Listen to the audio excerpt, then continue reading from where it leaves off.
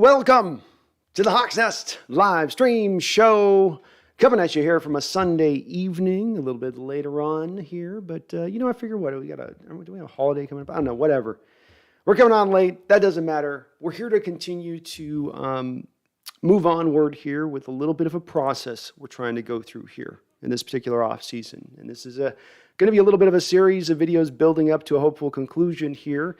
We will be next live here, I think, next Sunday, and I will be on Brendan's channel next week. But we talked about last week, a few days ago, about a couple of the pillars by which this season resides, this upcoming season resides. And again, acknowledging at the start of this, as I know I have to do, because those pessimistic folks out there have the steam flowing through their ears, and they're going over there, they're saying, no, we're not going to be good, we're going to suck, just get used to it. Again, this is an acknowledgement and understanding of, if I'm a betting man and I'm going to Vegas and I got to drop $50,000 on a table and bet on who's going to be a playoff team next season out of the 32 NFL teams that reside in this league, yeah, I'm going to get pretty far down that list before I select the Seattle Seahawks as the one that I'm going to put up there as front and center, the one that I know is going to make the playoffs.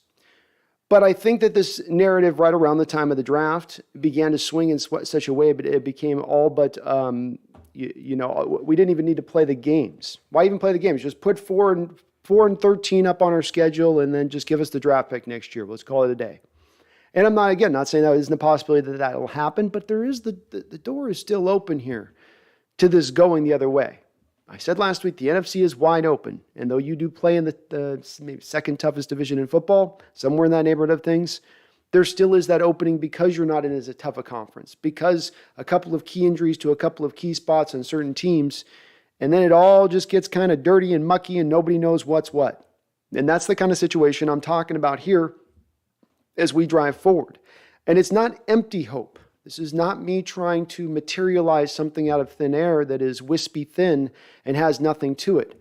I have been pessimistic at times of the process with Carroll and Schneider and their drafting personnel and the schematics and how it's played out. But also a lot of my own criticism has come from things that have now begun to become fixed, at least in their attempts. I don't know if their attempts are going to be successful, but I can be happy that they're actually trying to fix them. We saw this last season by bringing in Waldron to modernize your 1980s offense into something that looks a little more similar to what we see from other NFL teams on any given Sunday. Likewise, both the offense and the defense were requiring these kind of changes, and the defense had to wait a year. As Carroll himself said at the Combine, we got a little bit too arrogant in our approach.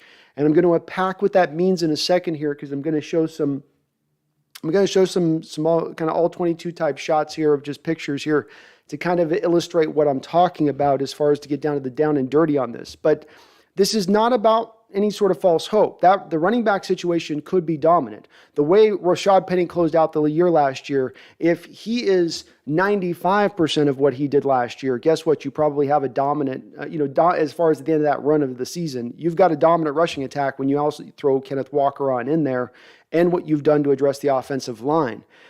Same thing is going to be said here about the defense. And I think that the returns on the defensive side of the ball are not going to have to be where you have to wait as long in order to get the returns like you had to here with Waldron in the first year of the offense. An offense, it doesn't matter whether they're coming here or anywhere else, it's usually going to take you a year to start to establish things. You could say that was even more extreme here because you had, for instance, a guy in Dickerson, the offensive line coach who came from the Rams, and he's trying to help instill Waldron's offense here and what they want the linemen to do. And it would seem in retrospect like he's probably going up against some of the, the more ardent things that Coach Solari liked to do with his offensive line and how he liked to coach the position. Not that they butted heads, just that it would make the process of onboarding this maybe just a hair slower. Likewise, when you have a certain, want to go to the deep ball time and time again, both with coach and quarterback, you again slide out of those West Coast offense and those timing-based things that the scheme relies upon. Well, I think the defense is going to be just a hair different. And again, I'm making a case here. I'm trying to present a case. I'm trying to be like Atticus Finch in To Kill a Mockingbird, or Daniel Caffey in A Few Good Men. You want the truth, you can't handle the truth. I'm trying to say I still want the truth. I'm going to be like Johnny Cochran or Abe Lincoln, or both the times Matthew McConaughey played a lawyer. What was it? The kill and the lawyer got lawn, whatever that is. whatever I'm going to have to do here to get you on board with this, you most pessimistic of souls, I'm going to bring you on in here in this show. I'm going to try to continue to bring you on. If I didn't at least give you a glimmer of hope for that running game, I don't know what I can say to get you that glimmer. But I'm going to do and try the same here defensively.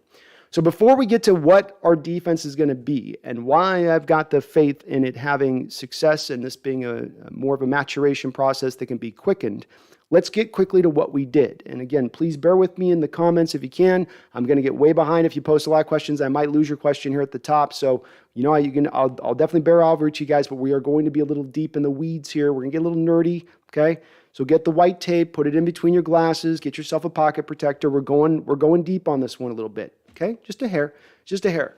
I'm going to take you back, though, first in the time machine to 2013. I'm going to bring up some overhead slides here so you can see what I'm talking about.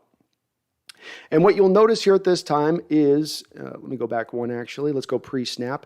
Pre-snap here, this is what you're going to have as a general alignment of what you would see for the Seattle Seahawks. And when I say that this is what they ran, I'm not being, I'm not overstating it. This is literally what they ran 24/7 nearly. I mean, they were renowned for it. People would laugh about how simple it was, but how yet devastating it was. It was the cover 3 principle defense, right? Here's what you would look at. You'd get your corners on the outside. We've got Maxwell at the top of the screen, Sherman at the bottom. You've got Chancellor up in his lurk roll. He usually is not going to be this close to the line of scrimmage even back then, but he'd be somewhere near that area. And the key is a lot to about where they're dropping with the arrows. He's about to drop away and take away that flat route. The linebackers get to squeeze the middle of the defense. And then you've got the Sam linebacker also over there on the other side of the formation, lurking there to drop in the flat. So what you're doing here, and again, you can see this is the bear that this put on with Earl Thomas and having to cover so much of what he had to cover, is you are protecting with the guys on the outside and Earl Thomas deep, but then you're also squeezing some of the underneath routes. Now, this is what was its own pathway to dominance at that time. Things changed over the course of time, but this is what you would then see post-snap. Post-snap, you can see this is right where those same arrows now push these players to. Cover 3 is the name of the defense, right? So what do you have at the 3? Those 3 green dots, that 3 alignment of those cover 3 deep guys, they're all keeping the deep ball taken away. They're all working sort of in conjunction, so to speak. And then again, you have your linebackers and Cam Chancellor underneath taking away all of the short stuff. So this is the defense they ran for 10 years. I'm not telling you guys anything you don't know. You understand this defense. You've seen it many times. You've heard it talked about ad nauseum. What happened? Well, guys like Sean McVay came in and other offenses came in and they watched all this tape of how this defense operated. And like any good offenses, like any great offenses, they began to take it apart and find the holes within it. Specifically with McVay, of course, it's been the flood zone concepts and just basically attacking, of course, the outside zone, finding the holes in this particular defense. And it got to the point where teams offensively didn't have to attack us with a huge difference of things. They didn't have to go at us with a wide variety of plays. In McVay's case, he could almost run the same thing over and over again, just out of different formations, and find a ton of success within it because, again, at the base of this defense was the Seattle Seahawks did not show you anything different. You didn't have to think about anything different. I'm talking pre-snap, post-snap. I'm talking your alignment. I'm talking about little fluctuations of what you might do. It's not that they never would do that stuff, but they would do it so infrequently that would make them very easy to prepare for. So now we get to 2020, and Coach Carroll and Coach Norton, our defensive coordinator at this time, have begun to understand a little bit of the fact that this cover 3 in itself is not working. We need to find a new turn. We need to find a new way to address this. Their answer for this at that time was the cover 2 Tampa Bay 2 defense, the vaunted defense run by the Tampa Bay Buccaneers when they were winning a Super Bowl back 20 years ago. This is, again, very much has some similarities sort of the cover 3, and it's a very simplistic-based defense. It's just going to do stuff very simple for its players. Not going to ask them to blitz heavy or run a lot of different exotic schemes. As you can see, what you're going to get is the 2 safeties showing a 2-shell high look at the top. That's both the safeties, shoulder to shoulder of the alignment. You can see you can put basically a string right between them if you wanted to. Look at that 50-yard line. It's going right through their shoulders. Then you're going to have the corners tend to play like up front of their coverage. They're not usually going to play as much off coverage, for instance, as you might see in a cover 3. You'll see them more even sometimes in sort of the press look. They're not going to press as much. They're basically just getting up there to then get into bail technique, a trail technique of the receiver. And then what you're essentially doing there, and you can see it with the boxes at the top and bottom of the screen, is that if you have a receiver running any kind of vertical route, you have both the corner and the safety on both sides of the football field to squeeze those routes. Then you've got your linebackers, of course, underneath there in the orange squared area there to take away the underneath routes. Again, very simplistic, but it could be very devastating. So when I go to this slide here, you'll notice that we've got my slide. I'm calling it a slide. I love this. I'm so old school. Just dated myself. You go to the slide, you see very much what we talked about, right? Look at the two safeties on almost that same line. This is post-play, by the way. Okay, so this isn't pre-play where you've got them lined up. This is post-play where both Jamal Adams and Quandre Diggs are almost in an equal alignment here. Corners are dropping into that bail technique still into trail. The Falcons here are trying to attack with some shorter underneath routes, which is smart play calling against our defense. And also, again, why you can see why just this turn alone was not enough. But this was the turn that they would try. They would still slide back into cover 3 principles at time. Then they would go back into cover 2. Now, this didn't work at this time because of a few different reasons specifically. Okay, this particular defense. First and foremost, sitting at the head of it, in my opinion, was the pass rush problem. Look at Matt Ryan right here. He's sitting back in that pocket. He's squared up. He's had a little bit of time to survey the field. He's under no type of duress. Jerron Reed's just sticking up a hand because he's basically given up his pass rush here. Benson Mayowa on the outside has been completely neutralized and looks like he's slowly and like a boat moving through a harbor and trying to turn. He's going to try to get to the inside shoulder of that tackle. The bottom point being is that you need a pass rush to make the Tampa Bay 2 defense work. Of course, Tampa Bay, when they were winning that title, had guys like Simeon Rice and Warren Sapp down there on that defensive line to keep those quarterbacks under duress and under early duress. The other thing that didn't make this work was, as you can see in this picture, you have Jamal Adams dropping into a cover 2 situation here. Jamal Adams is not a cover 2 safety per se. Certainly he has this in his skill set if from time to time you want him to ask to do it. Certainly every safety in the NFL in this day and age is going to have to play some kind of cover 2. No doubt about that. But the bottom line being is you want Jamal Adams coming downhill more often than not sliding backwards, as you can see here, taking steps backwards. It's sort of more going from being the aggressor to being passive in his approach. We're going to come to the fix for this and what they're going to do with this as we lead into this. He still is in the new defense going to be asked to at times play cover 2, but there's some keen differences here, some very keen differences. The other thing that was the problem here, as you can see post snap, let me go back to that to this other slide that you see, which is of essentially the Giants running the Bears defense here, the Tampa Bay 2 defense, is that what you notice here is that there's no surprises in this defense, do you, on this slide? And I know I'm just taking one slide, but this is to give you an example of what you would see more often than not play in and play out. And that is, you see the two safeties show you pre-snap. They're going to they're in a cover 2 eye shell. They show you cover 2 post-snap. Bobby Linebackers in the middle of the field. What we see off this previous slide is that he should be covering into that middle of the field, lurking role there. Where's Bobby? That's right where he is. Your corners are in their drop coverage. Everything is the way, if I'm Matt Ryan, I thought it was going to be prior to the snap. And that is a problem for modern day defenses. It almost doesn't matter how good a talent you have. I don't know, maybe if we were still stacking 3 to 4 Hall of Famers on this defense, it would make a difference. But you're not stacking that. You're not going to do that anytime soon. You have to make adjustments around that. And having no pre-snap disguise was one of the biggest, most glaring holes of these items that I'm bringing up. The flood zone concepts as well still killed this defense because they still had their old mannerisms and sliding into the cover 1 principles. They still struggled with pulling one offensive player into the zone and then letting him out the other edge and then picking somebody up new.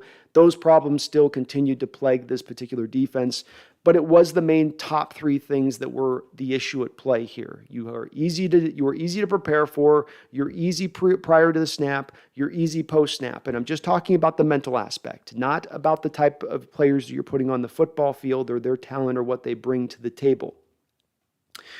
So we go forward here now. Let's press this forward a little bit. And I'm going to go to 2020 here, where Fangio's defense with Denver was running at its best, because now what you're doing this offseason is you're bringing in Vic Fangio. I'm going to slide away from this stat here because I want to see your guys' face for a second. Look at me in the face. Look at me in the eye. You're sliding now into Vic Fangio's defense. And this comes with Sean Desai. I understand Clint Hurt was hired from within the Seattle Seahawks organization to be the new head coach, and he is going to be the new head coach. But this is very much a separation here, where he's the not head coach, but the defensive coordinator, who is then going to give over a lot of the secondary duties there to Sean Desai. And Seattle had to make a very hard sell to Sean Desai to get him into the building, because he was this close to going to Minnesota. They had to give up weekly game planning and some personnel decision making. This guy is carrying a lot more weight into this room than you might think if you're just thinking he's being brought in as your run-of-the-mill sort of assistant coach. He is coming in as a guy that is a disciple of the Vic Fangio scheme to bring in what that defense is going to allow Seattle to do on the back end specifically. This will impact the front side too, no doubt about that, but I do believe as well Clint Hurt has some Chicago Bears experience, I think, back with Fangio, if I'm not mistaken, as well, though it's not necessarily, I think, as deep and as rich necessarily as Desai. Now, what you'll notice about in this 2020 season with this first stat I'm going to bring up and show you guys here is that this Fangio defense is claimed to fame as running the cover 2 high shell first and foremost. So let's, instead of calling it the Tampa Bay 2 or just the cover 2, let's call it the 2 high shell defense. And I'm going to explain more of what the shell means in a second, but let's just for the time being refer to it that so we can shorthand this a little bit. Now, both the Rams and Staley ran this along with the Broncos and Fangio back in 2020. This is the season, of course, Staley that did such a good job with the Rams, number 1 defense, that got him the job then with the Chargers not a year later. And Staley is also a disciple of Fangio. Yes, Fangio's coaching tree is starting to gain quite a few branches here. He may not be a guy who's ever going to be a head coach type guy or a guy you go to in your mind and say, this guy's guy I want running my whole team. But as a defensive coordinator and as being a very smart defensive mind, he is definitely at the forefront of those guys in the modern NFL and will probably be looked at somewhat historically in that realm. But what these teams do, as this stat shows, is they are in pre-snap 2 high shell over 75% of the time.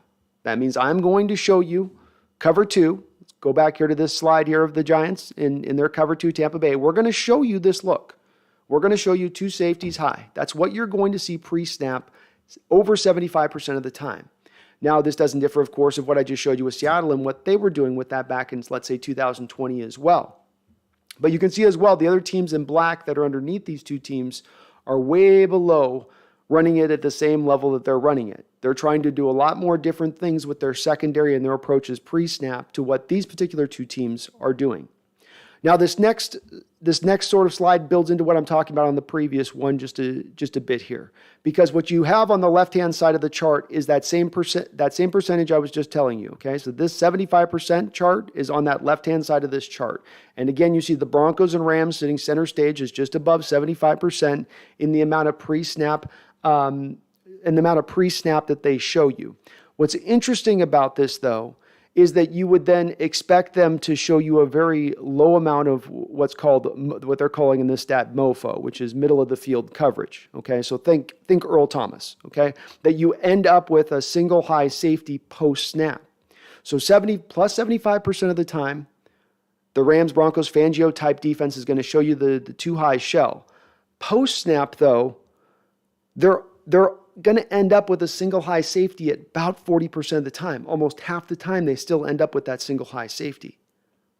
So right off the bat with that bare stat, what you take away from that is you go, oh, there's some disguise here. This isn't straightforward. What they're showing me is not what they are post-snap. That in itself is, again, something every defense must do. Just like every offense must begin to incorporate pre-snap motion, every defense must now incorporate and understand disguising more of what they're going to do post-snap versus what they're doing pre-snap. And so there's a lot of benefits this brings to you, and we're going to go here now to kind of more of the how this in the X's and O's sort of helps you when you pair this into the field and what it really means. Now, I want to give you guys just a little information on this particular defense we're looking at. Again, Fangio and Staley's defense, to me, this is pretty much, they're kind of mirrored in what they're trying to do, basically. There's slight differences in how they're doing it. Obviously, Staley had Aaron Donald here, no doubt about that, but let's just play along for a second with me on this. Just the similarities are more important than it is on the slight differences that might take high. So, despite the two-eye shell at such a high rate, like they show, the Rams ranked just 10th in two-eye shell coverage, and the Broncos were 14th in this 2020 season. So neither of them, even though they were by far and away that cover two-eye shell, neither of the team post-snap cracked the top 10 is actually playing Tampa Bay 2 defense post-snap. In 2020, the Rams showed a light box, which is six or fewer defenders on 78% of their snaps. This is going to be another key here, because here's the fun part of this defense, folks. Here's the real fun part of this defense. This was the highest rate in the league. That's six or few. You think of what is a box? Normally you've got in traditional 4-3 defense, 7 men in the box, right? So you have a 7-man box. What's a light box? What if I took one of those men and I took them off the football field? What if I removed one of those guys? And we'll get to how you're going to do that. How are you going to get away with that? We'll get to that. We'll get to that. But they took one less guy off the field. But let's keep pushing forward here.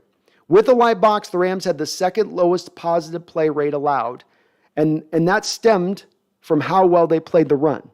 The Rams had a 38% positive play rate allowed on runs against a light box. 19 teams, okay, so 40% of the time, they had a positive run play, even though they had a light box, which should have been a deficiency to them. A quarterback walks up the line of scrimmage, he sees a 6-man box, he audibles out of the pass play, he goes to the run play, should have a high level of success when you do that. But despite that, it wasn't the case. And when you look at them compared to other teams, 19 other teams had a worse positive play rate allowed on runs against a stacked box in 2020. That means 8 defenders or more, okay? So I know I'm throwing a lot of stats at you, and I'm sorry for that, folks. We can dive into it fully on this, but think about this for just a second. Just think this through. They show you a light box, which should allow them to have a high prevalence of then allowing you to be able to exploit that. Yet there are 19 other teams who had a worse success rate against the run, despite running an 8-man box.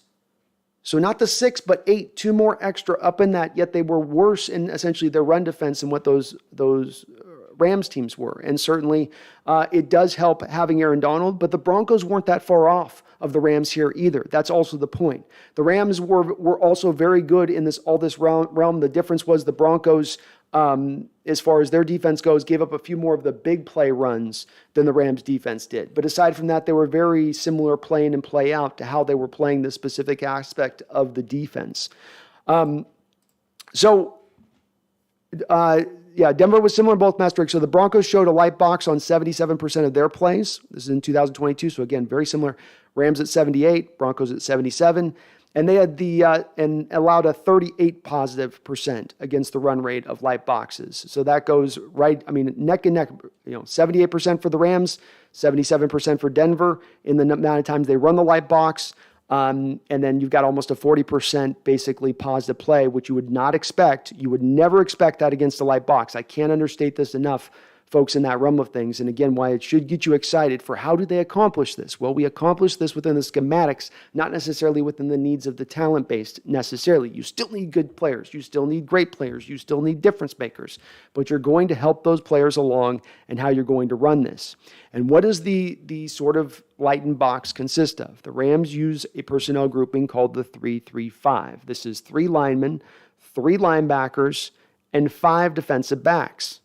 This is our pathway to getting the most out of Jamal Adams. This is our pathway to moving him to a sub-linebacker role like some of you call upon wanting to see, but not having to actually put him into a linebacker role. Now, 2 of these linebackers in this defense, of course, are going to be your outside guys. You're seeing this on this particular slide. So you've got one guy on outside's the weak, one's the strong. These are essentially your outside linebackers and what you would consist of as a 3-4 defense. But you've got that extra defensive back. What you've done here essentially is you've taken a defensive lineman off the field and you've put an extra defensive back on the field. Again, this is to me, the interesting part of this particular defense in the respect of you're accomplishing something where you're removing a light to help out your back end, which will help you in coverage, which will squeeze down zones. But then you're not giving up the run, which should be usually what you would expect as the fallout from making that type of decision. Now, this is what's produced also the 5-1 look, which of course the Bengals have had some success with here recently, also running this. Those kind of fronts were exactly what Fangio used to stop McVay and the Rams back in the 2018 season during the regular season. And that idea followed the Rams to the Super Bowl, where Bill Belichick and the Patriots adopted the defensive front with quarters coverage and completely shut down that Rams offense in that particular Super Bowl, kind of on the back of it. And then McVay turned around and sort of said, I'm going to adopt that type of stuff. I like that. I like that. I like those concepts. You can see again from this slide, what happens here is that you show the pre-snap cover 2. The quarterback never knows which of these defenders is coming downhill, which one's going to attack, which one's going to drop into that single high safety, which they do 40% of the time. He might be facing quarters coverage. He might just end up facing Tampa Bay too, but he can't predict it. He has no way to know what it's going to be. And you can see that even though they have only the 3-man front in front of you at the line of scrimmage, which is a light front, nonetheless, they still got the outside linebackers on the edge. You've got 2 linebackers up here in the middles, along with some de facto safety, so to speak. And it looks pretty stacked up. It actually looks like it's pretty clogged up in there. But they have a lot of fluidity in who can drop in space, who can go into coverage, who can shoot a gap, how you want to press the gaps. You can see the linemen here. Look at the defensive ends in particular on these edges around the main defensive tackle who's lined up over the center. And you've got the inside technique that they're adopting here. This is again where they crash.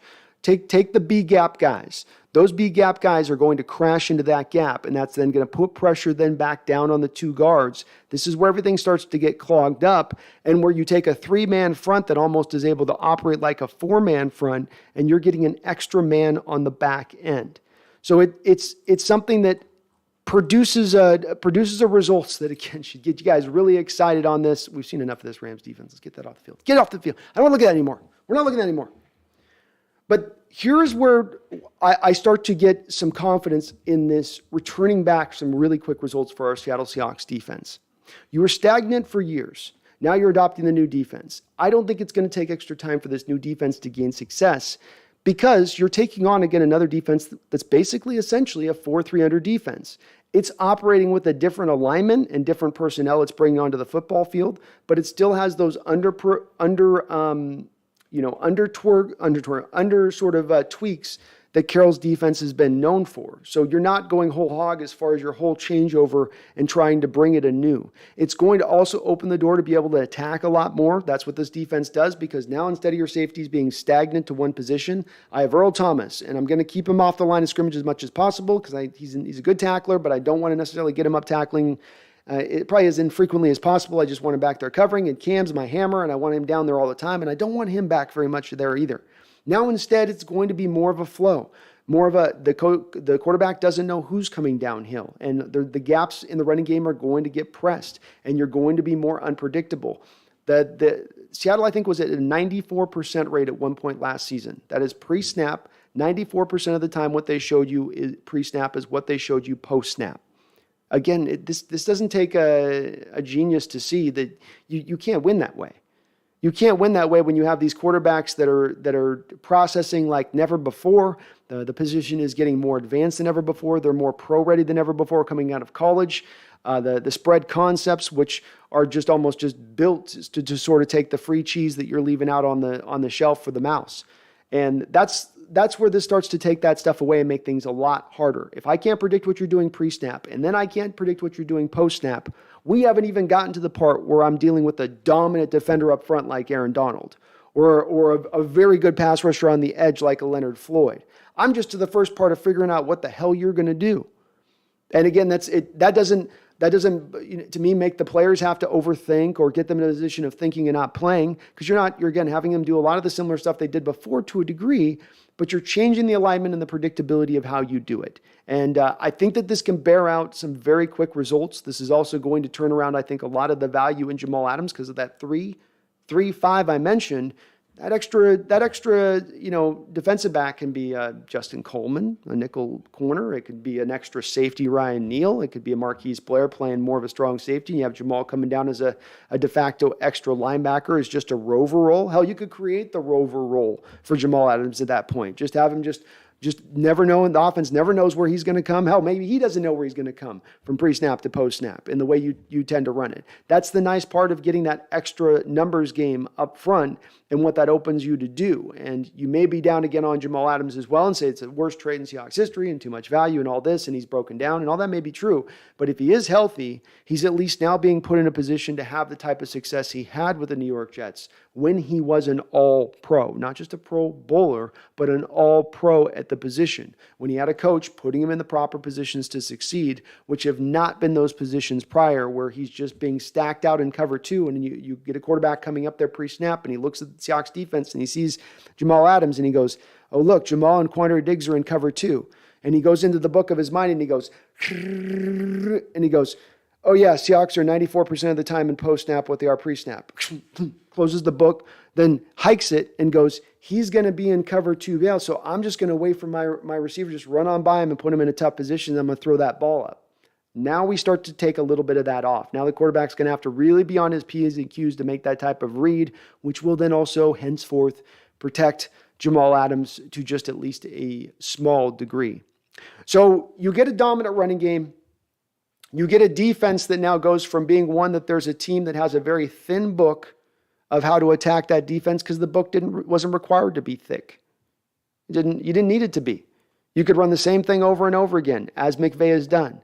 And now you take that book and you set it on fire. I know we don't like book burning in this day and age. I'm not advocating that here.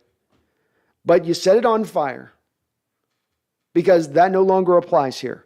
On that back end of that secondary alone, it's going to look wholly different, wholly more unpredictable. I would estimate you're going to get more of an attacking element. I would estimate there's going to be even more of a man principle. In fact, if I was to tell you, to the person who would say, well, how long is this defense going to be able to last? I mean, cover three only had its day for a short time. Good point. To me, the next turn of that within this defense is running the defense and allotting a little more of the man principles within it, along with its zone-heavy nature, because that's also part of the reason I think that this can have some instantaneous success. You're not going to need just wholly man guys now here at every position. Man at the linebacker position, man guys at the corner position, guys that can play man at the safety position. No, you're still going to be primarily in a zone-based coverage more often than not, which should, again, allow for the onboarding process here to be very quick. Right? To be just wholly a night and day thing. I'm hoping that transition can happen quickly. The Seattle Seahawks with Jamal Adams and Quandre Diggs are now investing more money into the safety position than any other team in the NFL. And the analytic people, the fellow nerds out there are telling us that you do indeed try to build a team from back to front, that the safety position should start to grow in its inherent value versus where it's been previously. And I'll tell you, if you have a safety now being asked to do, both of your two safeties being asked to do more of the full allotment of range of both safety positions, rather than you have your free safety and you have your strong safety, and neither the two should meet. Well, not anymore. Now the two shall meet. Now the two shall be one and the same. Now the two will be like clones at times. And if that is the case, that will make the safety position more valuable, and that will make the Seahawks money and draft picks they have sunk into the position better spent.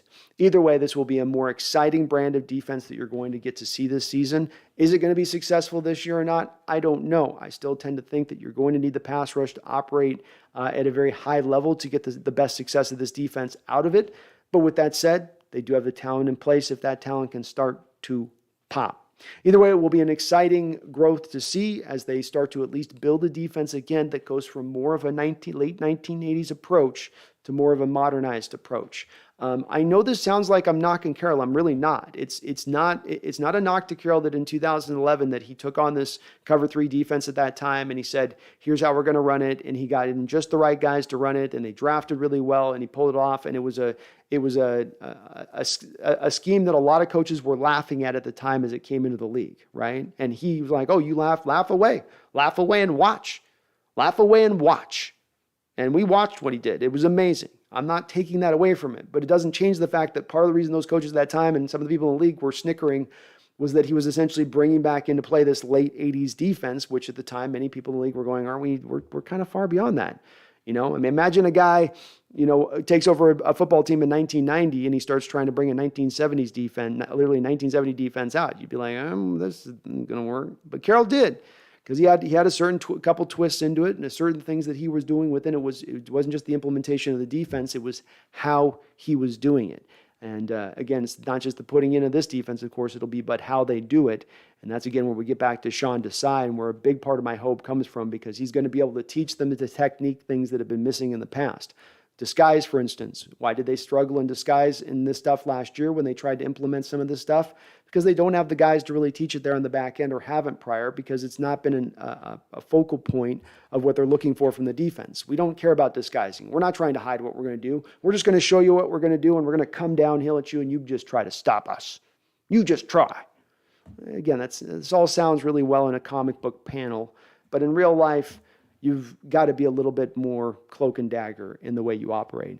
I hope you guys are really excited for this upcoming defense. You pair up this running game, and if you can pair it up with this type of defense that can be hard to prepare for, can be hard to play at pro snap, that can be this varied, hybridized, come at you from every direction. You don't know where Jamal Adams is going to line up. You don't know what kind of personnel groupings they're going to bring out on the football field. Maybe we see 5 safeties at one point. Who the hell knows?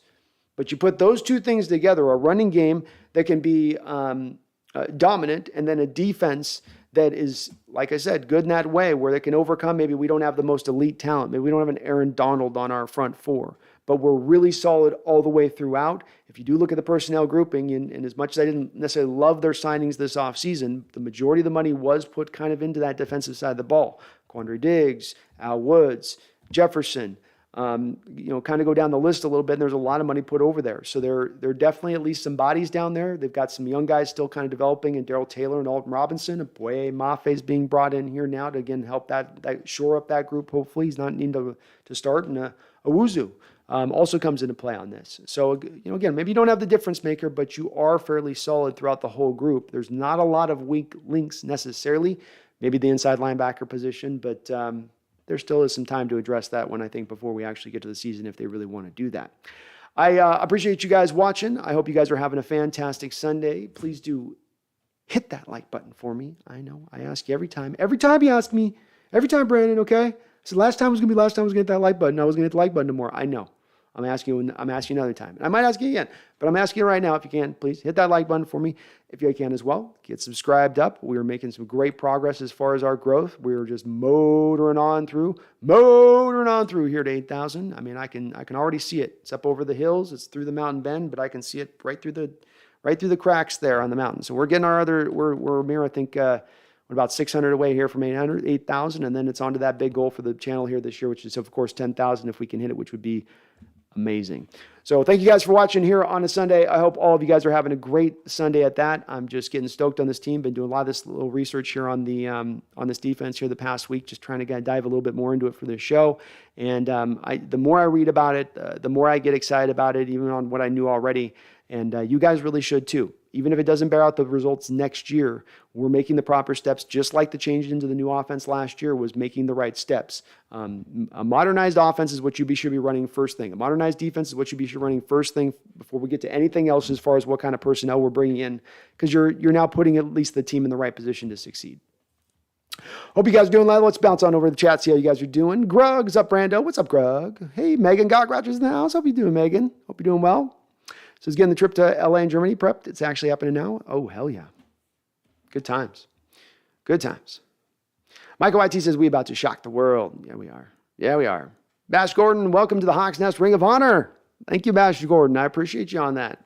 Welcome on in, sir. Megan says, Sean Desai, what I'm seeing is, what he brings is what I'm looking forward to seeing coaching-wise. Desai is going to bring quite a bit. Quite a bit. O-line defense that we need to focus on. Love it. That's all. You go O-line, you get your defense going. This is the parameters of the defense we're building. You can win with a game manager quarterback, but that does mean that you need to build up these other elements of the team, not just in theory and not just in talk, but you need to build up the offensive line. You need a dominant defense. You need an upper-level run game with difference makers at the running back position. This is the components of a team that can be built around that game manager. Ball third says the run defense after losing Wags is a massive concern. Brooks alone is not enough to force teams away from the run and test the new look secondary, trending up but slowly.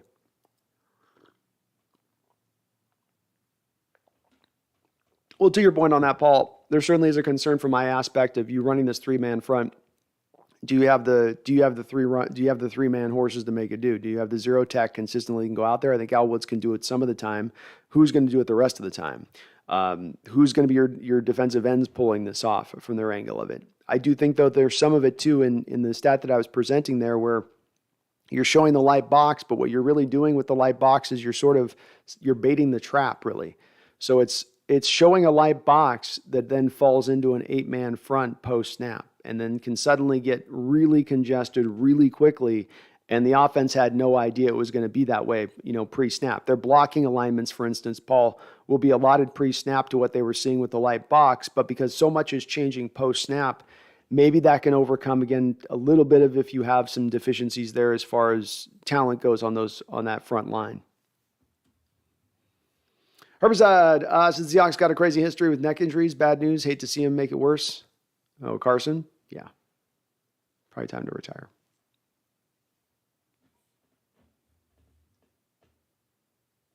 Hawk says, how do the Seahawks shut down Russell Wilson and the Broncos? Kind of the parameters we're looking at here with these last two videos I've made. Run the football and play. Honestly, I think with Russell Wilson, I'd be playing probably more. It's going to be funny because the first week we actually will probably be seeing a lot more cover 2 with Russ because that's been Russell's kryptonite for the last 2 years, for the last year and a half. Not the full 2 years, but the last year and a half, cover 2 defense has given him fits. And I would estimate that Carroll's going to be into a lot of cover 2 but it'll change the week after that. Bleed Blue and Green, nerd it up. Hell yeah, Bleed Blue and Green. Got to do it sometimes. Got to get the chalkboard out. Got to get into it. Herbicide says, play cover 2 and get Taylor and Uchenna to sack him a couple times, then have Jamal and Diggs to pick him. There we go, Herbicide. We're on the same page on that one. Kyle G, Seahawks have blown the draft for the past 5 years. This has to be the year. Well, I mean, I definitely don't like their recent history, Kyle G. You're great. You're right there. The last 2 years, you only had 3 picks last year. If you want to put the Jamal Adams trade as kind of what you could because you didn't have the picks because of the trade, you could, I guess. But from the guys they drafted all right for what they took. It wasn't horrible. You only had 3 picks. But this year's draft was good. Why do I says, oh man, Brandon, watch 7 games of Tyler Van Dyke, 5 of them full games. He does what he did in the last 6 games in 2022 for a whole season in 2023. Top 5 to 10 pick, maybe best quarterback in the class. Exciting guy. Watched a little bit of my tape too. A really nice delivery, really smooth delivery. Good arm, live arm. What I like with Van Dyke is a lot of what I like with Levis, where the ball really, really jumps off their hand. Megan says, I love the diagrams. I'm a visual person and need to see it like this so I can understand where everyone is, their jobs, etc. I was hoping it would help, Megan. I've had a few folks ask me to get a little bit into the depths of it here at times with some of the schematics at play here. And I think it can help you too when you're watching it on game day to better, this is part of the better appreciation of football where you got the surface level of watching the game and appreciating what the players are doing. And then you can get to some of the depth like, they were showing that cover 2 and that quarterback got baited into it. And then they tried to go to the run play, but they were really bringing Jamal down like a missile and they totally had it snuffed out and, they're doing it again. And, oh man, the offense doesn't have any counter for this. You can start to see this stuff, I think, when you start to look for it. Bash Gordon says the run defense is going to come down to our interior 3 linemen and the 3-4. For our linebackers, stunting, blitzing, and working together for pass coverage will be more than enough with speed. So the front 7 is going to have to drive a lot of this. There's no doubt about it. And those, as you're saying there, and as Paul Third was saying above, that front 3 in particular, those 3 guys, in a 3-4 defense, you got to have those guys doing a lot of the dirty work up there. And this scheme especially because it's even sometimes harder in this 3-4 with what you ask of especially the defensive ends, because you have a normal defensive end. And in a 3-4, he'll be on, heads up across from a tackle, right? And instead of that, or even maybe into the guard, but you're going to have him on that inside technique where he's on inside his shoulder, and he's both of those guys are a lot of the times are just shooting that gap hard into that inside shoulder of the tackle, just to sort of take up blockers and just make them have to deal with them first thing, so the back end guys can then come up to provide the cleanup. But boy, there is so much built upon the onus of those front three guys getting the dirty work done. Bash says, plus we'll have an extra linebacker in the monster position occupied by Jamal Adams. I think our run defense in time will be excellent. We just have to get everybody on the same page. This puts Jamal in the best position you could put him in my opinion, because you are that lineman comes off the field for Jamal, as opposed to Jamal having to now become a will linebacker, or Jamal having to, turn into a slot corner or something. Instead, you've got these other components in there. You're getting an extra guy there on that back end. A little more diverse. Herbert's Penny and Walker healthy. I think we have a good chance at the Donkeys. I think we do too, man. We'll see. I'm stoked for that first game. Why do I say his big issue with Richardson is he only has 66 passes in his whole career. Even if he's healthy, he does well in 2024. You'll be drafting him off of 1 year production. Big risk. Yeah. I mean, it is. I certainly would like to have my quarterbacks have multiple years of production in college. I think that if they don't, I can't let that alone though be the thing that deters me. If he checks all the other boxes from mobility to anything else, then I can't kind of begrudge that, So the 1 year production thing is a thing to be worried of and to move you off of a bit, but shouldn't be enough in itself to steer you clear of them in itself. Production is still production. He still put it out there. Megan says, head coach B? Not yet. And that Sean Sizer, next head coach. Maybe so. We'll see.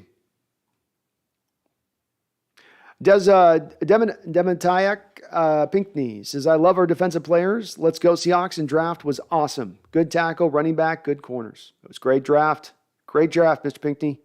I can't say enough about it. I've been still just over the moon about what they did. I'm still shocked by how good they did on it. It might end up being one of those drafts that's, right there with those trendsetters of the 2010, 11, 12 years as far as the best in Seahawks history. And those 3 years are the benchmarks.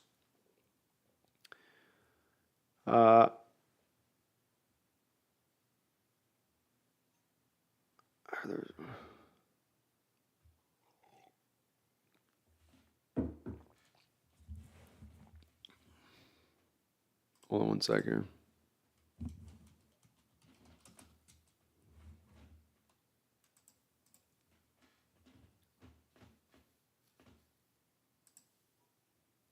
See if I can bring up something to add to the mix here. I have a question in the chat, so let me get a little more here. Y2K AJ says, can you break down the cover 4 as well? I heard there's more rules than 4 guys just going deep. Yeah. So let me bring in this little thumbnail thing here. We'll do it live. Let's see here. Where is it at? If I can find it. There it is. Okay. So, cover 4, also something you can run within this defense. It's going to look like this. I just grabbed this on the fly, so bear with me with this a little bit. Now, this is where you're going to have your 2 safeties in the middle of the field deep, and then you're going to have your corners drop into their bailed coverage. So this is, again, why you get the easier adoption of bringing in Fangio's defense to Carroll's defense, is that in very much here you have at least 3 of these positions, being the cornerbacks and the free safety, that are just playing to what would already be kind of their natural alignment as it is. I mean, if anything, it makes Diggs' job a little easier, because instead of the whole center field, he just has to take half of the outfield and say, okay, I got the left half, Jamal, you got the right half. They can do little differences with it too, where they have Jamal playing more to a smaller spot deep, and then Quandre with a bigger depth there. But the base point of this being is that your corners have often dropped in this very same type of coverage. But as you can see with the front, you still have the 3-man front, right? The 3-man, 3-4 defensive principles are here. This is where it's very reliant especially on the outside linebackers here. The guys that you're normally going to be having rush the passer have got to now spot drop here into space and take away those flat routes. And those are the guys that are going to be attacked in these principles very often here. That's where your holes are going to be at versus some of the other places. You could see this is a defense that is built to take away the deep ball. You are going to have no chance with 4 guys going deep like that. So that is a little bit of the benefit of it. But this is another defense when you're running it this way that can be more set up Y2 to allowing some of the stuff that we've run into traditionally here recently, which is the short and underneath stuff. Because the linebackers becoming a little bit more of a pickle here because they've got to make up for the inside linebackers.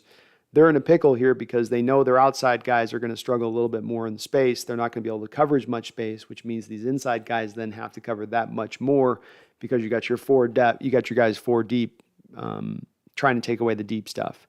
It's a good defense if you're trying to limit, for instance, a team coming back from down points, but I think you're more often than not going to see them, single high, cover 2, quarters defense.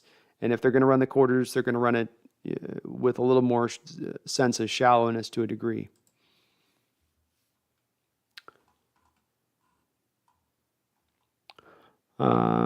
Dave Stromberg, thank you for subscribing.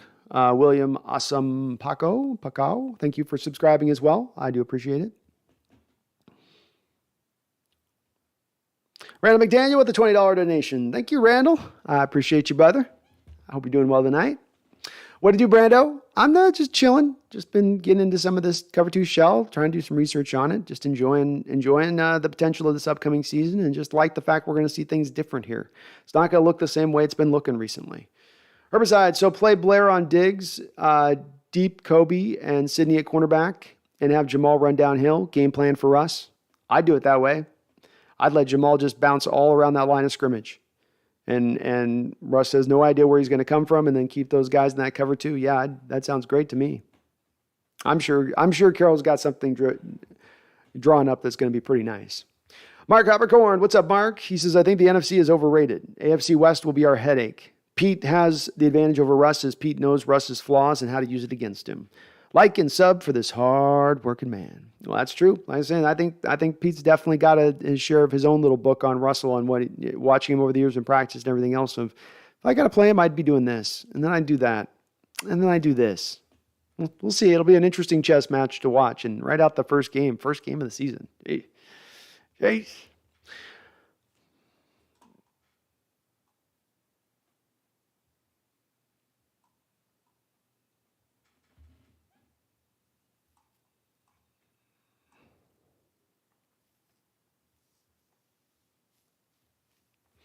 Rob Terrell says, I think Collier may have the best season yet. Well, the one thing that might end up keeping him having a roster is that he is the one guy built like a 3-4 defensive end on their roster right now. I mean, you don't really have I don't know if all Robinson's really not that same, not quite the size to do that like you would, but Collier kind of does have the skill set to go in there and be a dirty work guy, where you're like not now asking him to be a penetrating guy. You're not asking him to go there and one gap and try to pass rush. Instead, you're just basically telling him to just go and use his heavy hands in a given hole.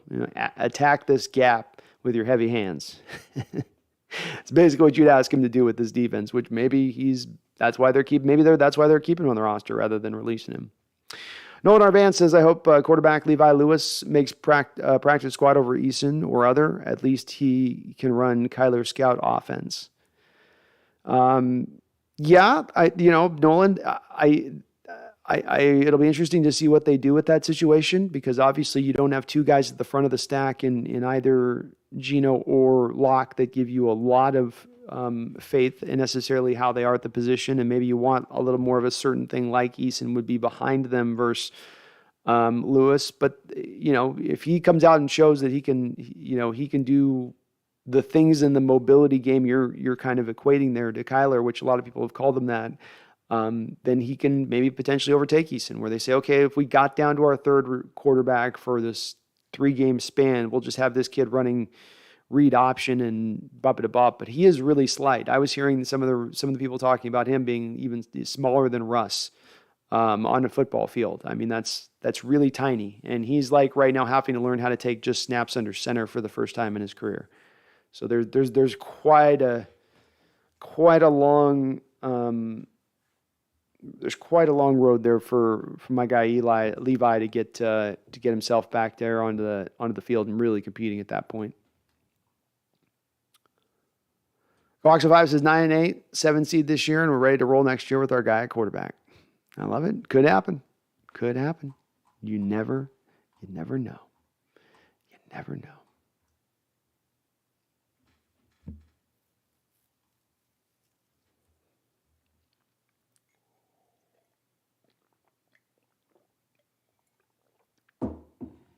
Rob Terrell says, Mafe and Taylor rushing with Adams on blitzes. Oh, my Lord.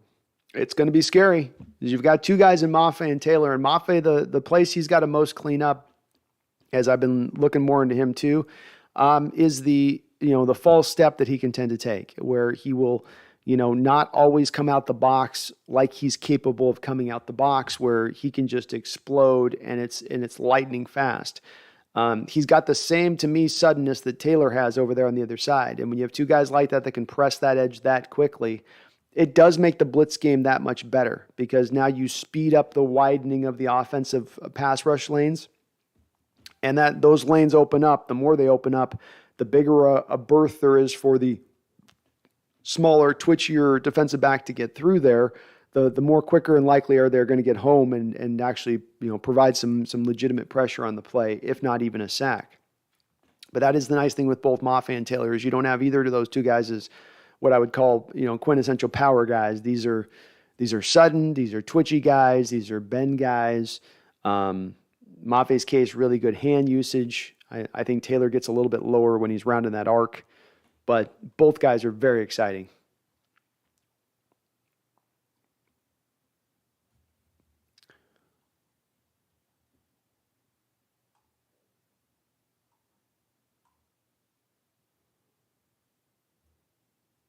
Unknown at the Hawks Nest, you crushed the explanation. Thank you, sir. Oh, I appreciate you. Thank you. I try. Jay Newfield, to be honest, given how many other bad teams we play, we may not be able to get to 8 and 9 if Locke is not terrible. You just never know. And that's part of what I'm doing here, Jay. Like I said, I try to reference some famous lawyers we've seen in both film and maybe real life. I'm trying to make a case here. That's all I'm trying to do. I'm trying to present the case to you, the jury, you kind folks. You're good-hearted folks. You get up every day, you work. You go to work, you do good deeds. Now, I'm showing you my client. It's the Seattle Seahawks team. And I know you're looking at my client and you're seeing a team that looks in shambles without Hall of Famers. But I need you to look at him differently. It's not his fault they lost those Hall of Famers. We're talking about what they have, what they are. And my friends, the jury, this is a team with potential. You see a dirty face, I say just give me some soap.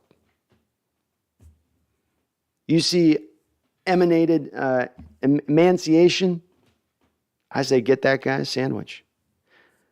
All it takes is just a couple of things breaking in our favor the right way.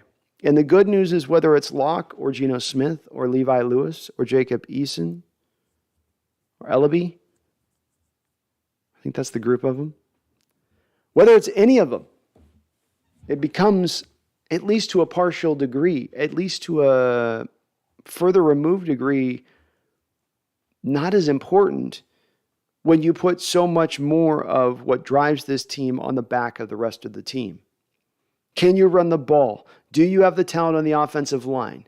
Do you have a defense that can confuse and then have the dogs to get home and that can stop the run and cause turnovers? And then do you, on the top of that, have a special teams unit? And no, you cannot miss any of those three elements if you wish to be this type of team.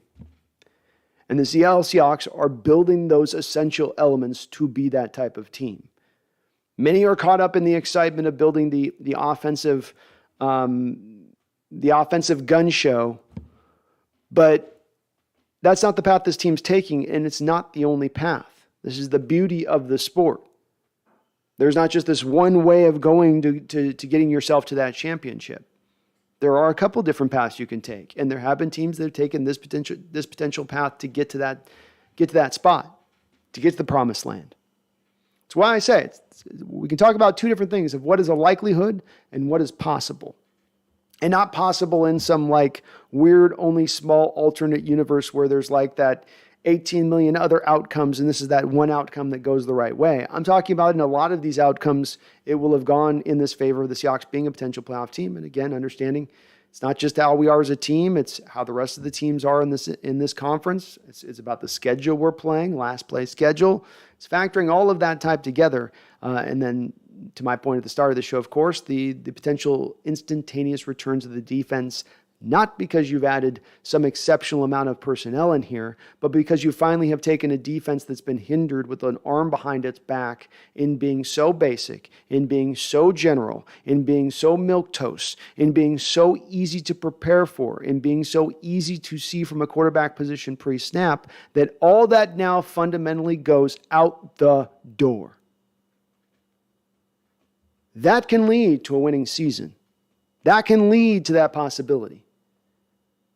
And it's not just a far off, no chance, oh my God, what are you smoking? Let me have some and I'll take two. No. It's possible. I'm going to get you dreaming, folks. I'm going to get you dreaming.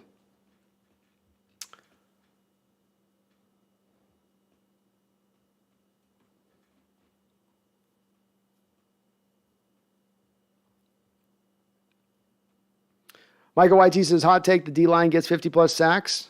That'd be pretty incredible.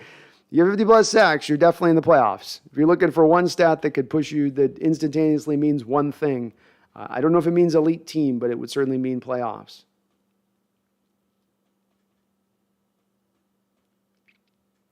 Robbie Grayowski says, next year's quarterback class is looking nice for the Hawks, especially having 2 first-round picks. It's looking pretty plentiful. Looking pretty plentiful, Robbie. They're looking like they played the game right by not grabbing a quarterback in this draft and waiting a year, don't they? Looking smart in retrospect on that one off the heels of the draft. Removed from our emotions in the moment, calling for that mediocre, middling, small-handed, small-armed, easily broken quarterback that might have existed in this prior draft.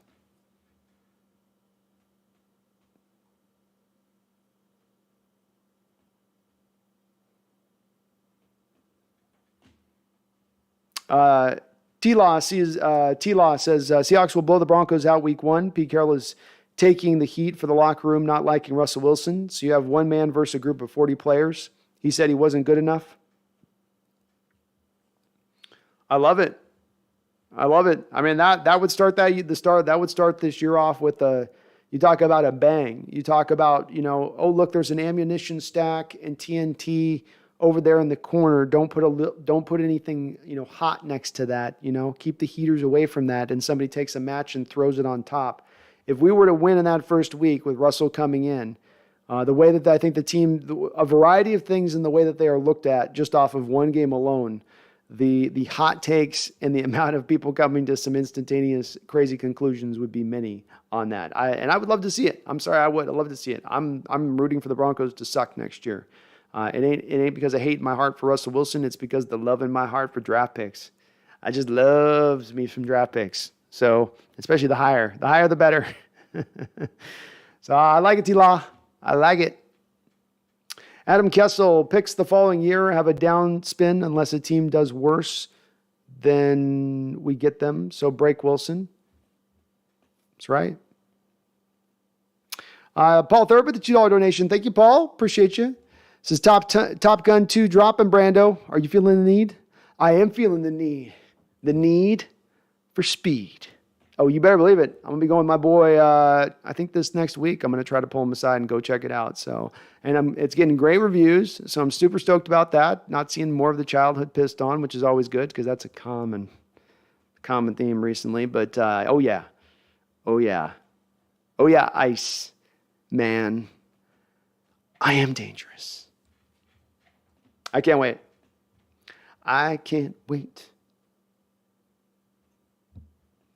Are the bots gone yet? Oh, yeah. I was going to turn on that setting today, Megan, so I don't end up with you having carpet tunnel with all the Xing out my mods have to do with this stuff. It's been giving cray-cray lately on that stuff. I don't know what's up with people, but they've been active. Where's my setting? Increase, please. I'm going to try to turn it back on here, Megan, see if that has a little more press today. Jordan Kraft, hey Brando, how well do you think we will use Bo Melton in a kick return? I think Bo's going to have a hard time unseating DJ Dallas. I think right now your running back room is kind of set for who's going to make the team and who isn't. And I think you're going to run with the 4 guys. And I think Chris Carson's kind of the odd man out there. If Chris doesn't, then if Chris is out, then Melton becomes your kick returner probably. And he is the first guy you would probably call to do that. Better than Swain. But I think Dallas has done a pretty reasonable job at it since he's taken on those duties. Melton can do it. His college tape shows he can do it. He's got the 4.4 type speed, so he's got some of that burst there doing. He's got good open field vision that you want from those kick returners as well. But no, I think you're more going to lean towards Dallas in that role. Melton might have more of a chance at the punt returner job with Swain. Jordan also says, Spencer Rattler, like them all. I did like Spencer before we got into last season in the tape that I'd watched on him just prior to the year. I thought he had sort of some shades of like a less mobile Dak Prescott. But, he can make some really big-time wow throws and then just struggles for all of the boring, in-between stuff. And he just... doing some of the basics of the position are a little bit tough with him, and part of the reason he needs to show that development this next year if he wants to be considered one of the upper echelon guys. Fairly live arm. Again, he can make some wild throws, but he's got to get more consistent. Bash, I think the defense will be fine once everybody is on the same page. The athletes we have for the defense are all young and understand modern defenses. Well said. Breeze, it's crazy for me to say that Drew Lock is better quarterback than Tua Tagovailoa. I just think Tua is overrated. IMO. No, Breeze, you and me are rowing in the same anti-Tua boat. we would. What's the opposite of tank for Tua? Like, too good for Tua. Look, and I say this, I get to say this, like you get to say something about a group of your people and you can like talk crap about them if you're part of the group. So as a fellow lefty, I can say that when we throw a football, it looks weird. Okay. Everything in life with us looks pretty okay and straightforward, but when we throw a football, let's all be real with it. Okay. It looks weird when a lefty throws. It just doesn't look natural, right? Looks like you asked an alien to throw something. And Tua, God bless him, they showed one throw of him to Tyreek Hill, and I couldn't believe it. The Miami, the PR departments in the NFL, some of them are like, who are you hiring on this stuff? The Miami department releases out this PR deal of like, here's a cannon shot by Tua, and he drops back under air, throws a deep ball that just sits up there, and it's coming down, and Tyreek's having to like slow down to catch it at like nearly a standstill, and this is the video that they're going to. I know Tua might shock the world this year. There's a small contingent who really love him, including Trent Dilfer, who once I think said he throws the best I've ever seen of anybody ever or something. I can't remember how Trent phrased it, but it was something along the lines of that. So there's some big believers of the Tua train, but I'm not one of them. I think he's short. I think he's a little injury prone. He's another poster boy for why I was hammering on, for instance, Matt Corral this past offseason, because I think there's just a certain type of build where you're not going to hold up at the NFL level. You're going to get crushed. That you're just not going to be able to sustain, especially an extra game now with the 17-game season. Like it's too much. Too much. We'll see if Tua is going to do it this year. All he's going to be asked to do is basically throw little bubble screens and crossing routes because they know he can't push the ball up the football field. But I've long been out of that. I've long been off that road. And I think Drew Lock can be better than Tua. He can make throws Tua can't make if we're being real about it. Maybe Tua's a little more mobile, but I don't know if that's an overstatement to say. We'll see. It's to be determined, I guess, on Tua. Ethan says, hello. Finally done with these exams. I feel free. Well, welcome to freedom, my friend. Rob Terrell says, Burrow only had one good year at LSU. It's a great example, Rob. And I think it's one more reason why it's like data is always good. And you never want to discount data. Take in as much data as you possibly can. weigh it appropriately, but take it all in. And if you have a guy with 1 year of production, you do take it in, but you do ask the reasons, why only 1 year of production?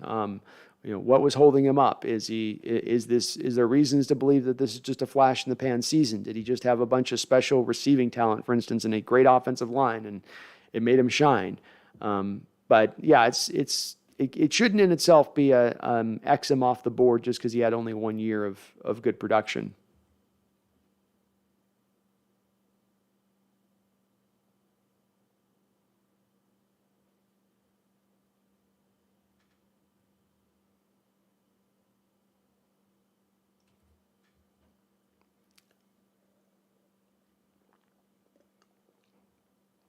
Megan says, I'll bet good Aussie coin that decides our head coach when silver-headed coach retires. He's definitely would be the main guy right now if anything were to happen with Pete. So it's a good bet, Megan. You're playing with some good odds there, You're playing with those plus odds on an NFL game where it's like, well, if you win, we'll give you $1. There's even a good likelihood of that. Well, it's not good, but at least it's like if you were laying bet at Vegas odds, it would be probably on him. Eric Gilbertson, Pumpkin isn't in her tree, monitoring the show. I know. Oh, you know what? I got to bring her over. Let's see if I can do this, folks. Operation Move Kitty while in Tree Tower. Dun, dun, dun, dun, dun, dun, dun, dun, dun, dun.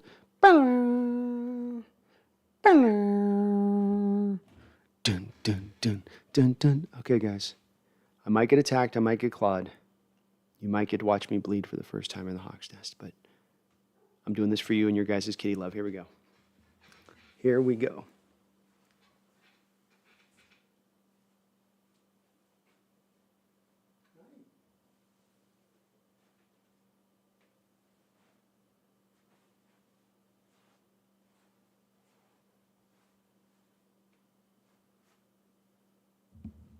Everybody's wanting to see you.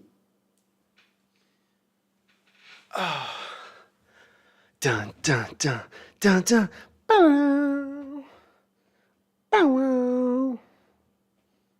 Bow. Got it. Nailed it. Kitty moved. Not one scratch suffered. It's a miracle. Megan says, okay, now I think I'm more confused than I was before about that B. Bash, I know we're talking about defense here, but I'm super stoked Kenneth Walker the third. I'm really happy we took him when we did because I'm sure that somebody else was going to take him.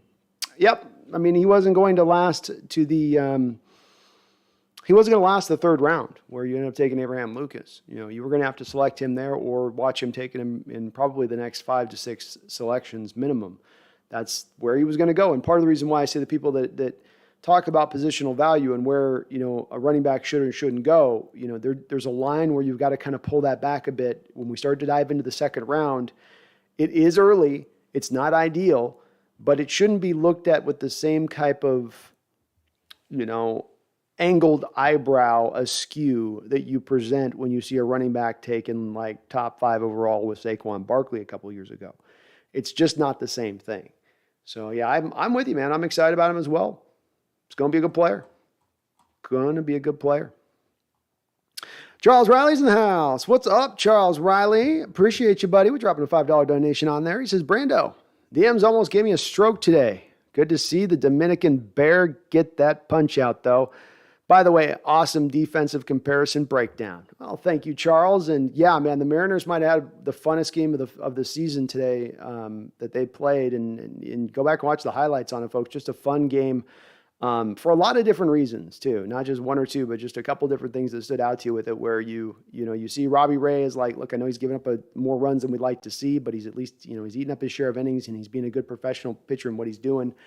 Julio having the day he did, spanked that ball. The Kyle Raleigh coming in now after all the struggles that he's had bouncing up and down between the AAA and finally getting back up into the majors and the shot that he put out there where maybe now he can start to turn it on a little bit. That's why I've said we've got to just have some patience with this team as they go along and let them bring it together. But that end, man, bases loaded and to get that swing on that nasty of a pitch. And it was a no doubter too. That thing was he went. They showed it on the overhead and it was like, oh yeah, he went across the plate that bat. That's a punch that guy out. He's out. That's a strikeout. But a tremendous game, man, back and forth and took the series, and they just need to take some series and keep it going. And as I said, get to the All-Star break, be close, be dancing, and then you could decide if you want to make a couple of aggressive moves for this year or not.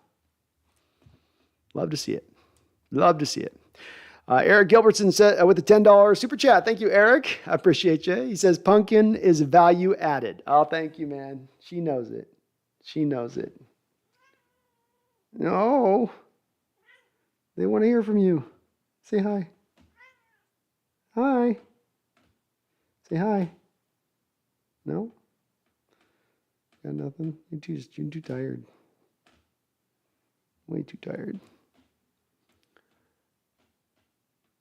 Brandon, Megan says, B, can you explain what you mean by last place schedule? Yes, Megan. Every year in football, you have, let's see, you've got 6 games in your division that are stagnant and remain the same. You then have 8 other games, 4 games against a certain division in the NFC and 4 games against a certain division in the AFC. And it's allotted every year. It just goes through in rotation every year, Megan. Where those games are all allotted. They're all set in stone. And, every team in your division, for instance, is going to play those same teams that are in the NFC and the AFC. But there are 3 games now under the new schedule where you are playing a last place schedule. And that means that you get to play the 3 teams in the NFL, the 3 teams that were in the last place of their division the previous year. This is in difference, let's say, to the Rams, who have to go out and play 3 teams that were first place teams last year, right? And it works down through the rest of the division the same kind of way. You can kind of extrapolate it from there. So having a last place schedule, or those 3 opponents that are not first place opponents, makes your ability to go out there and have a winning season or a little bit better season a little bit easier. It's only 3 games, but nonetheless, it does lighten the load, especially when we compare it contextually to the rest of our division and the slate of games that they're going to have to play. Jordan says, don't get me started on Matt Corral.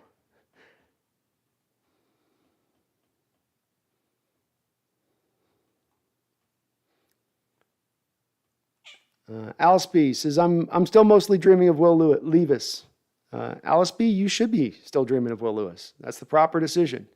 The latest part of the narrative I think that I've seen really is that he's too old. He'll be too old at 24 when he comes out. But, if he's a dog, he's a dog.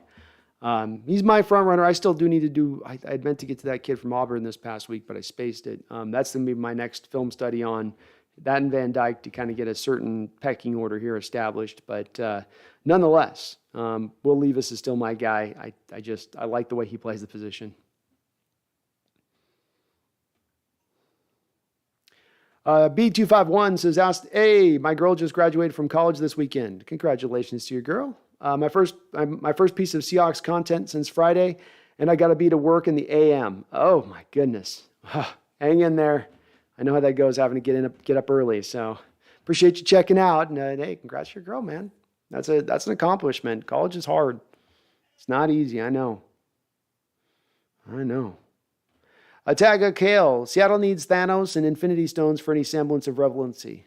Well, Carol traveled to Mars, and he went into the underground cellars. I don't know if you guys saw there was a Mars door in the news here this past week. They got a shot of a Mars door, so he went that door and found us one of those stones we needed. He got us the stone of winning, is what they call that. It's pure emerald. It's pure emerald green. It's like the time stone, but slightly darker. So when you see Carol rocking the big ring on the pinky finger, pimped out, yeah, like that, you'll know. Right when we're about to lose in the game, you're going to watch him do this. It'd be like firing his ring at the field. That's when you know some dark magic is taking place. Audie Bell, speed and depth is what dominates the NFL. The quarterback is the most important position because the ball passes through his hands on every play, but he doesn't have to be elite to win. And I would never say the quarterback position doesn't matter, Audie, so I definitely agree with you there. I mean, it certainly is a very important position, and ideally you would love to have the best of the best or the elite of the elite running your particular team. has shown, though, that just having an elite quarterback in itself isn't enough to carry the day. And so then it becomes a little bit of, where do we parse this down at? Where's the importance lie? And if I can build other parts of the team up to such a strength, then how much more does that diminish the quarterback in his need for that importance? If I have a quarterback that I only need to throw 25 times a game versus 35 times a game, I've removed his importance just a little bit on that alone. If I know that 13 of those throws, okay. If I know that 13 of those throws are going to be easily scripted off of, let's say, play action, where I know there's a very high chance the defense is going to bite on the play action because I've established that run, that then removes down the importance of that quarterback a little bit more too. None of it will ever take away from the fact it still is the most important position. I'm not trying to do that, but I do think that you can reduce it. And every little step you take in this element of things, even to having a great special teams unit, these things open that door just a little bit wider to removing less of that need for him to be a difference maker at the position, for you to get to a position of being able to be a winning football team. Always Compete says, hey, Brandon, great show as always. You're right. The future is bright. With this easy schedule, we could get to 10 wins. If the defense steps up and lock becomes a mistake, free game manager. Go Hawks. Go Hawks. And that's going to be a key here, too, is definitely our quarterbacks, I think both Geno and Locke in this respect, of taking care of the football. And Locke especially, that is the case. What are you doing up there? But if he can do that, goes a long way. That's part of doing that game manager role. It's not as much about what you do as much as about the mistakes that you are able to avoid. And can he avoid those? Can he avoid those problems that have kind of plagued him a bit in Denver, being a little bit too loosey-goosey with the football?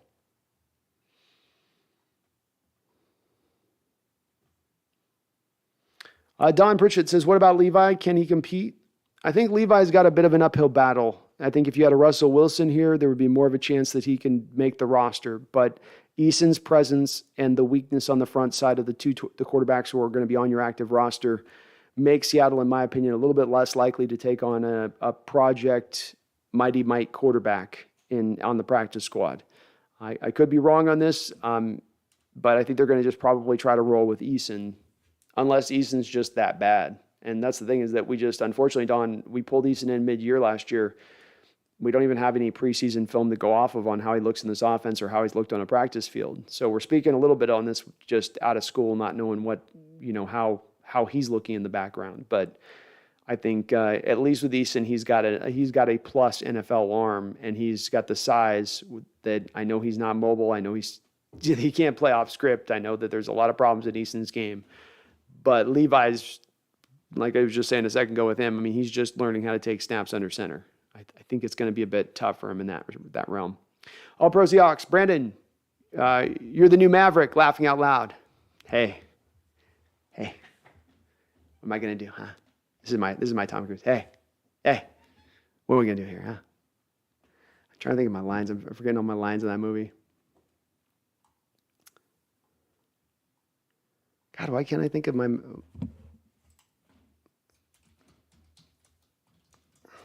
Think of my lines. I think of my lines in that movie. I'm spacing. I'm so stoked, though. The movie's going to be such a good movie. You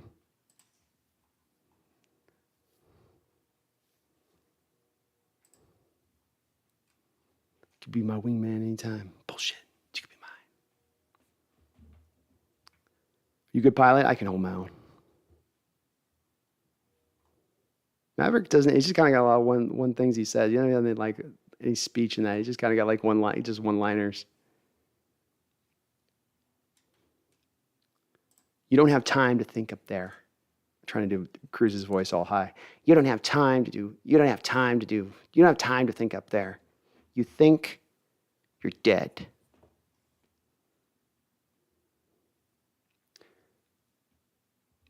Kian Foucault, what position group do you think will perform better on defense, the defensive line or the secondary?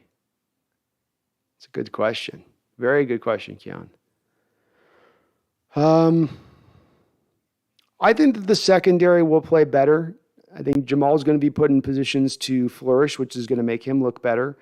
I think that the corner position is not going to have a guy running out there at the position like we've had the last couple of years, specifically in last year, Trey Flowers, and then the year before that, Dunbar, where you've always got kind of a glaring problem out there that's just not really helping you. I think that whoever you put out there at your two corner positions are going to look a lot more functional, less of the ugly moments where you're having to avert your eyes. And so I think those all of that comes together where they play a little bit better, I think, than the defensive line, which I think at times is going to probably struggle both in generating pass rush and probably a little bit in stopping the run. Jarrell Lewis, how you doing, man? Good to see you in the house. I'm doing awesome. Awesome as always. Rob Terrell says this team has to be the fastest, youngest team in the league. I can't wait to see these guys in action. They're going to move, that's for sure. You're fast at the running back position. We don't have to tell you about what we know we got in DK Metcalf. Your tackles can move. You've got a center that is a plus mover. On the other side of the football there, your two edge guys are as quick as they come. They're like cats out there. Obviously Jordan Brooks was a 4.4 guy. I think he wasn't able to run his 40, but he would have been that at his pro day if he was able to run it at the time. And certainly Quandre and Jamal can scoot. So you're not to be undersold. Definitely got some speed going there. Jarrell says, I'm honestly liking our chances this year, even if we don't make the playoffs. Seattle will keep this season entertaining as heck. That's what it'll be. It's what it will be. It's a little bit of this is when you're growing to something rather than remaining stagnant in something that is starting to die, that it is rotting at certain parts of the body.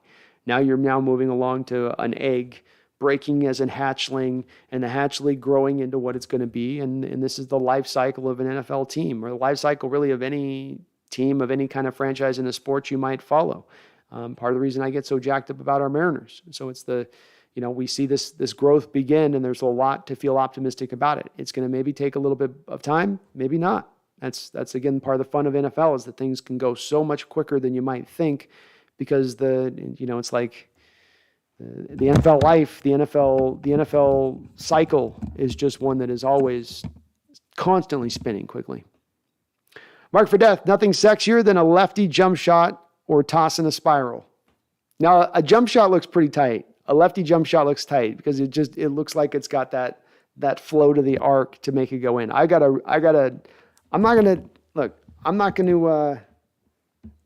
gonna gas myself up here a little bit, folks, but I've got an amazing jump shot, and I'm a lefty on that. But throwing the ball, everything comes up with us up around our neck, and then it comes out kind of just. It's not free and easy. Let's just say that. It's not free and easy. Unknown says Lewis has got a better arm than Tua. I think junior high quarterbacks have better arms than Tua. Yeah, and maybe. Tua is definitely, I'm trying to be nice to Tua as I can. It's hard. Mark for Death, wide receivers prefer a lefty thrown spiral. I always heard that they had a hard time with it when the lefties came in marked. I've heard receivers complain about that before. Like Jerry was saying that about Steve Young when he came in. It's like, well, and he threw a lefty, so that took some time to adjust to. Maybe I'm misremembering that. Jarrell Lewis says Miami's got a really good running back room. They do. See if I get our guy, our Washington kid there a couple more reps though, right? He can't get any love in that organization, even when he balls out every time they give him the rock.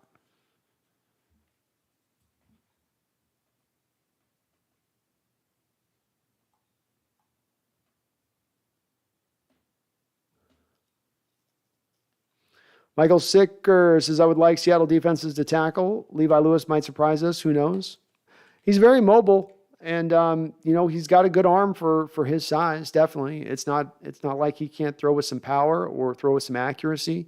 He's a one-read guy of a spread formation who's really undersized, and that's a lot to overcome. So it's kind of like in Russell Wilson, who came in with some of the other size stuff, or even with Kyler Murray. If you're going to be that undersized, you have to have all these other special traits on the other side of it to offset it. So it's not just a complete detriment to you. And we have to, I think, see Levi in live action to see if he has those attributes to his game to allow him to overcome that. And it's possible, but we do have to see it, I think, first before we can predict it. Your boy Michael says, just saying everything went downhill once we changed the lumen. Look, I've been harping on this. I was talking about this with Brendan on the last show where I said, it's so much better when the stadiums had the tougher names, Arrowhead, Three Rivers, it should have that edge to it. It should put the fear of God in the hearts of the opponents as they're walking in the stadium and they see the title of it above them. You should utilize that. It's like calling it something that's soft and corporate-y just takes all that away. Chuy Suarez says the Hawks going 10-7 with a new all-line. I love it. I love it. Jay Perez says, hey, here is Jay, eternal Jets and Mets fan living in Seattle. Oh, goodness, Jay, you must have had a brutal day today. Our Mariners took the series from your guys. Your guys came back in the game and showed some heart. Had the bases loaded at the end, and our Mariners just like Indiana Jones 2, where the guy ripped into the heart of the guy on the thing and he pulled his heart out as it was beating. That's kind of how we did you today. It was unfortunate, but it had to be done in the name of our World Series run. It was for a good cause, Jay.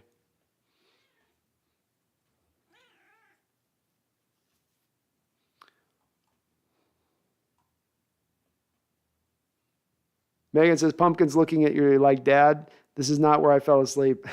Yeah. She's also now on my lap like, all right, you woke me up. You know what time it is. Let's go. Get the pets going. Here we go. Isaac says, I'd love to see us trade Jamal Adams next year. Well, I think that's the part maybe you can like as insurance on this. If we don't get a year here where Jamal Adams does what I'm ascribing I think he can do and what he's going to be in a position to do, I think, this upcoming year, I do believe that that's going to be a harbinger for it then being Jamal's last year. I don't think this team's going to continue to hold on to him at that point past this season just because of what they've invested in as far as monetarily, nor what they've put in as far as draft picks, right? I think that they go, look, he's just not working. It's just not working. So the pressure's on him. He will be traded and or released if they can't make it work. And we looked at the undrafted rookie free agents that they brought in here, there's about 5 of them that are safeties. And a lot of those guys play strong safety. So along with Marquise Blair still being on the roster, Neal still on the roster, Seattle is by no means just putting everything upon Jamal Adams and saying, we're riding with you in the future, 100%, no doubt. He's going to have to show up this year and play. He's going to have to show great or they will move on. Jay Press says, cool cat. She is a cool cat. She's a good girl. Yeah.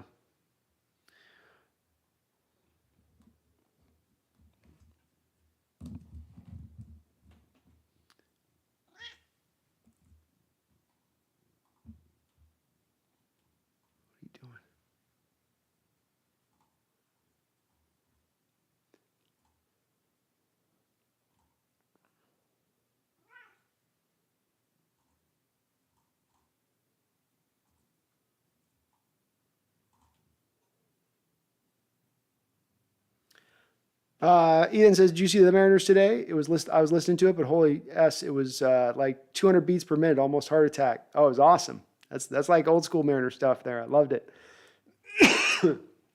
This team's going to be exciting this year. We knew that, and they've been exciting. It's been frustrating at times, but there's so many fun elements to the team, and there's so many young parts coming into play now that it's just, we're starting to see this fruit bear of waiting for years for it. What?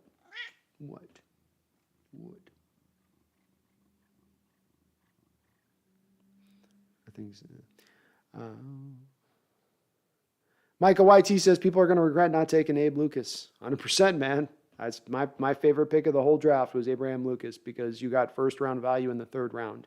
And I don't know the last time our Seattle Seahawks ever pulled that off in my memory. I mean, I can't. I'm sure they have, but it's been a very long time since they have. And Lucas is that kind of guy. And to get it at the tackle position, at the offensive line position, that has been something I've been screaming for a very long time, on top of getting Cross on the front end of it. It's going to magnificently help this team moving into the future to have our 2 bookend tackles in place and not even have to think about it for the next couple of years. That's just completely out of our mind. We're addressing everything else on this team. That's taken care of. Put a bow on it. Put it in the back of the closet. We'll take those presents back out when Christmas comes around. That feels really good. And we're now at that stage with those guys. And Lucas he's great. He's great. It's so hard to find two on top of this, Micah, those guys that have the high floor and high ceiling. He's got some ceiling to him, and I know he's going to come in and be starter ready from the jump.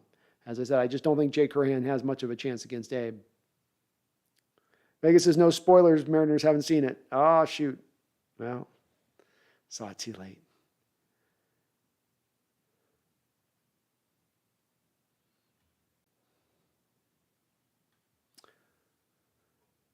Don Pritchard, what's your take on Levi? Answer, bro. Don, yeah, no, I think Levi Lewis. I don't think he's going to be the answer. He's just starting this rookie mini camp to take snaps under centers for the first time in his career, and he's operating mainly out of a spread formation. And the reports I was hearing was that he was tiny, like small.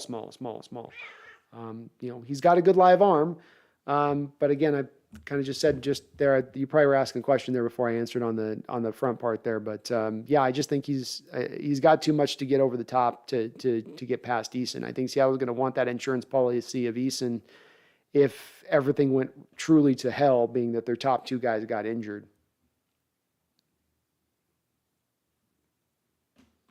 Caleb Clemens, congratulations. Thank you, Caleb. Or maybe you're talking to somebody else up there.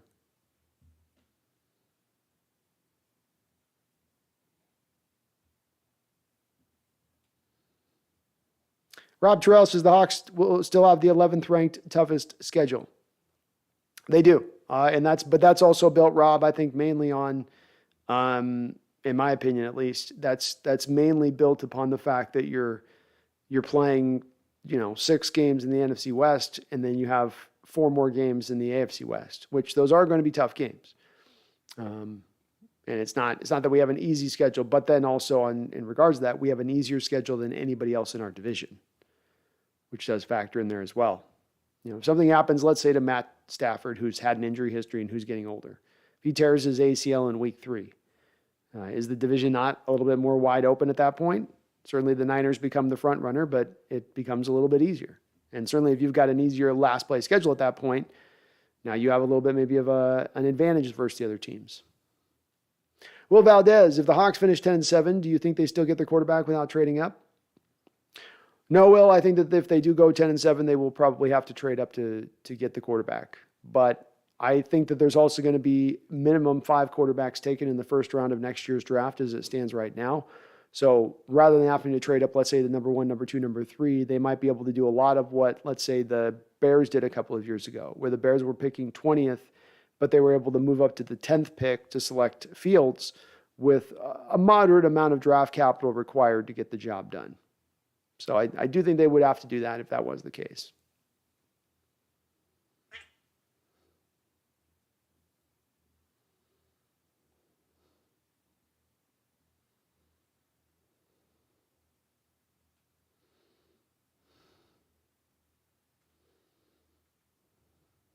Megan says, is it better for the Seahawks as they are to play first or last place schedule? So, Megan, it's easier to play the last place schedule, right? It's easier to play the bottom dwellers from the prior years than to play the division winners from the prior years. Because year to year, those teams are going to tend to be at least still good or still bad if they're on the other end of it. Caleb Cummings says, Drew Lock may be the only quarterback who can feel Julio out.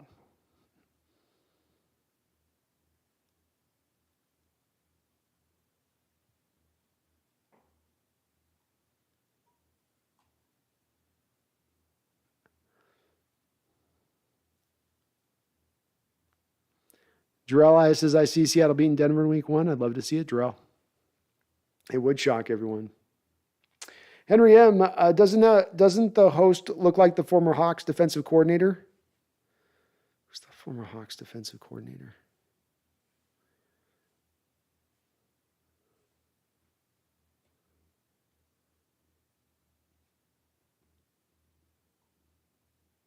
Paul Third. Anyone else got the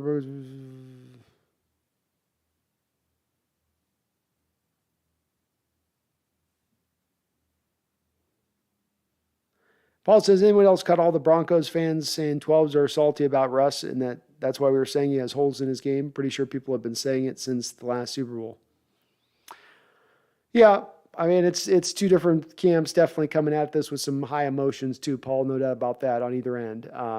And, it's definitely Bronco fans are looking at how the quarterback position's been played, and they're a team with a rich history of having great quarterbacks take their team over the other side of the hill. So they're a fan base that's probably more inclined than almost any other to sit back and go, just get our quarterback and we'll get this figured out.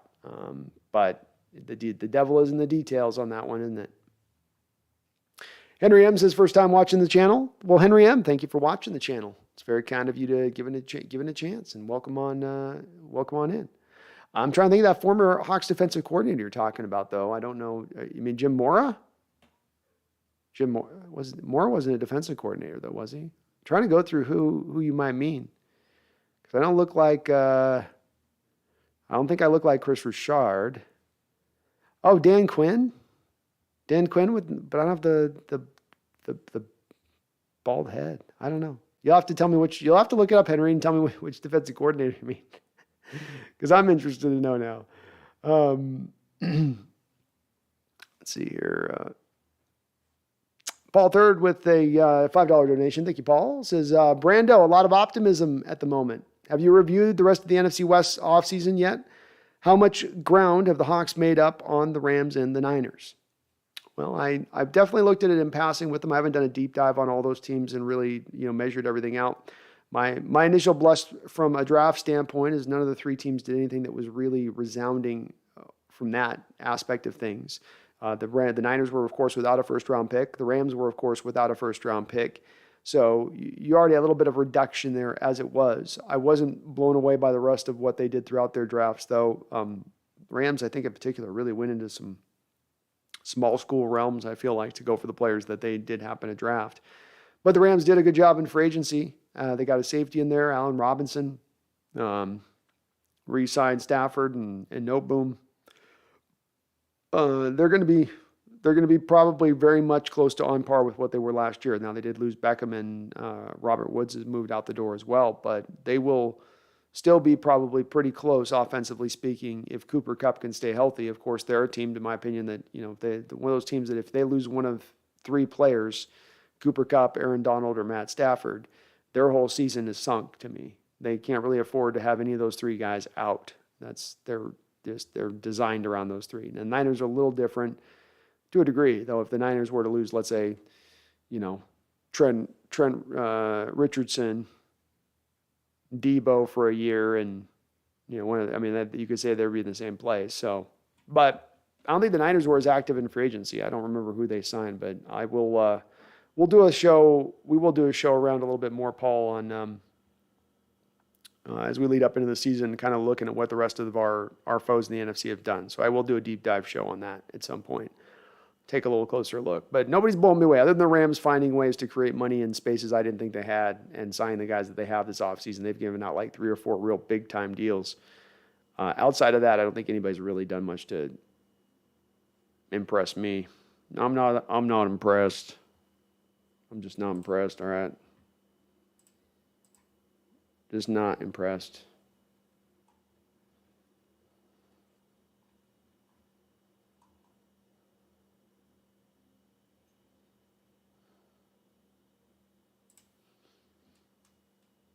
Chase Stern celebrating 3 months on the Hawks Nest. Thank you, Chase, for your 3 months of support to the channel.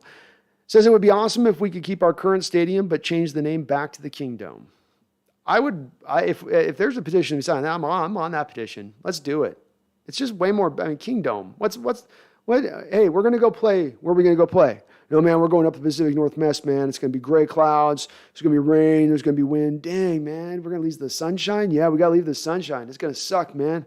Oh, what are we gonna go play in? What stadium are we gonna go play at? Now, what sounds a little scarier, bro?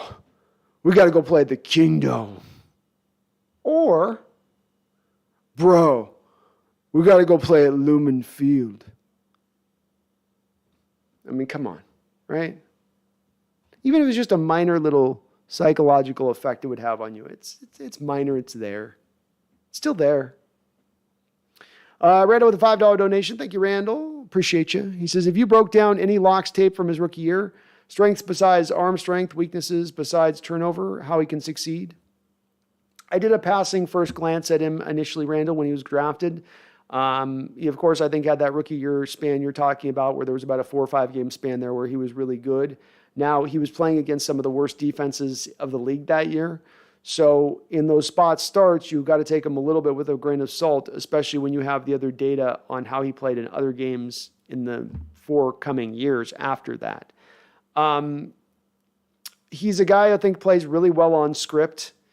I think the longer you're asking him to think post-snap, the worse it's potentially going to get. And he's not an extend the play guy. He's a get this prescribed to where I need it to be, and I'll put it where I need to put it on the time and at the spot where it needs all of that together. But I do think a little bit of it is if you start having him sit a little too long in the pocket, if he's got to think a little too much, he's got to go through too many reads.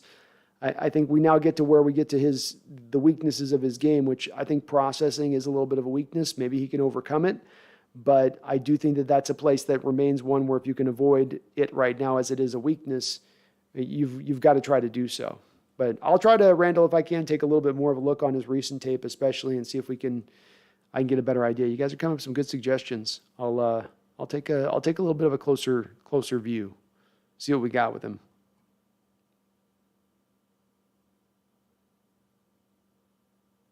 Terrell says Seattle's going to be a very heavy team this year. I can see all our running backs being used this year. It's possible. Henry says, who is the former defensive coordinator who went on to coach Jayville? Jayville. I don't know, Henry. I'm spacing.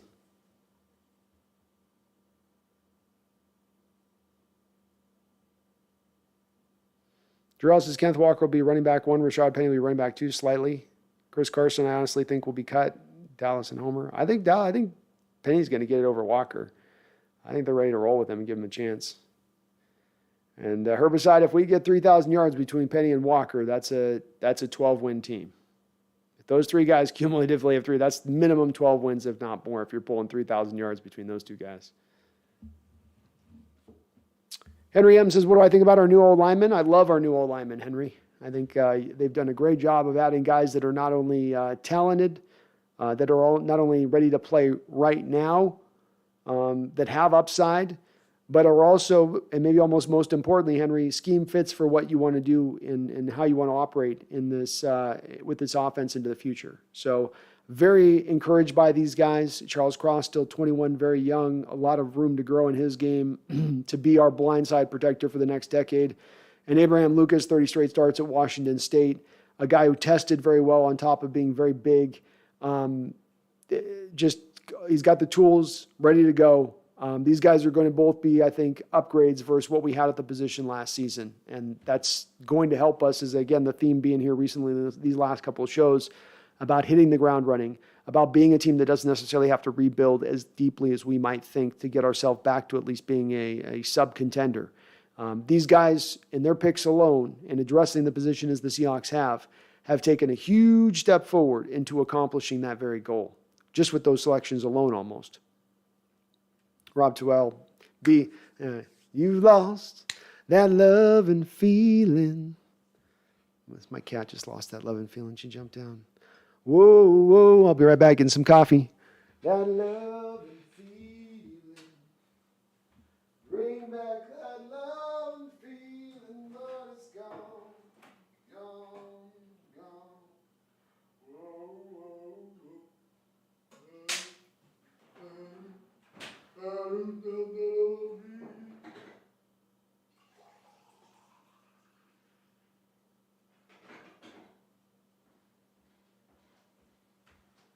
Bring back that love and feeling, 'cause it's gone. Whoa,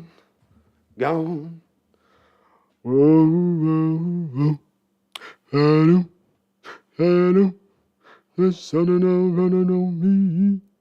Shade Apex, who do you predict will be the starter week 1? I think you're meaning Shade Apex, probably the quarterback position. I would say put my head in a vice, waterboard me, and make me give you an answer. I'll say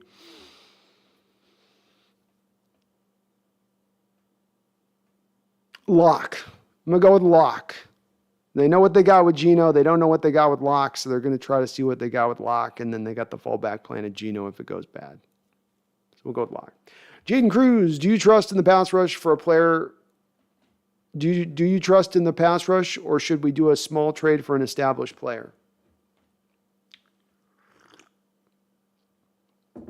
I don't trust the pass rush as it stands right now. I am worried about it. I think that if there's a trade that presents itself, that the Seahawks should look to take advantage of that. I don't think that trade has to present itself right now. They can afford to be and wait and be a little bit patient and ascertain where the positional group is at. But if they come into training camp and there's a disgruntled fill in the blank at somewhere that they can jump on, that's a big addition to them, jump on it. If there's a trade that they can make just before the trade deadline that beefs up the pass rush like they did with Carlos Dunlap a couple years ago, do it there. I don't think that there's anything that makes it a pressing issue where they have to do it right now. It'd be nice if they could. There are still some pass rushers even on the open market, and they still have some money to spend right now if they really wanted to go and take that route with it. But I'm okay with them taking a little bit more of a wait and see kind of approach here. But yeah, we do need to address it at some point. Megan says, I don't care what our winning record is this year as long as we pants the Cardinals at home in week 6 so I can give my brother 10 times the crap he gave me when they beat us last year. I'm good. Sounds good, Megan. Sounds good. Jarrell, I hope Boye Mafe is able to establish himself as one of our top guys on the team. Me too. I think it'll take him a little bit of time, but he's got the tools. He's impressive. He is impressive.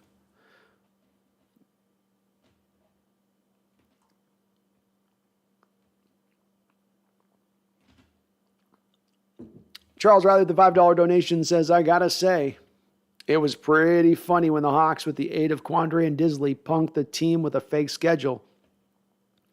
No bye after Munich, etc. Quandre got punked too, Charles. Quandre was the centerpiece of getting punked in it. Because he was like calling his wife, being like, I don't make the schedule, baby. I don't make the schedule, baby. It's not on me. He was like already trying to like avoid the heat from the wife for the bad schedule. He's like, I didn't ask for this. I work here. But yeah, if you folks get a chance, the Seahawks, and with Disley kind of sitting at the head of it, kind of punked the team where they, not punked the team, but just played a prank on them where they were giving them the schedules and showing them the schedules. And it was these crazy schedules, like all these 10 a.m. games. And like he said, no bye after Munich. And like they were playing on Christmas and then they were playing on Thanksgiving. It was pretty hilarious. It was pretty hilarious. Thank you for the donations, Charles. Elliot Clark with a $5 donation. Thank you, Elliot. It says Ken Walker and Penny are going to run all over Denver's defense. I'm not being biased. We are going to win the game. 28-20 Seahawks final. I love it, Elliot. I love it. I love the confidence. Say it. Say it loud. Donate it proud. And I'll ride with you on it, man. This is not go without saying. Russell coming into Seattle, the swell of emotions that he's going to be dealing with, coming to a new team, trying to bring on a new offense at the time that he's trying to bring it on, understanding that he's not playing against the same old Seahawks defense that he's been practicing against the past 10 years. It's going to look different to him. It's going to be an interesting battle. It's going to be an interesting battle, and it's why I started this series of shows where I'm trying to build my case for you folks, right? Show by show. Last week I started building the case with the running backs. This week I'm building it with the defense. I'm going to continue to build on it, or at least with the cover 2 shell aspect of the defense. We're going to build on this to show that this is where you can get a team that's legitimate. And not legitimate that I expect this team to be elite or dominant, okay? Not as a whole, but as you can get to be a team that is one of those type of teams nobody wants to play on Sunday and ends up winning more games than they lose. Ends up pushing into that playoff picture as you move through the season. And they've got the parts and pieces, and they're going in the right direction to potentially accomplish that. And Ken Walker and Penny, they do sit at the head of that table as far as the requirement that we need to be, that those guys being just lighting it up for us to be able to accomplish that.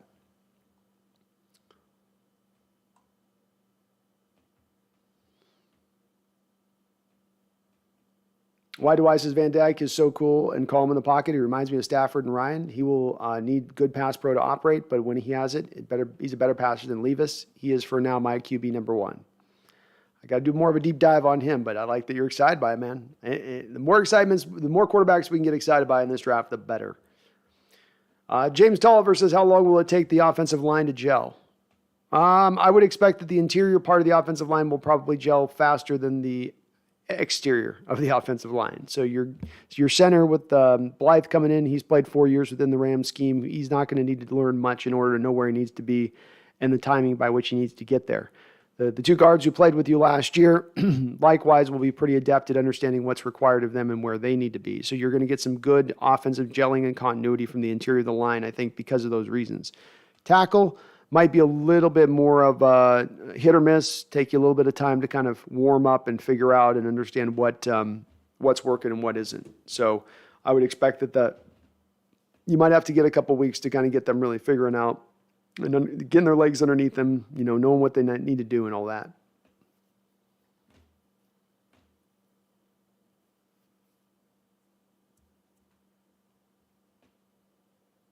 So parts of it gel early, James. Other parts of it are going to take a little bit of time. Charles says, I love a good lefty ball player. Sadly, Harden is about it at the moment. Yeah, that's about it. It's a bit. We had Isaiah Thomas in there for a bit too. He's a good little lefty. But yeah, not many of us. Not many. William Tarkowski, how about the 2023 draft class next year? Oh, it'll be a class that I'm going to eventually be doing a whole show just around that, just around these guys, where we'll be discussing them specifically. And I'll have, at that point, have looked at all their film pretty deeply, and we'll be tracking them throughout the year, William. We know the Seahawks didn't select a quarterback in this last draft. We can almost say with almost utter certainty that if it's not a trade for a big-time quarterback throughout the league, that they are going to be picking a guy in next year's draft. And the fact that this is a deep crew of quarterbacks, that we might have as many quarterbacks as we've ever seen drafted in the first round of a draft, is very exciting for our needs, knowing that we don't just have to, it's one guy or nothing, where it's a tank for Tua, where there's only Tua and then there's a whole lot not else. No, there's going to be a lot of other quarterbacks that we can go out there and maybe pluck if we happen to not be able to get the top 2, top 3 guys. And again, when you're building a team that is less built around the need of having a quarterback who's running the whole show and being a superstar, that's not the worst conclusion for us in our quarterback search. Brian Roberts, what's up, man? Good to see you in here. Thanks for watching. Drello says, although a lot of people say Seattle's in rebuild mode, I don't really believe it. Yeah, Seattle's in quarterback purgatory right now, but honestly, we don't know about Drew Lock yet. Next year looks bright. Yeah, I think that there's a few more reasons with me, Jarrell, that I look at him as being in rebuild mode myself. I think they are doing a rebuild with the hopes of being a competitive team, but you are rebuilding. You are looking for the new quarterback. You did need to just start to rebuild 2 of the more important positions on your offensive line. You are changing a defensive scheme over from what it was prior. You are clearing, as well, Jarrell, don't forget this, you're clearing $45 million of dead money off your books. That's $45 million of salary of this salary cap that you are using to nothing this season. All of these things put people in the contention of, well, we've got to wait till we have all of our money to spend, and we've got to wait till we can find the quarterback, and we've got to wait till we know the defense is rolling full, and it can be a renewed dominant force.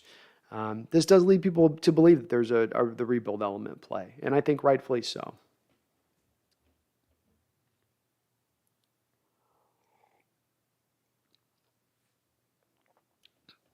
Your boy Michael says, I can't wait to hear how Penny Hart is doing every training camp. Yeah, the Penny Hart hype starts in about 1 month, about a month and a half here. The Penny Hart hype begins. Vegas says, I think the Seahawks will surprise people with this new look team. I do too. Brian says, I had a question. I just learned that someone else was trying to take your YouTube call name HawksNest. I had a question. I just learned that someone else was trying to take your Y2 YouTube call name HawksNest.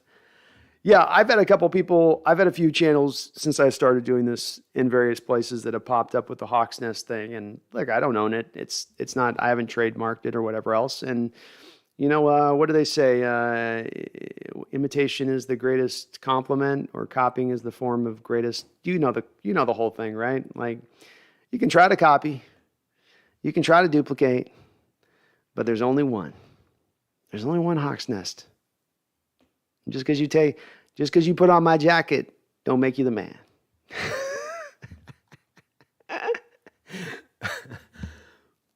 Jarrell Lewis says, you don't know how hyped I am about this year. I freaked my coworkers out because I yell out of nowhere saying I can't wait for the season to be here. I love it, Jarrell. That's the spirit, man. That's the energy. I want that energy. I do the same thing, man. I was doing that with the draft. I was sitting there at times just kind of just, spacing off or watching a show or doing whatever. And I was like, we killed this draft. Oh my God, we nailed this draft. I can't believe how good we did. Now we're going to be in this better position. And yes, thank you. So be hyped. Be hyped. As I said, this is a year of hope now, and a place that you go from being in the last couple of years that though you did have a Hall of Fame quarterback and though you did have a roster that was in a position to theoretically compete, in retrospect, there was a lot of people that I think had felt like the franchise in certain respects had grown a little stagnant. It was a little bit we're out of ideas. We don't have any kind of new approach to apply here. It's part of what caused many like myself to lose hope and faith in this front office and coaching staff to say, are you just going to keep trying to make the same mistakes over and over again and never change your approach? Really? Are you going to continue to just do that? Because it's not really bearing out the best results. But now we finally start to see them not take that approach. And that is worth lauding. It doesn't guarantee results. But as I say, there's no guarantees in the NFL. You can at least incorporate an intelligent approach. Audie Bell says nothing more beautiful in sports than watching a natural lefty fight from a conventional stance and throw a left hook to the liver. Now, fighters were awesome. As fighters, we're awesome. We're hard to fight. We come at you at weird angles. I'm with you there. I'm just specifically saying throwing the ball. We're a little strange. Jaden Cruz says if Seattle if Seattle loses 4 out of the 6 in the first games, do you think we should tank or continue to battle? I think it's a bit of the passive tank, Jaden. I was talking with Brendan about this in the last show. You have your tanks where you're like purposely trying to lose a game. Like we're gonna run power up the middle 6 straight times. Coach, it's 3rd and 15. Power up the middle. Like there's that overt type of tanking, and then there's the subtle type of tanking where it's like, Coach, I got a little bit of a stomach thing going today, but I'll be ready to go. You don't need to be ready to go this week. Just chill out. Hey, Bill, how's that ankle? Ankle's fine, man. We've been rehabbing it all week. I've nearly no pain. Nearly 100%. I'll be good to go. I won't miss a beat, Coach. No, let's give it an extra couple weeks. Couple weeks, Coach? Yeah, give it a couple weeks. There's a little bit of the difference of that overt, and you're trying to just tank versus starting to do some subtle things which might help open a little bit more of the door to losing. And I do think that if they were to lose a lot of games out the gate, that they would probably be more towards not only doing a little bit more of what I just talked about, but also a little bit more experimentation as it pertains to the offense and defensive side of the ball.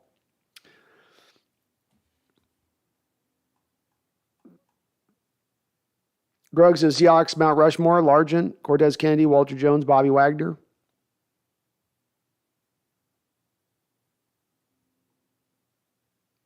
I think that's the best case, Grug, at this point. The person who makes that argument probably makes the best case for that being, in my opinion. I know people will point to Russ, and Russell's playing the quarterback position, which is the bigger spotlight, but I think Bobby Wagner at the middle linebacker position was just a little more of a difference maker at the middle linebacker than Russ at the quarterback. But this is a controversial one, Grug. There'll be a lot of people that'll be on Russ. Some people might say Kenny Easley. But I think that's a pretty solid list there.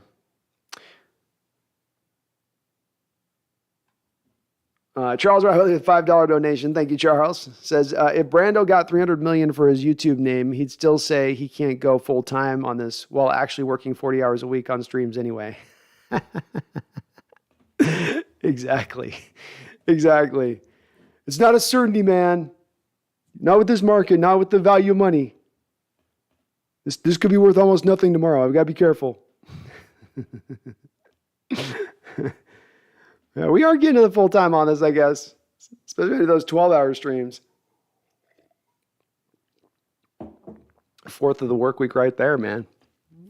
A fourth right there. We're getting closer, though.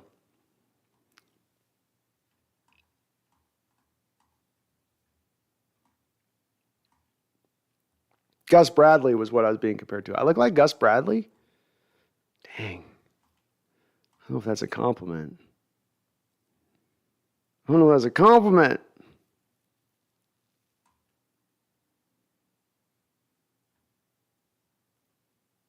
Emmanuel Mendehane says, I'm excited for every part of our team outside of quarterback. Just hope Locke and Geno don't shit the bed in 2022. Me as well, Emmanuel. And it does remain a question mark. They're trying to build things around them to make it easier, you know. This was like you're leaving the toddler in the house. You put a bunch of like padding up on the walls, some bouncy castles in some areas. You're trying to do what you can to kind of negotiate that. Megan says, Brando, the cat daddy. That's right. That's right.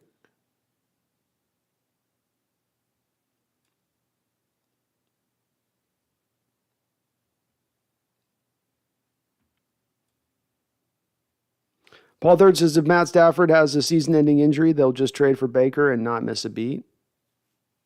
Paul, you think that there's no difference in Matt Stafford to Baker Mayfield as far as the quarterback position? I think there's a fairly deep difference in the way that those two guys play the position. Part of why Cleveland can't even give Baker away right now. But it's possible, Paul. It's possible that could happen. There's a lot of heat on Cleveland right now to not do that sit in the pocket approach and just wait for a great offer to come down the pike. They're also, Paul, if they're going to get to the regular season, have to get around having four quarterbacks on their active roster. Does Cleveland really want to attempt to do that as they're going to be trying to go for it with Deshaun Watson? Because that does set you behind the eight ball as far as you're down a position or two. You're a little lighter than you want to be. So I don't know. It's good in theory that they can sit there and wait and hold, and I would if I was Cleveland. I would, no doubt. But there may be other things that come at play that push that to happen quicker. And I do think that he would help them to where they wouldn't fall off first going to their backup quarterback position. But I don't know if he goes in there and gives them anywhere near the same level of play of what you get from Stafford.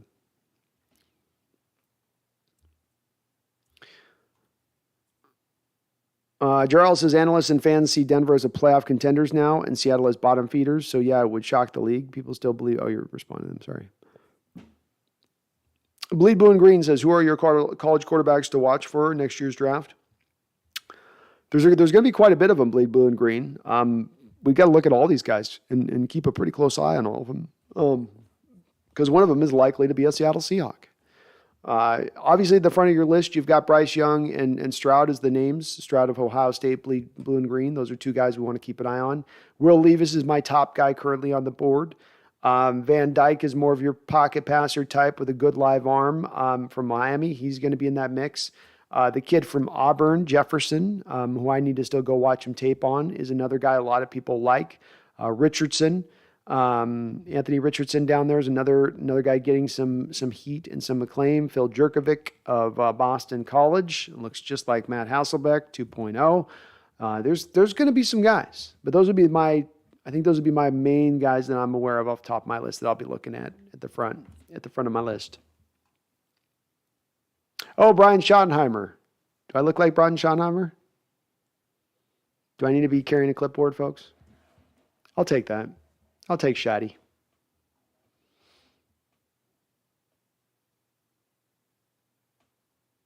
Yeah, Shotty. I have a resemblance to Shotty? Okay. Well, all right. I'll take it. I'll take it. Oh, goodness. Jarrell Lewis says Drew Lock can be the franchise guy. Noah Fan said so. Maybe he said it to be nice, but maybe he actually meant it. We don't know what Drew will look like in our offense. I'm hoping he does great. He's got he's got the tangibles. Okay. Drew Lock's got all the physical things you want. He can move, he can throw while he's moving. There are no questions with him in that respect. He's got prototypical size, build you look for. The ball comes out of his hand free and easy. No big hitch in his throw. No bad mechanics to his delivery. It really does come, neck up with him as far as the question marks are concerned. And that is with neck up, as I say with Russell Wilson. When you have your main issues as neck up, those things are correctable. Those are it's requiring to study. It's requiring to clean up things that you're not seeing from an X's and O's standpoint in your film study. As opposed to, let's say you have a guy with limited arm strength. Well, he isn't getting any more arm strength. Doesn't matter how many squats he does, or a guy that has an elongated delivery like a Colin Kaepernick or a Tim Tebow. Neither of those guys could really do much about their elongated deliveries. They were going to have elongated deliveries. There's no way around it. They tried to fix it, but it's the die is cast by the time he gets to the pro game in those respects. So if he fixes it, this guy's the limit, but he's got all the talent you could ask for from the position. Jarrell says, what would be a good name for our stadium? I was thinking about this. The Kingdom one wouldn't be bad. Something probably referencing dangerous waters. Something like, what's that vaunted tip around South Africa that's the dead man's something or other. Dead Man's Reef Stadium. the Shallows. How about the Shallows? Because it's right next to the, I don't know. We could have some fun with this, but it'd be way more badass than Lumen or CenturyLink. At least with CenturyLink, you could go the Clink. It could be the Clink, and that was cool.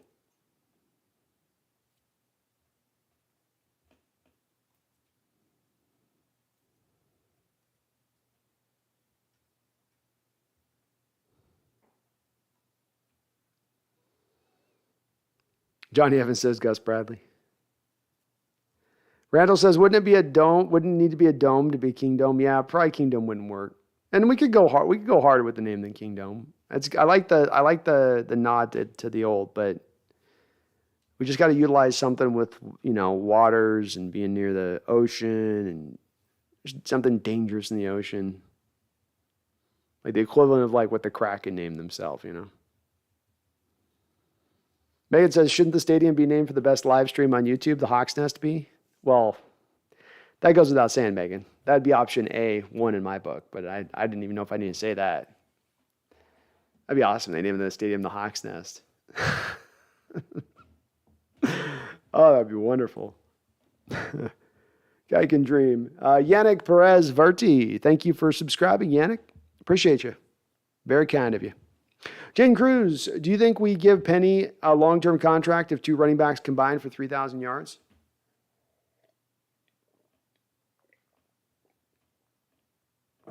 What a good question. Do you give two running backs that yards 3,000? No, I don't think that they would. Because let's say you have, Penny at 1,800 yards with the extra game this season, and then Walker in at 1,200 yards. You're going to look at Walker and go, he's ready to take over the mantle next year. Why should we pay Penny, a guy that's going to command probably in the neighborhood of $10 to $12 million a season at that point, minimum on a 4-year deal. So somebody's going to be willing to pay Penny that at that point with that type of production. And I don't think the Seahawks would be that team, Jaden, because they've the built-in insurance policy of Walker. Randall says, to me, it's Hawks Stadium. I wouldn't mind that either, but Randall, it could be tougher, Let's get something more frenetic. Let's get something a little more poetic, something with a little bit of, a little panache. G. Alexander, I believe that Levi Lewis is a sleeper and people need to pay real close attention. He's very talented. Wow, we get a lot of Levi love in the chat, and I'll try to give him a second look, G. Alexander. I will. I'm just, when the guys get that small at the position, I get worried. I get worried.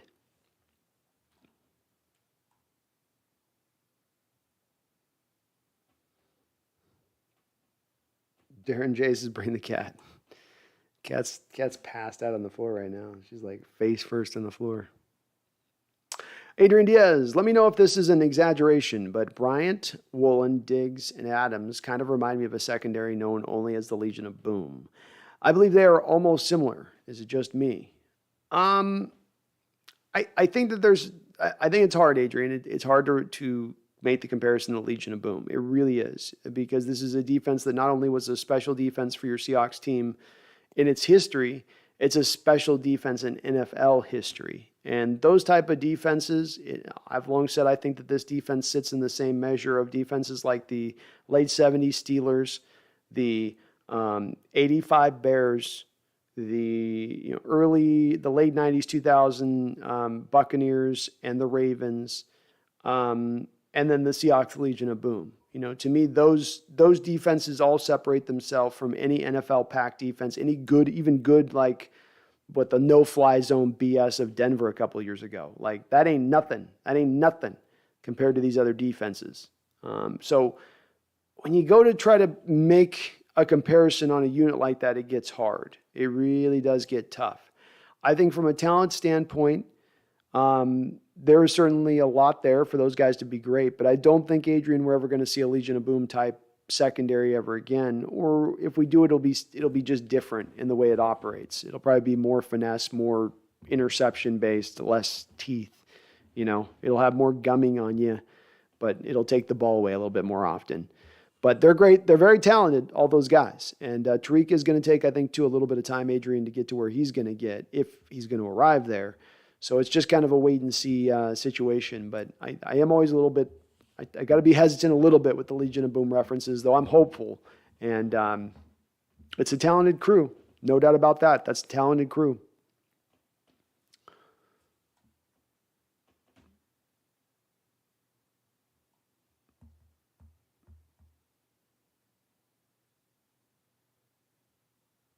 Your boy Michael says we can literally get any player we want next free agency. We could. What, $130 million to spend as it currently stands? It's probably going to go down to about like 115 when you put DK on a new contract extension, but still a lot of money. And no dead money, by the way, at that point either. Paul, it depends on what your perspective is on the Rams and the Niners, NFC Championship teams from last year. Rams being the defending champs are probably just looking to maintain standards. Yeah, agreed. And with the Niners, a lot of it's built on Trey Lance's development and where he's going to be. Furlack 22, what's up, my brother? Go Hawks. Go Hawks, Furlack. Hope you're doing well. Peter Baychamp says, would you be satisfied if we made the Super Bowl this year? Yeah. I would be blown away if we made the Super Bowl this year. That's far and away beyond any the wildest expectations of any fan who is even the most optimistic. So, yeah, absolutely I would be.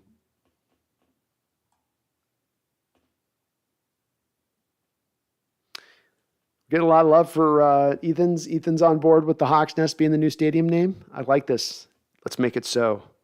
Make it so. Megan says, coach coming in, cursing a blue streak, then looking at the players thinking, you idiots, it's fake. And the look on his face was priceless, B. Oh, that was legit hilarious. Coach Carroll comes in because I know Coach Carroll is not a guy that curses a lot, supposedly, in the background of things. And he comes into the room and just starts lighting up the curses. And you watch the players who are not used to Coach cursing like that, and their eyes are like getting big, and they're like looking at the floor like, oh my God. And yeah, he got him. That was a funny part. There's legit like some tension in the room when he started cursing.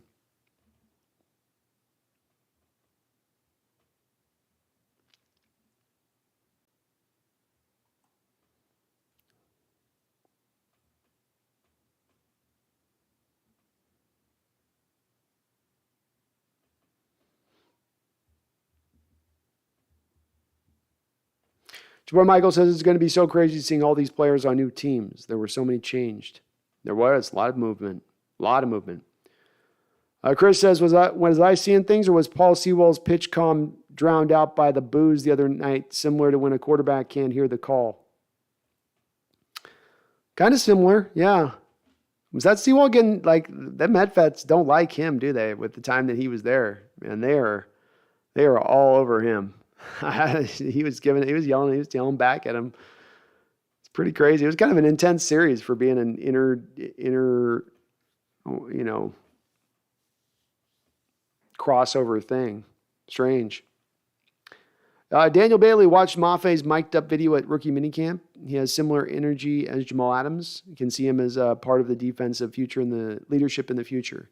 Me too. Good to see him talkative, not just withdrawn, and really lively and into it and talkative. He was even helping out one of his fellow guys in the drills.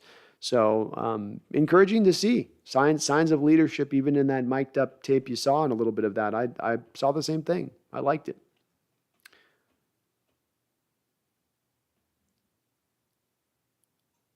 Terrell Lewis says, do you think they would really rename the stadium the Hawks Nest? No.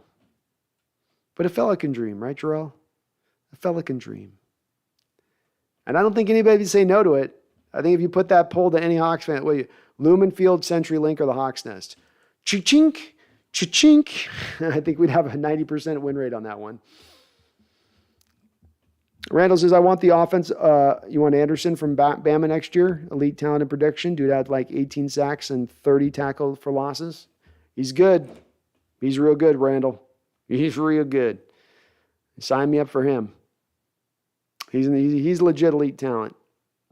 It's going to be interesting to see if Randall, if he gets picked apart a little bit like we saw with Thibodeau a bit this past year, when how Thibodeau was coming in with a similar sort of, I mean, he's even got a higher pedigree, Anderson has a higher potential rate than I think even Thibodeau does.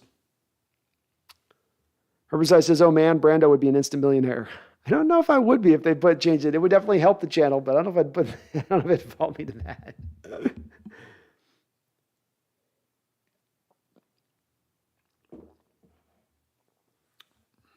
Randall says, is Van Dyke the kid from Stanford? No, I think it's Miami. Miami. He's the Miami kid. He throws the ball very far. Very far in his man.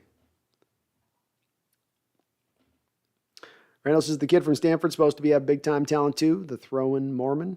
Doesn't exactly roll off the tongue, that one. The throwing Mormon.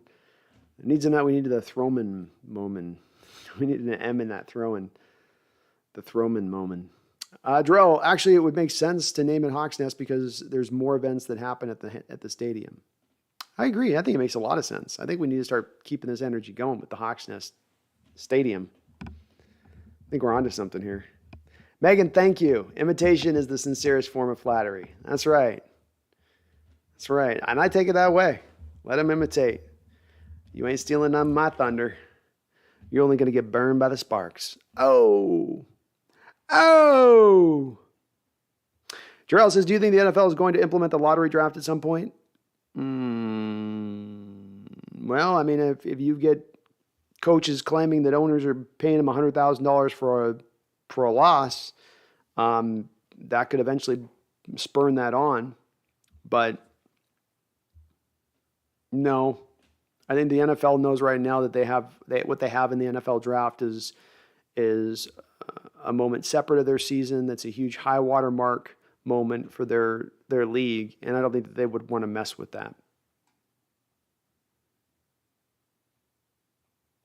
Ethan says, oh wait, I got it, the perfect name for the stadium. Hey, ready for week 1? We're going to go to Cover 3 Stadium.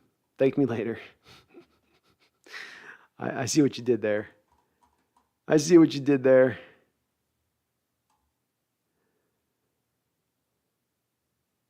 Your boy Michael says, no matter how this season goes, it's a win-win. We win a lot, good. But if we lose a lot, great. We get our quarterback of the future. Hey, it is. It's all about building. It's going to be nothing but fun this upcoming season. Corey Coleman, I think Ryan Neal and Blair are going to see the field more than Barton.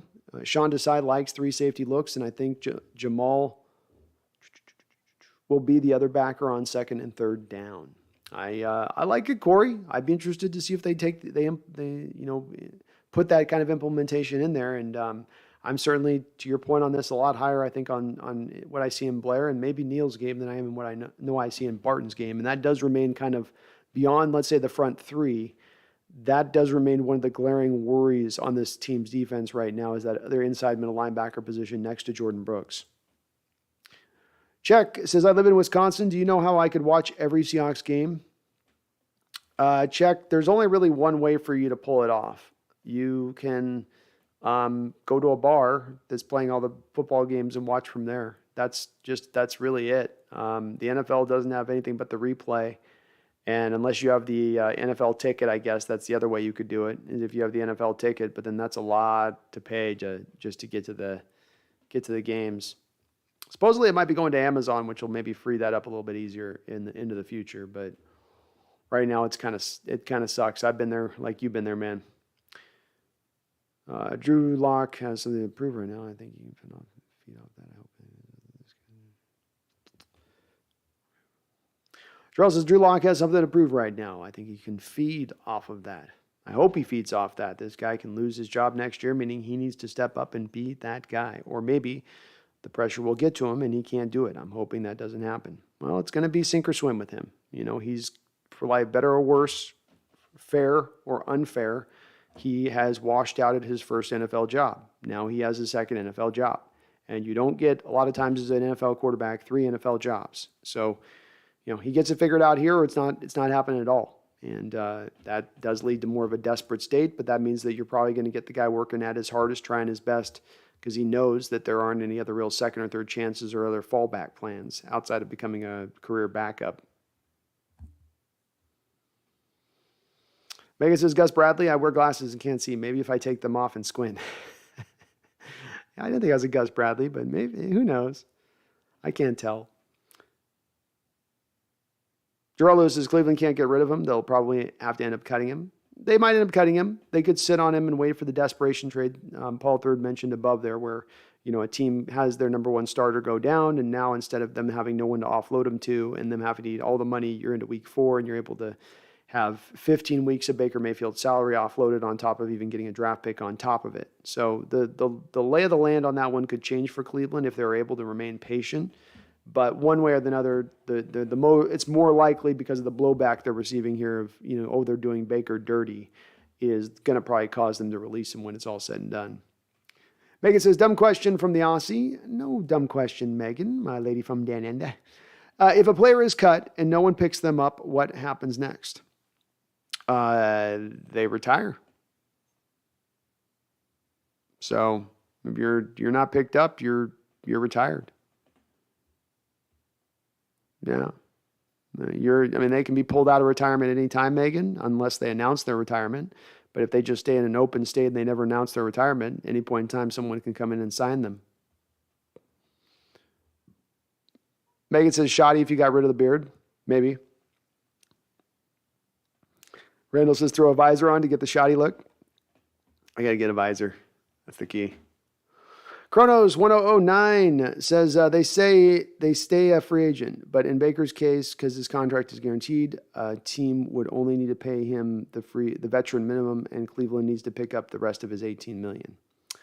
That's true. So what Chronos said on that is important to this, Megan. If you had Baker released, he is a free agent. He can go to any team. But then let's say you sign him to the veteran minimum deal of $1 million, I think it is. That means then that you pay $1 million and Cleveland is still on the hook for $17 million of his salary. That's correct. Drew Blanick says, do you think Metcalf will have an even bigger year now with Drew Lock? Lock can throw slants and see over the middle of the field. So, it's a good point, Drew. I think the thing that's going to mainly help out Metcalf is going to be, yes, to your point, that the short passing game will help, so it's not an either or. I think being more consistent in the short passing attack, allowing for drives to be able to consistently keep moving the chains and not be as stagnant in the 3 and out will help Metcalf.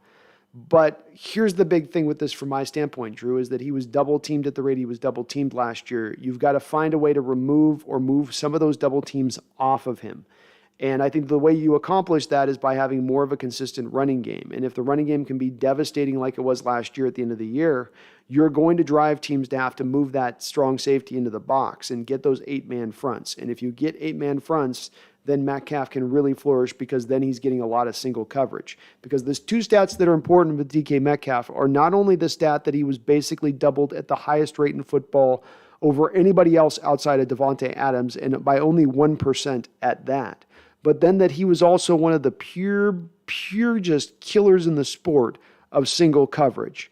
So you have him doubled at the highest rate, yet also a killer in single coverage.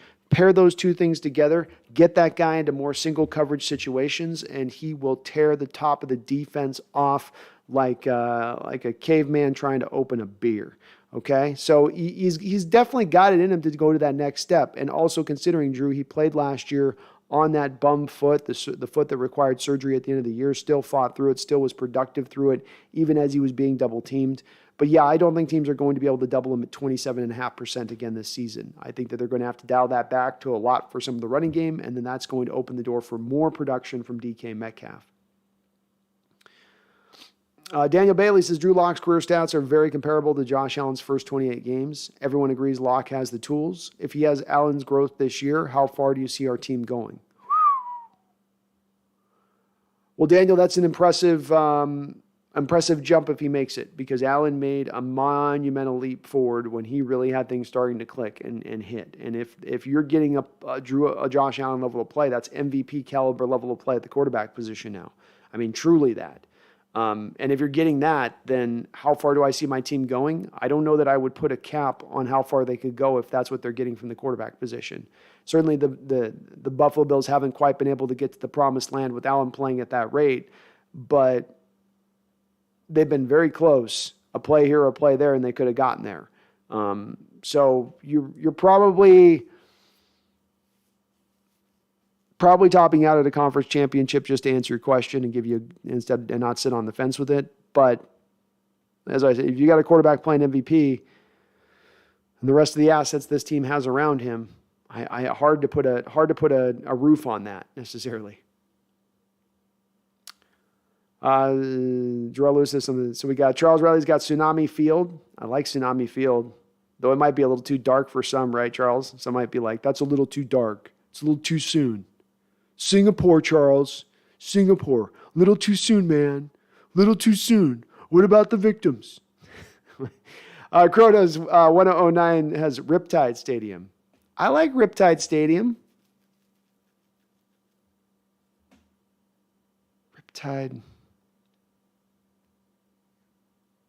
Riptide's pretty cool. Monsoon Field. Monsoon Field's good.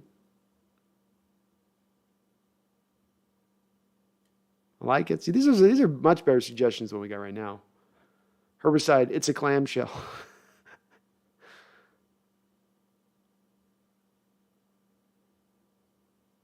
It can't be the deep. Yeah, the deep doesn't work.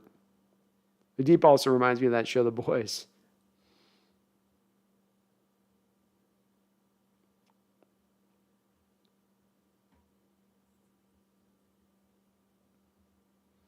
Hamza Dijon says Ellaby is the rookie quarterback we should be looking out for.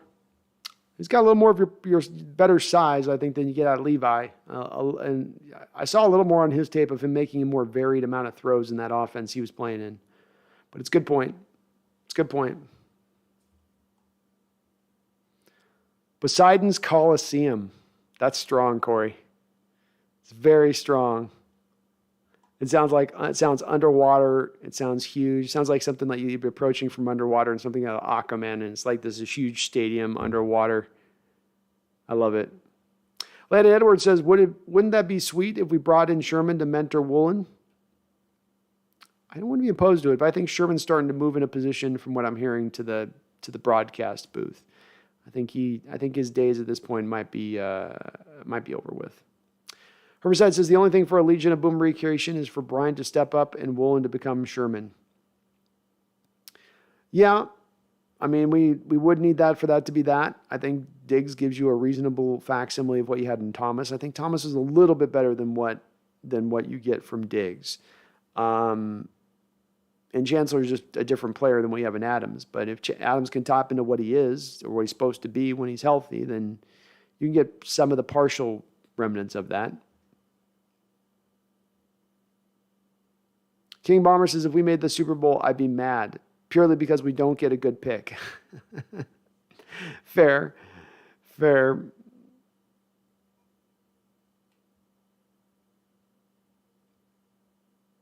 YDY says, I always point out that the 2015 Broncos and the no-fly zone, the LB still led the NFL in defensive points given up that year. Yeah, they were trying to make the no-fly zone they were trying to piggyback on the Legion of Boom. Like the no-fly zone was like hanging on their back like a little baby brother, and we have to just throw them off our back because the Legion of Boom separated itself. It is the defense of the 2010s. It is the defense of this century.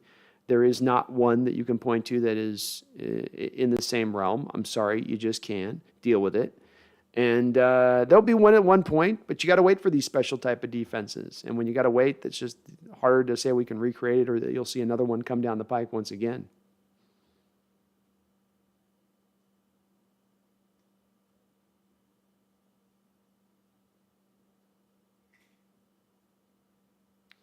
Joel Lewis says, how will Wilson fare against the noise of our stadium in the opener? Normally it was quiet for him in the offense. Now he's on the other end. It's going to affect him if he's going to continue. The places I think that Wilson started to take a step forward last year, and I don't think he took a ton of steps forward in his game in the new scheme last year. But one of the places Wilson did, I thought, was some of his pre-snap control of the line of scrimmage, adjusting protections, changing out of a bad play into a good play, having a lot of control over there. And he was also liking to run a lot of the hurry up stuff. And if you're going to talk about trying to go into an opposing stadium and run a lot of hurry up and a lot of we're going to change stuff up at the line of scrimmage, that gets very hard to do in noise. It gets almost impossible to do in noise. So that's going to start to remove some of that element that he started to grow on his game in the last couple of years. And that will inhibit him just a little bit, Jarrell, because of that.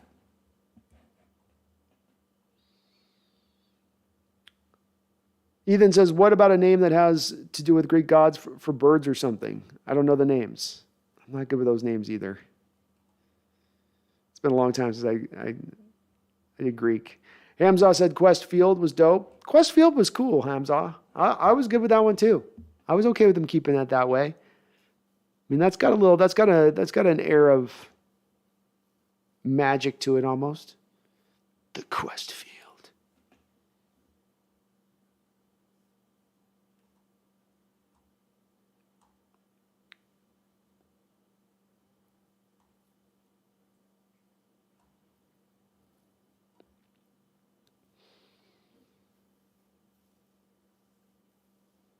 Raj Ho says, how about something with cage in it? I like that too, Raj. That'd be cool.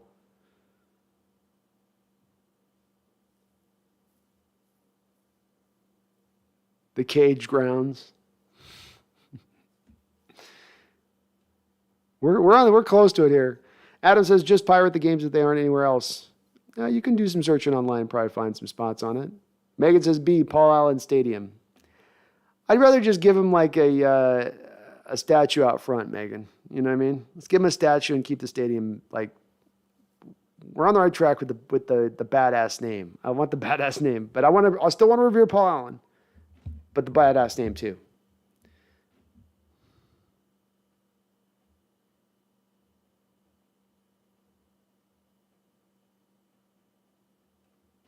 Your boy Michael says, am I the only one that thinks since we added a week, we should add another bye week? Yeah, I think they should too. The NFL should instill 2 bye weeks.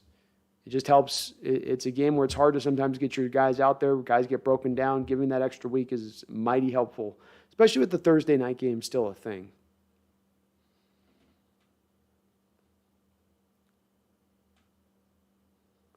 Kronos says, I thought Lumen was the name of a company Paul Allen owned and was why it was named Lumen.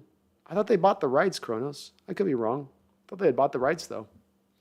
Landon, how do you see our future going if we draft another Hall of Fame quarterback? Do you see us sticking to pounding the rock and playing great defense, or do you see us innovating like Russ wanted? The key on that question is really the timing of things, I think, Landon, because if you're landing the Hall of Fame quarterback of the future in next year's draft, that's Coach Carroll a year older, a year closer to retirement. He's not going to be able to go forever. And if you're talking about bringing that quarterback in early, no quarterback, even a Hall of Fame quarterback, usually through his first couple of years is going to play at that type of level. There is the rare case of a guy like Patrick Mahomes who comes out and is just that good instantaneously. But even the truly, really great quarterbacks like a John Elway, for instance, that were upper-level talented guys, took a little bit of time to find their footing. And what's nice about having a run-first offense is you can give him that time. So initially, Landon, you would be sticking to what you do now and what you're going to do this upcoming season, which is be run-based and not relying on the quarterback to really be winning the day. But now, let's say 2 years from now, Coach Carroll, 75 years old, 76 years old, goes, okay, I'm calling it a day. Now at that point, you have the door open to bring in any coach you want to if you want to change the scheme to a little bit more of a pass-heavy approach or just build it to be a little bit more around your star quarterback. So initially it would stay the same, but over time I think it would transition and change away. Alexander, should the Hawks make a move for James Bradbury? Not in my opinion, Alexander. I think James is still a really solid player, but I think they've handled their business at the corner position with both of the Kobe Bryant, Tariq Woolen picks. They've also addressed this in free agency with Artie Burns, Justin Coleman, and bringing back Sidney Jones. Trey Brown's coming back into the fold. This, to me, removes a little bit of a need or to go out there and make that kind of move. He's going to cost probably $7-8 million on a one-year deal if he does a prove-it deal. this also strikes me as kind of one of those situations where if we look in recent years, I think that the Kansas City Chiefs will probably just jump in there and grab that.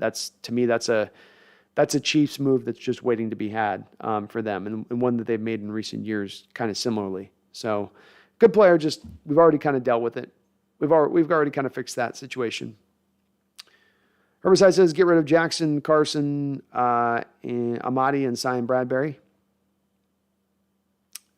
You could take that track with it.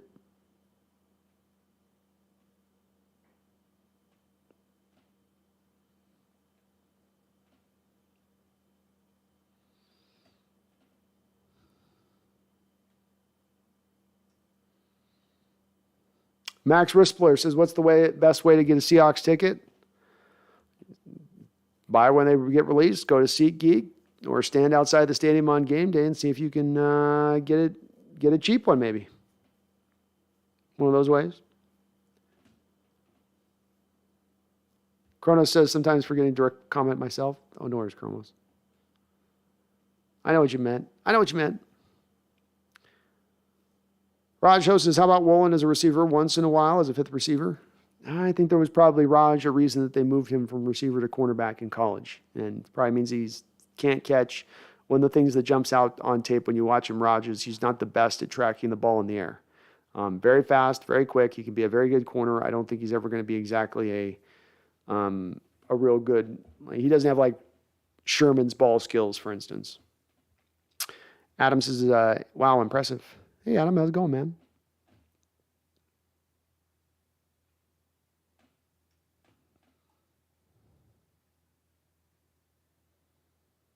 Jackson Shore, how you doing? He says, everyone, a little late, but how are we doing, Brando? I'm doing amazing, man.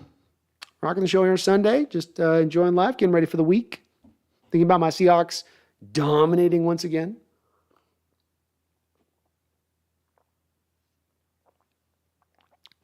Just Tag says, I know this is a lot to ask, especially for how long you stream, but any chance you could start to timestamp the live streams about all the different subjects you talk about? Just a thought. It's a great thought, Just Tags. And honestly, what I'm looking to do with this is eventually start to break down some of these into bits a little bit more and to cut them up for the channel and to try to get out a little bit more of these so you don't have to hunt and peck through a long video, that you'll be able to just bring up the individual videos. I'm trying to work to get to that. I run out of time at times where I can't quite get because some of the full-time work on my other side things, it just sort of takes up time lately. But that is definitely something in that mark. And yeah, I'll try to do a little bit more of maybe seeing if I can get the time codes going at the very least. But long term, I'd like to get some clips out where if we have a live stream show like this, maybe I can put 3 or 4 clips from the live stream show that are just little bits of us talking out so you can kind of catch the best parts. So I'll try to do something like that if I can, for sure. It's a great suggestion. J-Boy Michael says, I miss Eric Berry. I do too. Always one of those rare players too. It seems like he was really affected by, I think he got the cancer, and it was weird because I feel like he had the Achilles tear, got back from the Achilles. He was fully healthy, fully ready to go, and then got the cancer thing, and that was kind of put the end to the kibosh to the career. But boy, him coming out of, I think it was Tennessee back in the day, I think that was the same draft I think Earl Thomas came out of. But boy, was he fun to watch in college coming out. And never quite was the player I thought he was going to be coming out of college. Really good player still, excellent at times. But that's just rough. Rough. Daniel Bailey with the $2 donation. Thank you, Daniel. Very kind of you to say. Very kind of you to donate. Says, any defensive tackle, nose tackle, or inside linebackers and free agent you want the Hawks to sign? I do think Akeem Hicks is still out there, if I'm not mistaken. Let me double check this.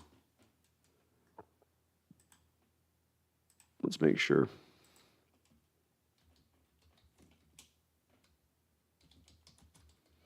So Akeem Hicks could be interesting as a guy maybe you could put into a little bit of that role. I think he's a free agent still out there who would be interesting. Quan Alexander maybe is another guy that you could bring as an inside guy who's pretty long in the tooth at this point. I don't know if he's got a lot left as far as that goes. Those would be the two guys for those two positions. At the defensive tackle position, there's not really anybody that stands out to me. I don't think that there's nobody really remaining that gets me all that excited. And in the case of all of these three positions, I'll say this, Daniel, when you were at the start of free agency as it was, these were very thin positions as it was. So, you've taken a thin position into free agency and it's already been more ripped, leaner, and it's kind of a little bit of shreds at this point, or crumbs. So they would probably have to make some kind of trade if they were looking to address any of these kind of positions really at this point. You could probably find an inside linebacker somewhere that could just be fine, but there's not a lot out there right now. It's a little weak.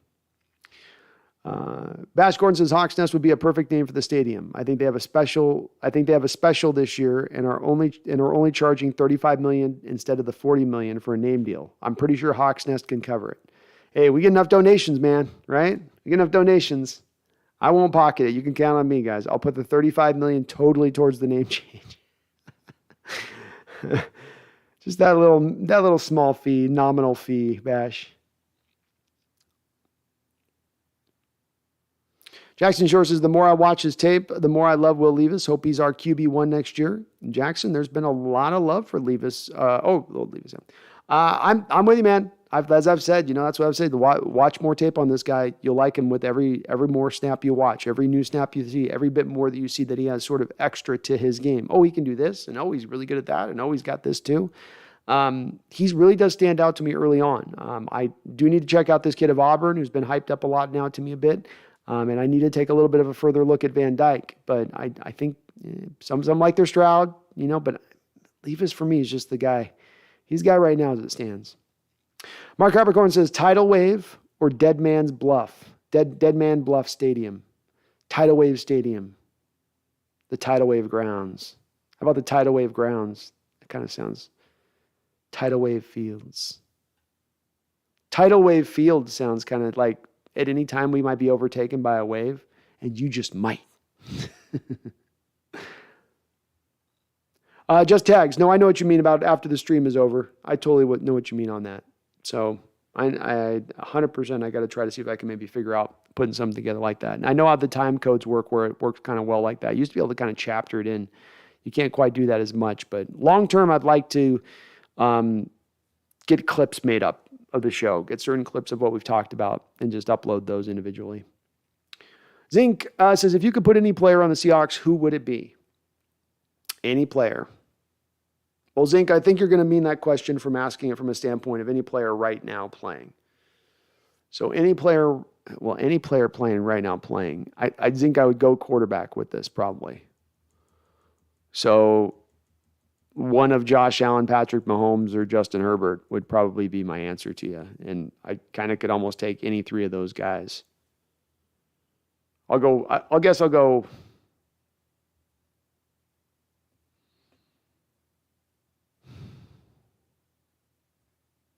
Josh Allen. Josh Allen's who I'll give you.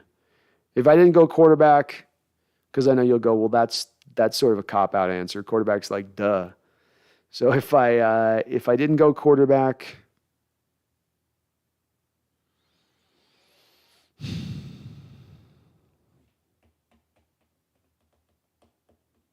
good question on this one, man. This is a good question, if not quarterback.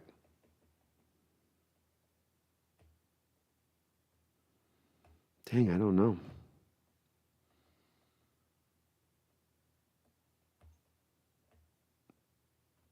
I'm waiting for the answer to jump out to me, and it's not. Let me think about who I'd do if it wasn't that. I mean, Donald's one you could say, but I guess Donald. He's starting to get old, but he hasn't dropped off yet. So I can't take it away from that. So probably Donald Zink, if not that. Emmett Brown says, who's Seattle's quarterback whisperer? Say we get a good quarterback next year to groom. Who's going to be our Andy Reid? Russ was pretty polished coming out, but didn't progress much. What's going to be different with Waldron? Well, I think that if you're looking for a guarantee here, Emmett, I don't think I can provide you one. If we look at the Rams and the component of their recent success, Emmett, being outside zone and attacking with flood-based concepts and taking advantage of zone-based defenses specifically, I don't know that any of that's based upon the development of the quarterback. Did they really get Goff further along? The more games he played there, did he get better with them with the Rams? Maybe not. So I don't know if there's a real baseline of a history here to say that is the case. I would I would also maybe say this, that you're building a team that's, not as much needing, again, that quarterback to be the difference maker by the nature of how you're building the team.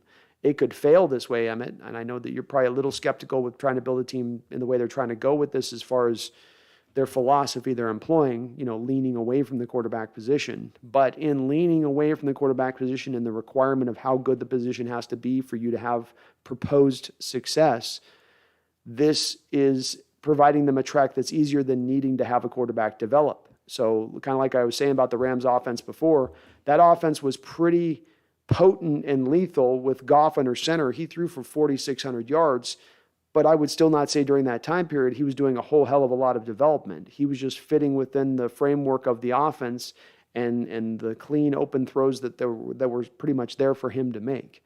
So I do think that it's going to be a little less reliant of that where we're at right now. It would be nice to have, though, don't get me wrong. I mean, and if we had a guy that could be that developer, it would be amazing. But I wouldn't say that I know that guy exists yet on this roster or can do that.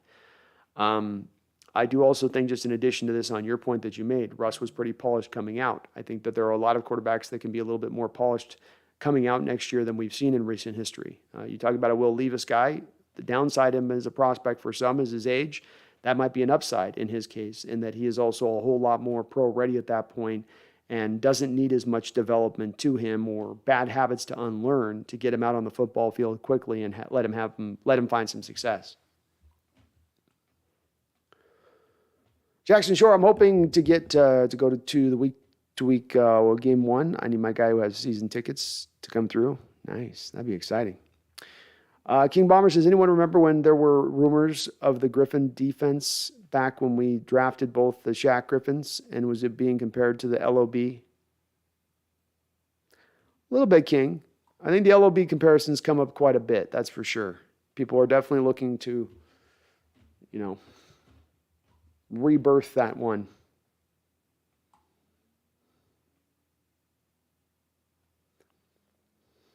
Earthquake Stadium. I like it. About Beastquake Stadium.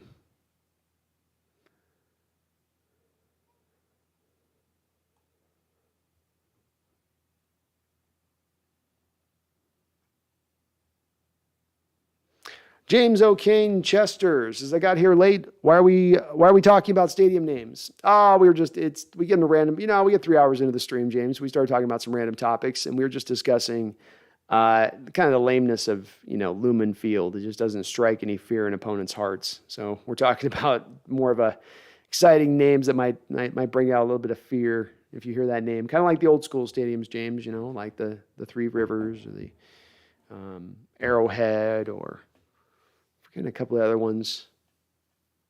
There were some good ones in the back in the day. Yodam, what's up, Yodam? Just making the case, Yodam, at the start of the show for us being a good defense next year and how that might be accomplished.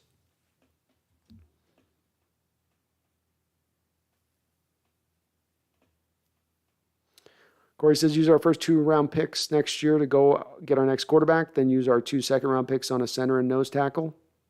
I like it. Daniel Bailey with a $2 donation. Thank you, Daniel. He says, Soundwave Stadium. That's got some phoneticness to it. I like that. Got a little bit of a nod to Seattle area a bit too, with the aircraft and all that. That's not bad. I like it, Daniel. Thank you for the donation.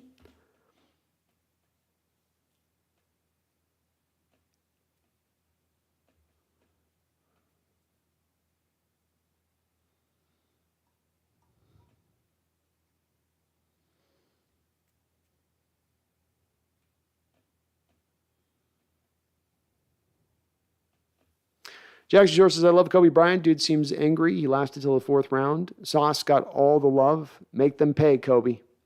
Sauce did get all the love. Yeah, Kobe's been 2-time All-ACC corner out there. Tested often because he did have the Sauce on the other side of him and held up really well. Walter Thorpe Award winner this past year in college football, given out to the best cornerback in college football. He's probably got a reason to have a little bit of that chip on his shoulder.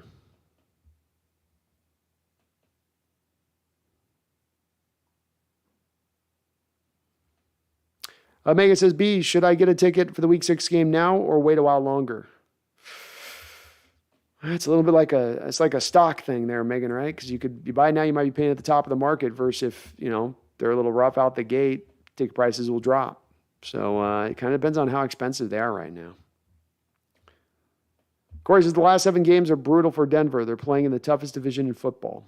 They're going to have a tough schedule too next year. They've got to go through also the NFC West for 4 games. Not just us, but of course Rams, Cardinals, 49ers.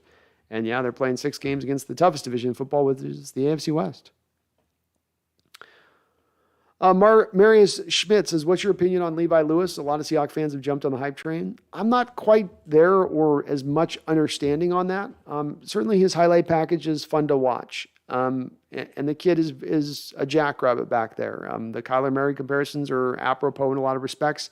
I don't think he's quite as fast as Kyler Murray is back there.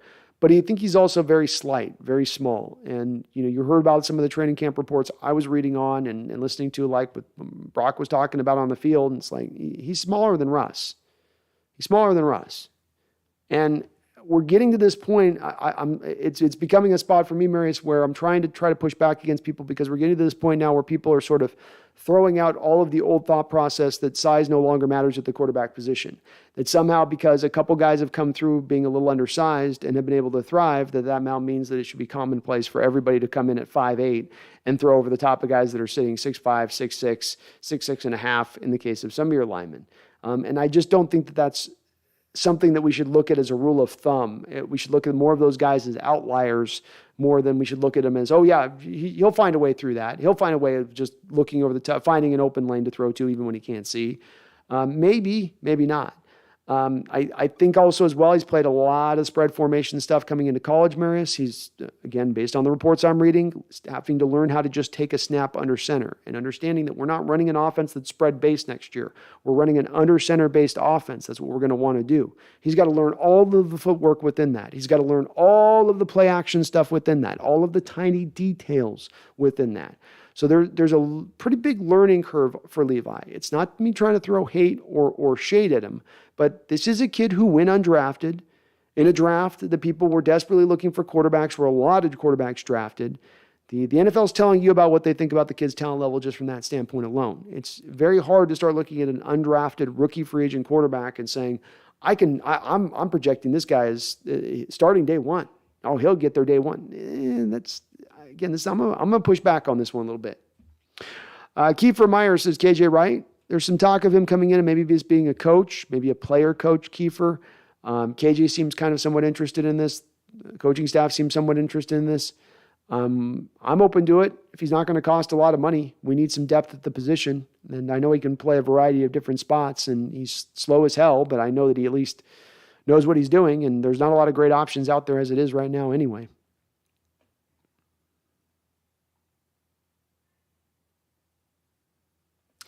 Check says, if I can't watch games live, then at least I can watch your game day streams. Well, that's right, Check. I'll be doing game day play-by-play this year once again. We had a lot of fun with it last year, and it was really popular in doing so. So I'm definitely going to be doing it again this year.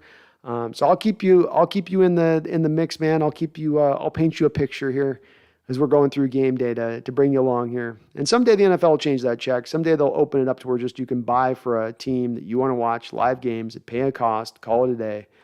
But we're not there yet. Bash is St. Helens Memorial Stadium. That's a bummer, Bash. That'd be a bummer name. We want to put the fear of God in them, not bum them out.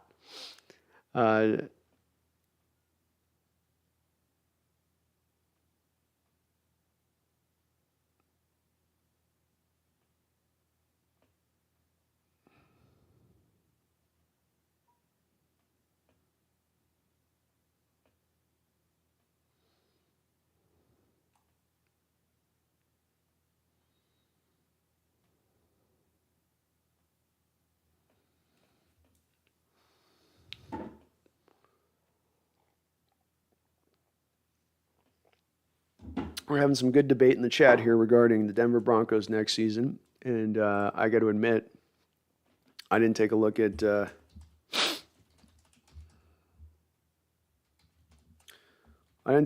their schedule yet, see how it plays out. let's take a little peek here. So, yeah, the Broncos are going to have a tough schedule. They just are.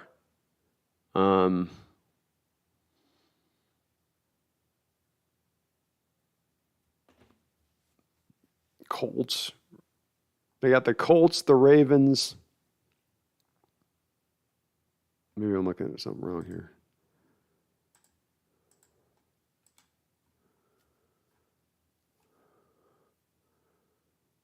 So, yeah, they get to play the Jets and Jaguars, but they got the Titans, the Colts, the Ravens, and that's just out of those AFC and NFC games. I mean, I don't know, King Bomber. I can see them winning more games than they lose, but it wouldn't shock me if they lost more games than they won. It is a tough schedule. They are playing in the toughest division in football. I think when you have those parameters you're going up against, there are no guarantees. Just Tags says, I love that idea. Plus, I think it would really help your channel grow. I do too, Just Tags. I really do. And it's been slow on getting the idea implemented in it. I just trying to figure out how to be efficient with it at times, because sometimes that's the problem. It's just I run out of hours in the day. But I don't know. I got to get creative with it, because that isn't a straightforward way that it would help out. Not everybody wants to go through 5 hours of a live stream show and hear me. But they sometimes want to just give me the bits, give me the goods, give me the beef.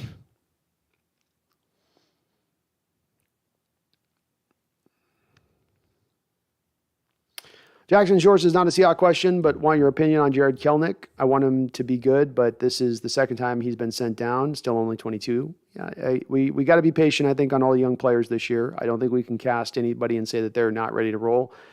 Baseball's a tough sport, Jackson, where you can have guys that are absolutely defining prospects that they're seemingly no doubt status that you could place upon them, and then they just flame out. We've seen this here even recently with guys like Dustin Ackley, the catcher that we took a couple of years ago high in the first round, Zanino, who didn't turn out to be anything. I mean, it's happened quite a bit, and it can happen that way. He still has some more time to develop. He's a little bit like Serrano in Major League. So if you go watch this movie called Major League with Charlie Sheen, Tom Berenger, and it's a down and out baseball team that's put together that the owner's trying to make them lose, but they're winning instead. And they go get this one guy, Serrano, who's this power hitting guy from, I think, the Dominican Republic. And the opening scene with him is them throwing him in balls, and he's just crushing them. And the coach is like, "Well, isn't this guy already in the show?" And then they're like, "All right, Bill, start throwing him some curveballs." And then he just can't hit the curveball. And right now, Kelnick's having a lot of anything that's not a fastball, Kelnick's having a hard time with. And he's got to find a way to get a plan of attack in order to address how to first take care of the curveballs and the off-speed stuff, and then you can get around to earning the right to hit the fastballs. But it's not easy.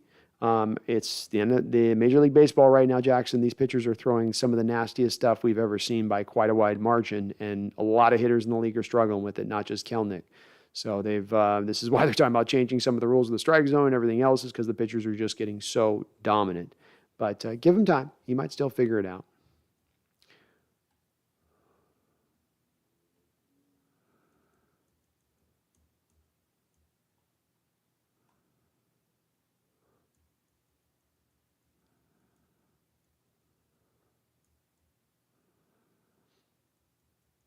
Jackson Shore says, I saw a rumor that we were high on my guy Sam Howell. I call BS. We would have taken him in the 5th then. Yeah, Jackson, I don't buy that either. If you were high on a guy like that, you're not waiting into the 5th round to let him drop. I think that's a rumor where maybe it was said somewhere, but I don't believe it. You don't. Quarterback position is too important. If you have a guy you like, you're not waiting into the 5th round and then passing by him in the 5th round if that's how you feel about him. King Bomber says, right, but that doesn't mean they're going to have a losing season. And King Bomber, they do, to your point on this, Denver's got a very good chance of having a winning season next year. I think if they were playing in a different division in football, I'd be more apt to being where you're at as far as, they're definitely going to win more games than they're going to lose. They're definitely at least going to just get into at least the back end of the playoffs. But I think that when you look at how that schedule is set up for them and how many really solid teams down the line they got to play week in and week out, Wilson coming to a new team, there being some question marks on that team. I feel like the second Russell Wilson arrived on Denver, it was sort of like any of the other issues that might still have been residing with Denver that had nothing to do with the quarterback position were kind of suddenly forgotten about. They've got a lot of good parts of their team. They're more built to be good than they are to be built bad. But they didn't necessarily clean up a whole lot of other stuff on the other end of it that needed to be taken care of, I feel like, post that trade. We'll see. We'll see, though.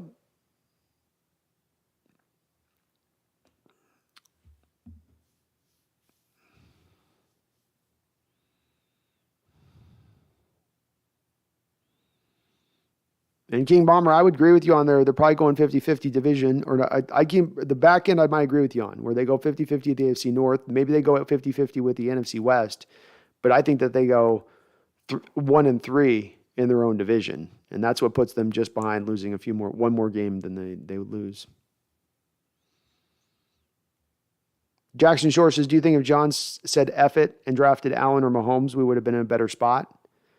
Yes. Because you would have been able to move Russell Wilson for more value. If we're talking about around 2018 here, you would have been able to move Russell Wilson for even more value than you got right now, because you're talking about Russell just getting into his prime at that point. And so that's going to draw more. His star was a little bit brighter at that time. You would have been able to get a lot more. You would have been able to build more of a team around those young quarterbacks you drafted in addition to that, Jackson.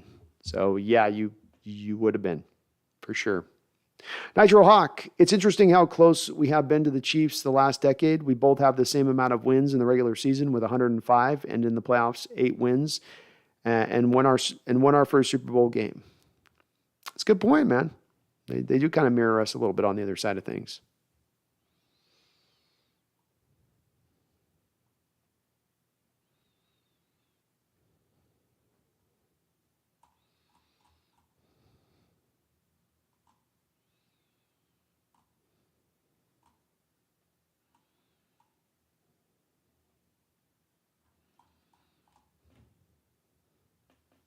Jackson Shore says, should Jamal play more linebacker this year so Blair can get more snaps? I don't think it's going to be required, Jackson. If you get a chance, go back and watch at the top of the show. I did a breakdown on this new scheme and how it's being implemented. And one of the main key differences, defensively speaking, is yes, you're running a 3-4, but you're essentially running 3-3-5. 3 down linemen, 3 linebackers, 5 defensive backs. So in the count of that, you can understand you're going to have 2 corners, 2 safeties. That allows you 1 freedom back. I'm going to call him a freedom back. Okay? Like we tried to change French fries to freedom fries. It's my freedom back. And my freedom back can go do whatever he wants to go do. He can be over here. He can be over there. He can blitz. He can drop into coverage. He can play a spy role on the quarterback. But now that frees up Jamal to be a little bit less positionless. Is he a linebacker? Is he a safety? Is he acting like a cornerback on this play? And just be a rover type player. It's like that's what they call it at the college level. It's just that rover. The guy that he's moving all over the line of scrimmage. You never know where he's going to come from. Highly predictable, very athletic, very rangy, and it's going to allow to get the most out of Jamal Adams' game, in my opinion.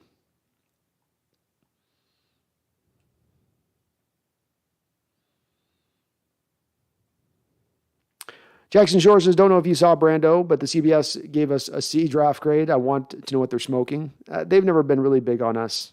And I know somebody said it wasn't Pete Prisco this year, but it used to be Pete Prisco who turned it into a meme because I think Seahawks fans were giving him so much crap offline in an email for his takes on Seahawks football. They've never been big on it. Every bad draft grade I have seen given to a Seattle Seahawks has been based upon one of 2 things. Number one, beyond those 2 things, it has nothing to do with the players they picked. It has nothing to do with that. That every evaluation I see seems to be about what they didn't do by the people's evaluation. Number one, they didn't go get the quarterback, which everybody's pissed off about, so they're going to ding us in that realm. And then the Kenneth Walker selection, where they look at the positional value and say you can't take a running back in the 2nd round, and so we're going to give that that's a D pick. So that's going to bring this whole great draft down because of that. So no quarterback, taking a running back in the 2nd round, they make that a C draft. It's flawed thinking, flawed logic, but I don't give CBS a whole lot of weight anyway in what they have to say.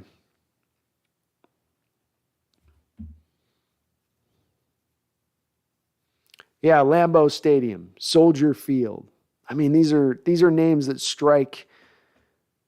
They strike not only not the fear, but just a sense of grandeur when you name them, a sense of epicness in their name. When you get to these sellout corporate names, you lose that luster.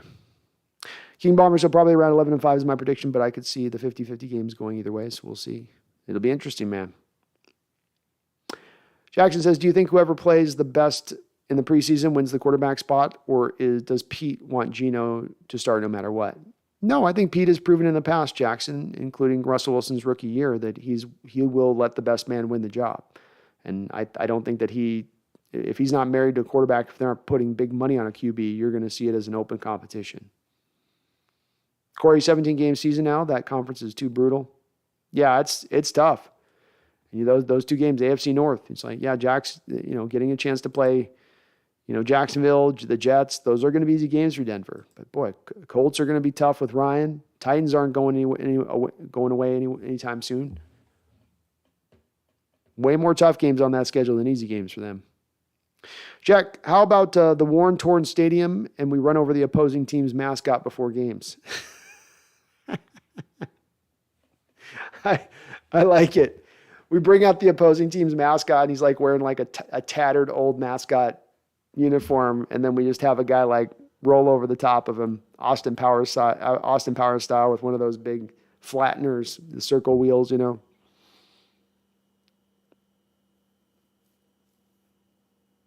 Jay says, how about rock your shit fields? Megan, have a good one. Emmett says, I think a vet quarterback may be more likely next year than a rookie. You can kind of see friction starting with Tannehill, and I can see Pete Carroll, John Schneider liking him. I'll bet the movement of this offseason is just the tip. I could see it happening, Emmett. I could see it happening, and I think you make a correct assumption in regards to Tannehill. If I remember correctly, Pete Carroll was at his pro day, and I think that was the pro day. That was also the year Russell Wilson was coming out, and Carroll reportedly marked, this is just my memory of it, Emmett, that he remarked during that pro day of Tannehill, what the hell am I doing here? This is a no-brainer in regards to Tannehill for sure being a first-round quarterback and that he would have no opportunity to select him where Seattle was picking in that particular draft. So I think you're right. There is at least some interest that goes back in that realm of things. He has shown that he can reasonably run a run-first centric based attack and do the most do a decent amount with a very little amount of pass attempts. And he's got mobility, too, that he brings to the position that you might like. I know probably it doesn't do a lot for me personally on Emmett with Tannehill, but that's not what you're saying here. It's definitely they could go in that direction as opposed to drafting. And that would allow them to then use the draft pick on potentially a guy like Anderson out of Alabama instead of taking the quarterback. Bo Hello says, how about the nest of ether? I like that. That's good, too. That's solid. Greek god of the sky, nest of ether. Boy, that's tight. That's tight, Bo. Hello. I like it. Gerald says, forget stadium and field, just call it the nest. That works too, man.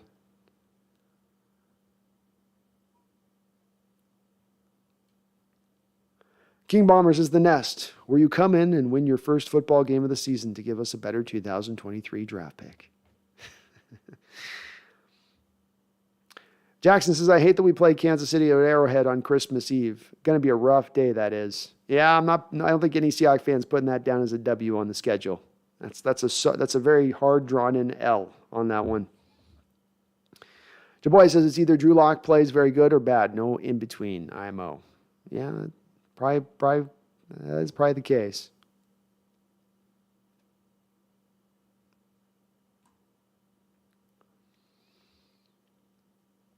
Jackson says, how much would Russ's legacy be diminished if he doesn't win in Denver and we redo what we did in 2012 to 2014?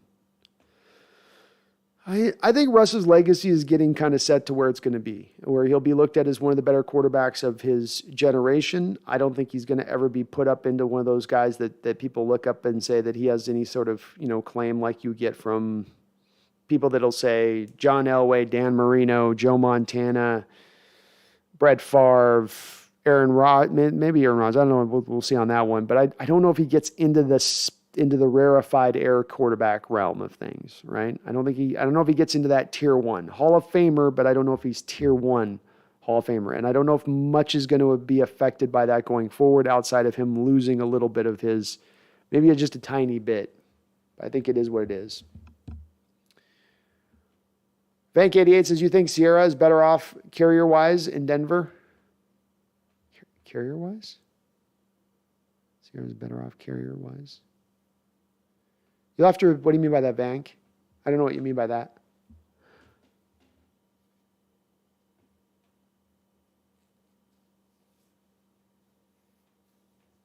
Gerald Lewis says Monday Night Football at Soundwave Stadium here in the Pacific Northwest, home of the 12th man.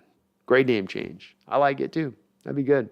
Jackson, random thought, but it's baffling that Sacramento, Oklahoma, and Minnesota have NBA teams and we don't. I know, man. It pisses me off, especially this time of year where you'd love to see some Sonic playoff basketball. King Bomber says, yeah, that's a good point. I think they will finish 11-6, but they probably go around 10-7, which isn't enough to go to the playoffs, but still give us an early 20s pick. We'll see. I'm interested in how it goes. Will Valdez has got a good one. He says, what about Prey Stadium? I like Prey Stadium. Predators. Prey Stadium, though, sounds like you're the prey a little bit, though, doesn't it? Wouldn't you want it to be Predator Stadium? The Predator? How would that would be when you take out the stadium and field, just call it the Predator. Come on into the Predator. I don't want to come into the Predator. That sounds scary. I'll stay out here. We'll just stay out here. No, come on into the Predator. No, I don't want to. King Bomber says, I hate CBS's takes on draft grades. Draft grades should be about the best player taken at the position. Which player was the best at number 9 overall? That was Cross. Automatic A grade. Agreed, King Bomber. You should never be making a draft evaluation by who you didn't take. That's ridiculous. It should be by who you selected. Evaluate those players. But part of the reason why we just can't give much weight to these guys' assessments of the class, in my opinion. Emmett says, Fort Washington Field. That's pretty good, too. That's pretty good. That's not bad either, Emmett. It's not bad either. Jackson, I get not drafting a running back in the first round, but when was it wrong to take one in the second round, especially for a beast that his canine is? I don't know, Jackson. This is a thing that I've been scratching my head about because I've been one of the big proponents of saying, yeah, you don't take a running back in the first round. But I don't know when I really ever expanded that into the second round. That seems a little bit different. Alexander says the new Doctor Strange movie actually had a lot of Sam Raimi elements. Maybe they gave him a lot of creative freedom in it.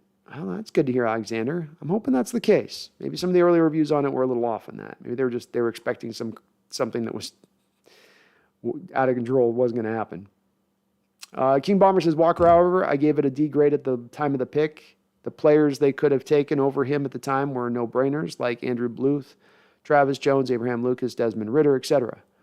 But getting guys like Kobe Bryant, Tariq Woolen, Abraham Lucas later, and Jones and Ridder falling to the third didn't make that pick so bad. It brought me right up to a B for me. Yeah, again, I think, though, to me, King Bomber, and maybe it's just the different ways we look at draft grades. I think that it's already hard enough to assess a player on what he is and what you should give as a draft grade to him, being that you're trying to assess a draft right after a draft versus giving it a couple of years to really assess it appropriately.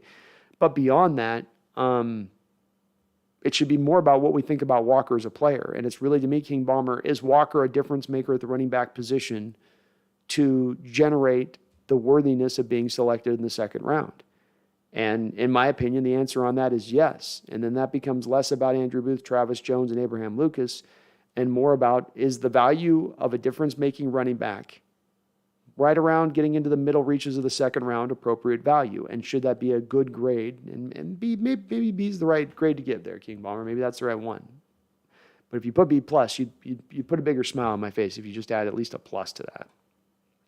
Jack Drew Lock in the prank video had a starting quarterback face attitude. He did. I like him. He seems like a good dude. Herbicide also says Doctor Strange was good. A couple of good lobbies for Doctor Strange. King Bomber says the only person I would have taken rather than Walker in hindsight would have been Troy Anderson, which I wouldn't have taken if we got Leo Chanel or Channing Tindall in the early fourth instead of Kobe. With you on all that, man. I'm with you on all that, King Bomber. Agreed. So much of the media hype of this quarterback class for no reason has genuinely felt bad for Malik Willis. Dude heard the hype and thought he was an easy first rounder. The media should be embarrassed. They should. I mean, this is what they do. They hype stuff up. They hype players up. And, it's tough on Malik with that. But, it's sort of the nature of the beast, man. This is, if you can't take the heat, don't get in the kitchen.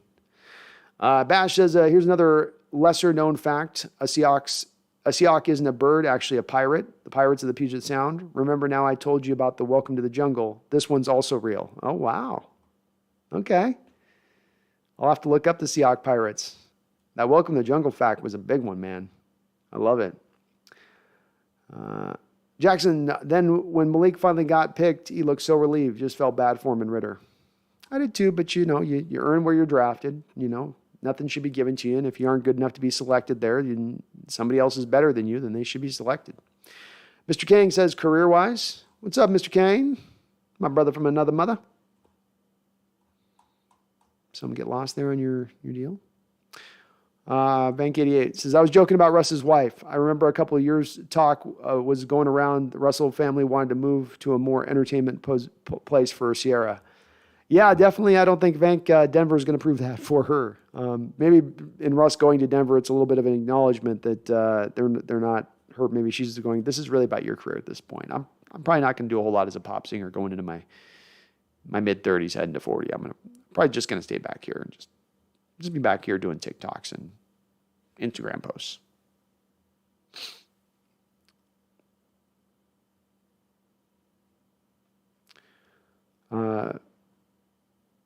Yeah, the Climate Pledge Arena drill is just a horrific name. Jackson, actually, Pete Briscoe was at their draft, and cornerbacks had a video, and the CBs had a video of him and a random guy crapping on our draft for not taking a quarterback. I'm not surprised. Briscoe's been doing it for years. He's never liked anything Seattle's done. Even when we won the Super Bowl, he's like, yeah, but. So that guy of any pundit out there I think Seahawks fans just lit him up offline at one point, and they broke him.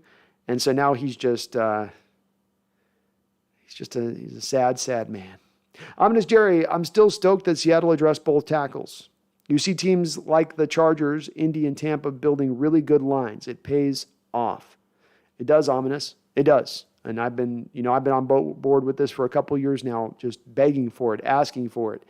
The returns on investing into the offensive line help you 100-fold. Not just on improving your offensive line, but it can help the quarterback play, more holes for the running backs, more time for the receivers to get open in their routes.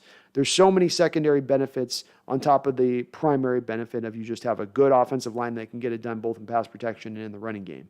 So you should be stoked by those two picks. These are building block picks to getting this not only team but offense back to being a good unit.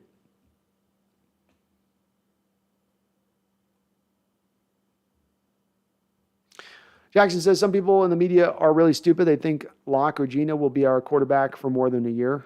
Yeah, that is dumb. That would be dumb. Shaq's got K9 going rookie of the year. That'd be cool. That'd be cool. Charles Riley with a $5 donation. Thank you, Charles. I appreciate you. He says, I know we're all giving the AFC West the title of meat grinder division, but it's on paper. Nevertheless, hard to bet against those names on paper. Well, I think a little bit, yes. To your point on this, Charles, there's a little bit of a paper element as it pertains to the whole NFL because of the randomized element of the NFL and because things change so often from one thing to the next. But you do have a couple of years of establishment of the Chiefs being great, of the Chargers being right there knocking on the door, of the Raiders getting in the playoffs last year, and of the Broncos ending up at 7-10 last year in the last place of the division. So you have that prior year of it being also good, and then the knowing that you look at the drafts these teams had, you look at the free agent periods they had, the trades that they made, and none of those teams, in my opinion, in totality got weaker, even with the Chiefs moving off from Tyreek Hill. If you look at what they added around that, they built out their team more wider and more talented across the board, rather than being so top heavy. So I think you're right. It is on paper to a degree, but this is also more than just about the moves they made this offseason. It's also about the baseline of the recent past couple of years, where that division has been getting better and better and better. Kind of like our NFC West, which maybe that's starting to get to the end of its run here, but for the last couple of years of it being as strong as it's being and how that built up to it becoming that. Thank you, though, Charles, for the donation. Wash Visquest with a $2 donation says Tony Romo placeholder Memorial Stadium.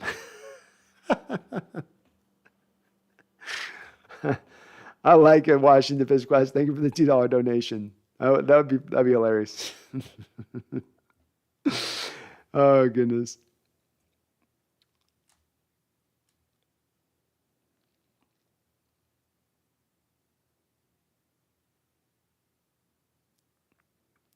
King Bomber, hard to take a player based on hindsight. However, nobody knew that Travis, Ritter, or Abe would have fell to the third. I don't blame them for the pick now as much as I did at the time. It's fair.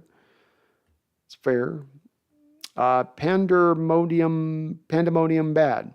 Malik McDowell was a complete bust. Laughing my ass off, just saying. He was. Was somebody else saying something about Malik? Did I miss something there? Might have missed something. Bobby Savage Hill, hey, how do you feel on Puna Ford? Is the 3-4 conversion in the 3-4 conversion? Does this mean he would become more of a nose tackle? How about Al Woods? I'm actually, Bobby, a little more confident in Al Woods' place in this defense than I am with Puna Ford at the moment. Puna Ford to me is really a guy that's a one tech in a 4-3 defense. That's really his spot, and you're now going to be trying to move him. Last year, you tried to move him to a 3 tech in the 4-3, and now you're going to, I think, try to move him to a defensive end in a 3-4. I'm a little skeptical that that's going to work for his build and how he goes about his business. So I'm getting a little more skeptical in Puna as we move forward. Some of this depends, Bobby, on how much I guess you're going to play within a 4-man front, if you're still going to do some of that. But Al Woods is a guy with the body size and build and ability where he can run that 0 tech. And he's probably the first guy to be, when you run your 3-3-5 defense, he's going to be that first guy you're bringing off the bench as that 0 tech at that point. Outside of him, though, you don't have a lot. Jackson says, do you have as much confidence as I do that Lucas will easily beat Curran for the right tackle spot? Yes, I do. I just think that he's got everything. You know, Curran's a gamer and a guy that gets the job done. Lucas has got stuff to his game that Curran just doesn't. And Curran can't make that up with just technique. Emmett says, why did you come around on K9? Even though I like his talent, I still have reservations about the guy. What was it about him you couldn't wrap your head around? What I was worried about with him was the 5'9" build going 210, breaking tackles at the college level, and wondering, okay, how is he going to pull off breaking those kind of tackles at the NFL level, being that's one of his main skill sets. What I didn't really understand with that is that he doesn't break those tackles with physicality, and maybe in the first passing of the tape, that's what I was thinking I was seeing more, was that he's relying on like running through these guys' arms and running through the, and that's not going to go at the NFL level, not with a guy who's not the 6 foot, 225, 230, right? That's you have to have a little bit of more of that extra weight to pull that off. And he was missing that on my early assessment of the film. What I didn't get appreciation for then watching him later on was the balance aspect to how he was breaking tackles, Emmett. And so when he's breaking these tackles, he's doing it a lot in the Alvin Kamara mode, where he is shuffling his balance and weight to one side to go offset to the leverage of a defender coming in to tackle him. And that's now less about me needing to have a certain amount of weight to break the tackle, and now me being a little more bouncy, a little more sudden, a little more, just able to get around that tackle without having to be, strong or heavy of build. So now he can lean back to being maybe a little lighter, and it's not so much of a problem at that point. I also didn't give him enough credit as far as his vision is concerned. He is a guy that not only can read from a vision standpoint early on in the play and find a huge hole quickly and get backside to it with his speed, which is a component that's undeniable in his game, but then that you also have an ability where he's got that Le'Veon Bell aspect, Emmett, where he goes and presses the hole and then can now bounce behind blockers' backs if he starts seeing some penetration by the defense. And you start to see this well-rounded aspect to him as a runner where there isn't just a one-trick pony element to it. I'm watching the first highlights of him, and it's him taking the ball and then cutting back across the left time and time again.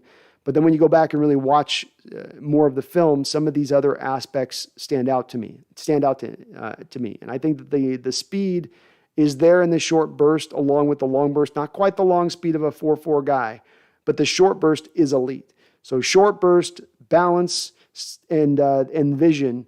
Three things that aren't always the easiest thing to look at, Emmett, at first blush on tape on a running back, but the things that just showed themselves time and time again to me, where he has a real feel for getting that ball behind the line of scrimmage and knowing what the defense is doing really quickly, and then being able to react to it and get you to the best possible circumstance from a play standpoint, even if it's leaving the prescribed hole early on.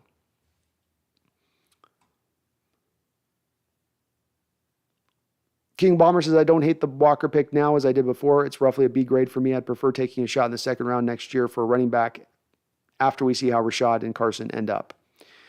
Well, I hate relying on Carson, though, King Bomber. I think at this point, really, you got to just kind of cut bait with Carson.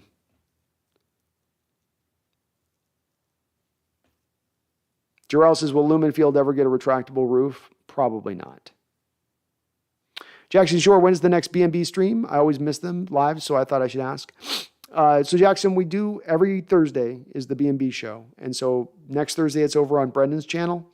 And then the Thursday after that it's back on my channel. And we do it somewhere between 6 and 7 o'clock is usually when we start. 6 o'clock's been kind of the standard up until this point.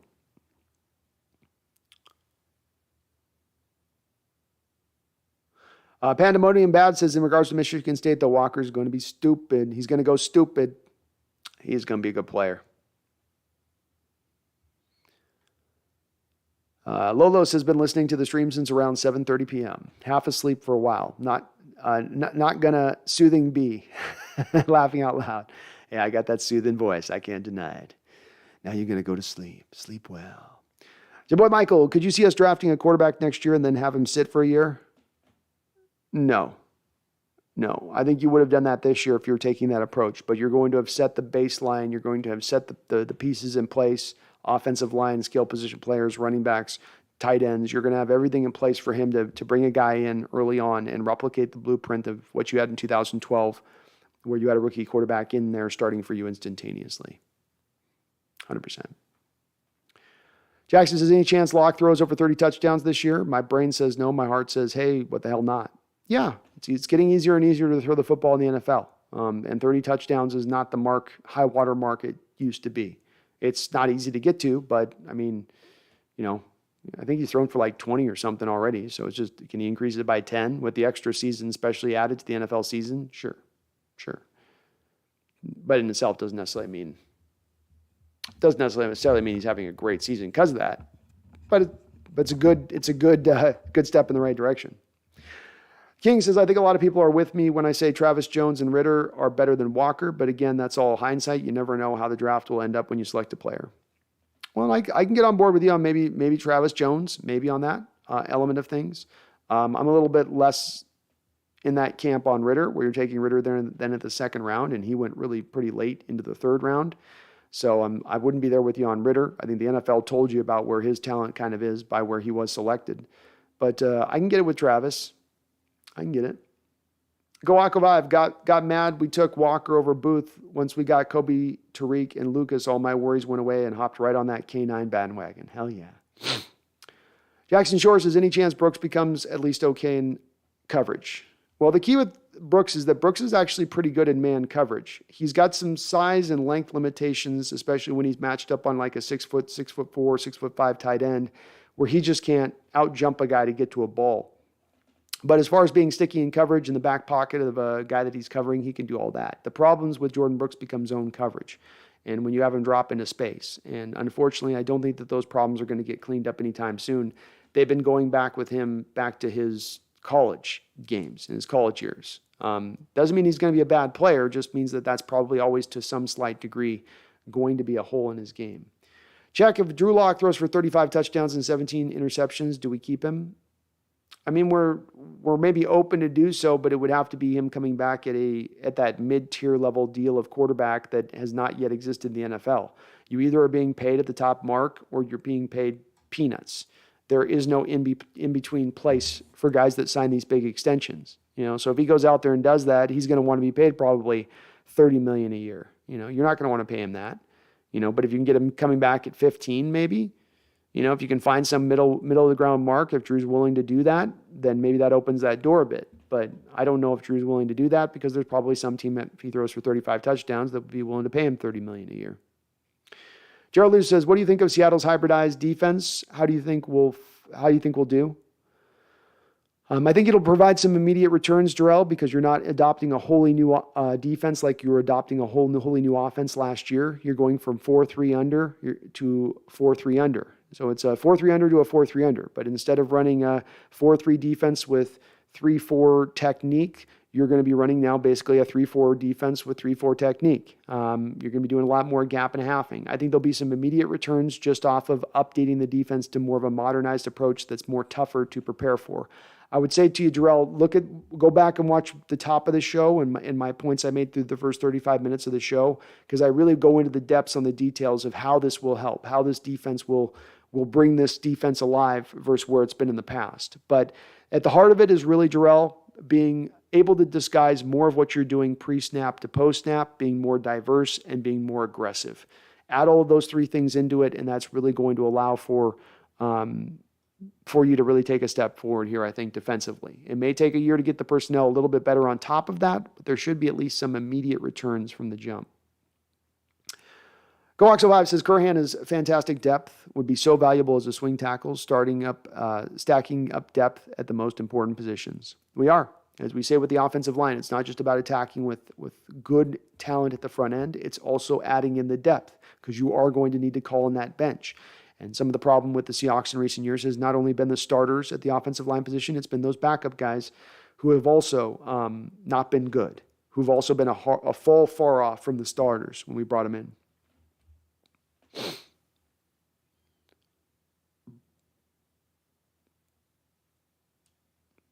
Pandemonium Bad says, grade each Seahawk position group based on your confidence in them. Running back, I'll go A. Receiver, I would go B+.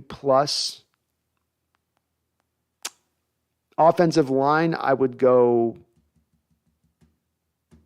B. Tight end, I would go B. Defensive line, I would go C+. Linebackers, and this would include outside linebackers, I would go B. Safeties, I would go A-. Corners, I would go B to B+. So not many, maybe one positional group is C, a lot of Bs in their Pandemonium Bad, and maybe like one A.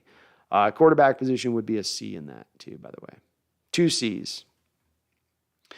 Lolo, one guy that I've seen compared to Kenneth Walker is Jonathan Taylor, 5'10", 222 running back, yet runs with dominant force. Whereas Kenneth is a half-inch shorter and 12 pounds lighter. Maybe he can translate. It's been a tough one for me I've seen the comparison made as well, Lolo. It's kind of felt like to me a little bit of a lazy one to me. Taylor runs with a little bit more force and ferocity. It may be only a mere 12 pounds more than what you see from Walker, but he's a guy that, like, you know, it's like the way Charles Barkley would play bigger than his 6'5" frame on a basketball court. Jonathan Taylor plays bigger than his 5'10", 222 frame on a football field.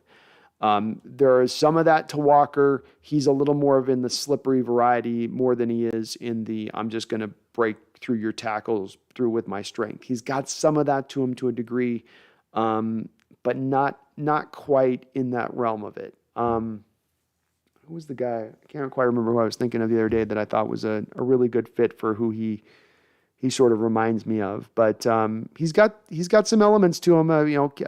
Cam Akers. He's got a little bit of that Marshall Faulk jump cut stuff that he can do, where he's running full speed and then suddenly he does a little jump to his side when the defender's running right with him and the defender just can't stop and start that quickly and he breaks the tackle that way. Using again that leverage against that defender as he breaks the tackle. But Taylor to me he's just an inside force runner. Walker's a guy you do want to get to the edges. You do want to get into space. There's some really keen differences between the two of them, I think. I can't go with that comparison.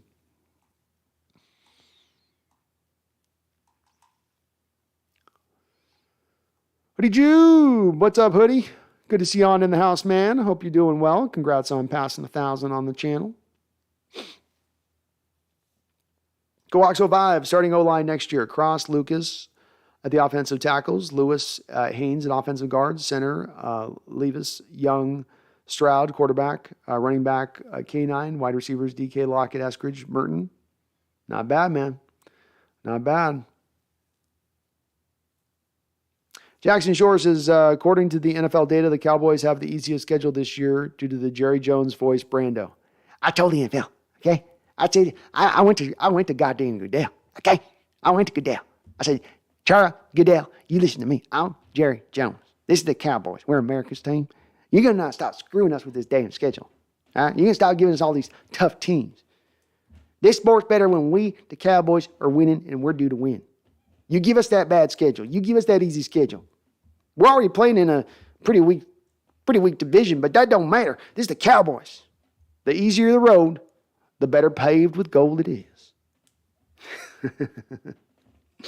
Yeah, the Cowboys always get those breaks, don't they? Someday the NFC East will be good again. 2040, 2041, they'll find a way to be solid from front to back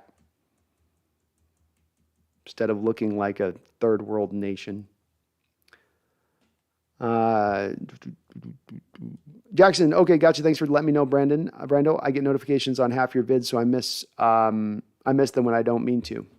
Oh, no worries, man. And again, I know it's on my channel and then his channel, so you do have to be subbed to him and notified with him. But it is always Thursday, 6 o'clock. We've been pretty good. We've been pretty good about hitting just those days right on them, if we can.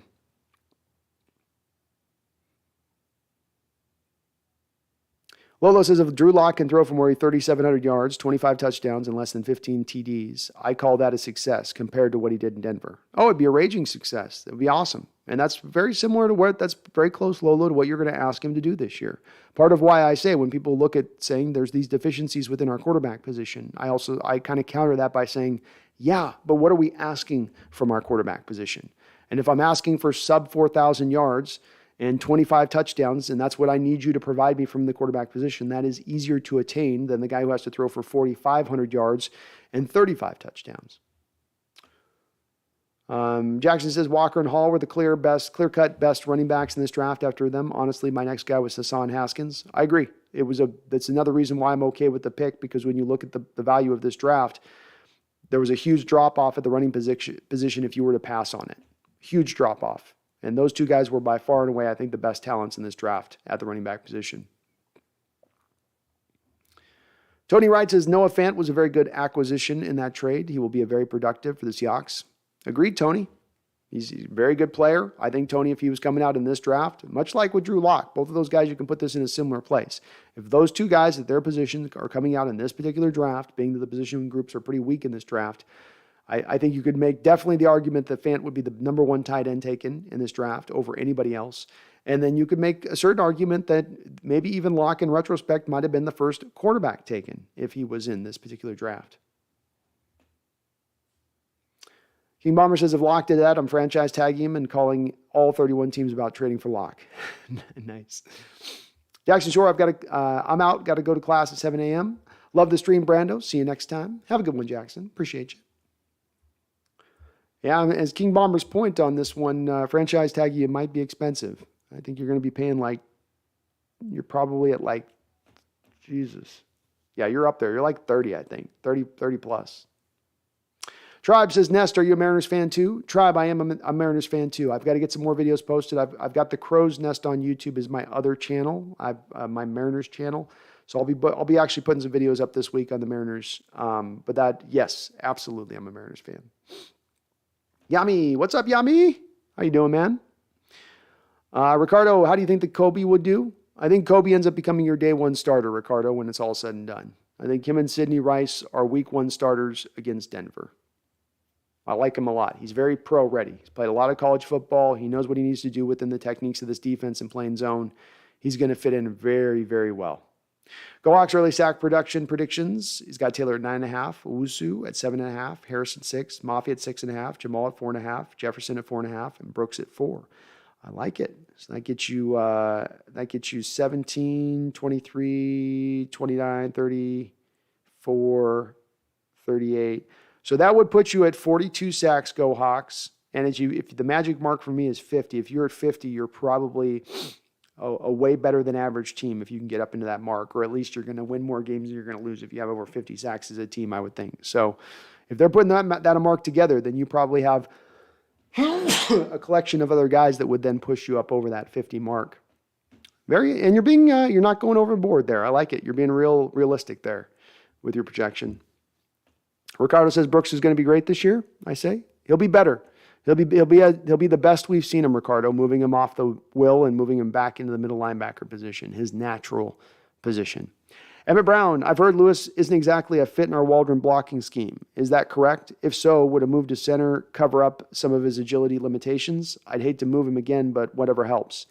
All three of the interior guys in the Waldron screen, Emmett, you can get away with the tackles being less mobile. The Rams have in recent history with Havestein and Whitworth, but you cannot on the interior part to make this scheme work. So the guards and the center have got to be mobile based. And one of the reasons, of course, they're bringing in Blythe back into the team and paying him $4 million is because if you look at Blythe, he's an upper level mover for the position. So you're correct. Lewis is not as much a fit for what they want to do as far as moving in this scheme and having the mobility you tend to look for. Part of why I say Emmett, he needs to go back to right guard where that's less called upon him to be mobile. You're going to ask the left guard usually to be a little bit more mobile, in my opinion, do a little bit more pulling, a little more second level stuff. But that doesn't change the bottom line on this. You would ideally like to get a little bit more of the move-based guards in this scheme at the forefront. But we could only deal with so much. We had to get the tackles first and done this offseason. We're going to have to address that stuff a little bit more down the road. Corwin Miller. How you doing, Corwin? Hope you're doing well. Charles Riley with the $5 donation. Thank you, Charles. Says, Brando, I'm with you. Walker seems slippery wiggly to me. I think he's left-handed, but I could be wrong. Well, nobody goes that left that often, Charles, unless they're left-handed. You know what I mean? Right-handed people don't know how to go out left that much. And when you watch his highlight, watch Kenneth Walker's highlight, and if there's 25 runs on there of his highlights, 17 of those runs are him going to his left. And a lot of those plays starting to the right, by the way. Not him just going left naturally, but it starts right, ends up always on the left side. But yeah, slippery, wiggly. To me, there's the Kimura comparison that makes a lot of sense, where he's not exactly Kimura either, but the ability to use that lower half and that strength in their lower half and their base in order to sort of swivel guys off of them in the way that they break tackles. Because Kimura's not necessarily your typical, I'm going to run you over power guy, but he's got some power elements to his game. It's just the way that he utilizes it. And this is where we get back to Charles. The part you always got to look at with running backs, where they're like artists. They come in all different types of flavors. There's not just these four-fit, prototype running back molds, and you fall in one of those four. There's so many different varieties of these type of guys, and all of them can be successful in their own way. And Walker fits right within that kind of camp. Penny's a little bit like that, right? Is sort of a finesse guy, but then he's got the size and some, you get him going fast, and he can actually build some power elements to his game. It's a little bit of the fun of looking in the running back position and understanding when you have sort of difference-making elements to that particular player. And that's his difference-making elements, is that ability to break those tackles with kind of an ease rather than making it look somewhat kind of hard. Like Marshawn would break tackles, but he'd make it look hard. Like you'd have to take a guy and grab him by his face and lift him up and slam him into the ground and then juke around another guy hard and then throw a guy around him on the side, where this guy just does stuff with more of a subtlety nature to it. Lolo says Cam Akers is a pretty good comparison. Not a big guy at all. Kind of similar in ways. Yep, very similar. And again, that sort of jump cut where you get to running. You're running as a running back. So I got my ball in my hand. I'm running, and then and I jump sort of to the side. Jump to the other side. That stop-start ability, that ability to get lateral with explosion really quickly. That's sort of the special trait there. Lolo says, just saw Drew Brees on social media say that he's legitimately considering unretiring simply because they drafted Chris Olave and signed Jarvis Landry. Well, maybe I'll say this. He'll have Jarvis Landry and Michael Thomas to throw to, which are two short area guys, short route receiver guys that aren't going to require Drew Brees to have to push the ball up the football field. But Drew's done. Drew needs to call it a day. That arm was waning big time over the last couple of years. Drive says Brees' wife is probably behind it since he got canned from the TV gig. Nice. Very nice.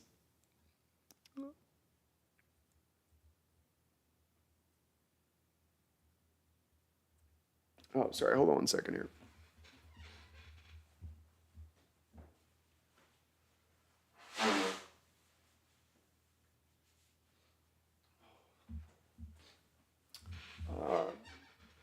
King Bomber says, Damian Lewis ran a 4.24, 5.24, which isn't terrible considering he's an interior line and not a tackle. Yeah, it wasn't bad. He didn't put up like pedestrian numbers, just not as much of a pure fit what you would normally, what they're going to normally look for. Jarrell Lewis says, imagine having the easiest schedule and still going 9-8. You know it is going to be the truth. Cowboys are going to end up 9-8 again, just barely slide into the playoffs. But they got no excuses this year. If it's another year of waning returns on that team, they got no excuses. Well, we lost Amari Cooper. We lost Amari, and Randy Gregory. So, Jordan, what's my ceiling for Boye Mafe? Pretty damn high, Jordan. Pretty damn high. He's got special build and length and size speed quotient that is very, very, very rare for the position. And he's very new to football. He just kind of started playing as he got into college. So he's really learning his way. I think a ceiling for Boye Mafe is an outside linebacker.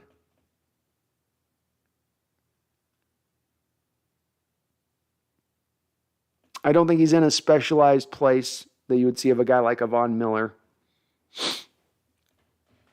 I'm trying to think of a good comparison on this one. Who would maybe fit? Who would maybe fit as a guy that would be good?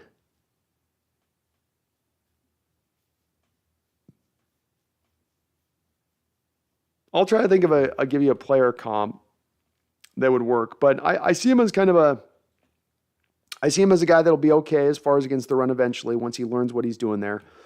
And I see him as sort of a guy that tops in at the territory of like a Frank Clark. That'd be maybe my comparison is a Frank Clark type, where you're seeing a guy that, his best of his best season might be 13 sacks in a given year, but pretty consistently will be right around the 10 sack mark and give you a lot of pressures in addition to that. And being pretty solid against the run too, because I think he's got at least the build eventually to fit and be okay in that realm, along with Seattle changing the scheme to a place that's going to allow him to be okay there. But that'd be my ceiling probably for him. Lolo says, just interacted with Trey Brown. He posted a tweet saying he's in a funny mood. I asked for a joke, and he started with D's. I responded with a nut-cracking punch. He deleted it. TM Sidney Rice. Oh, Sidney Rice, I meant Sidney Jones. TM, I meant Sidney Jones. Sorry. Sometimes I do that. Sidney Jones and Kobe Bryant is our starters. Bash, I'm with you guys. Kenneth Walker is my guy. I have nothing but good vibes about him. He is going to be a beast mode. And Sean Alexander mixed into one running back. I can't wait. Ooh, I like it. Yami, Yami says, I think the cornerback starters are Jones and Kobe with Burns and Coleman at nickel. Agreed. Where does that leave Trey Brown? Still very high on Brown. I think that they're going to work a competition there, Yami, and I think he's going to fight to get into it. I think being that he's getting back off of surgery, he's got a little bit of ground to make up as opposed to the other guys. But I think it's going to be let the best man win between those starters you mentioned, being Jones, Kobe, and Trey Brown. So he'll have a chance. Yami says, and yet still think Ugo is gone and Blair isn't back is back at backup safety, which sucks for his second round status and talent. Hope he recovers well this time.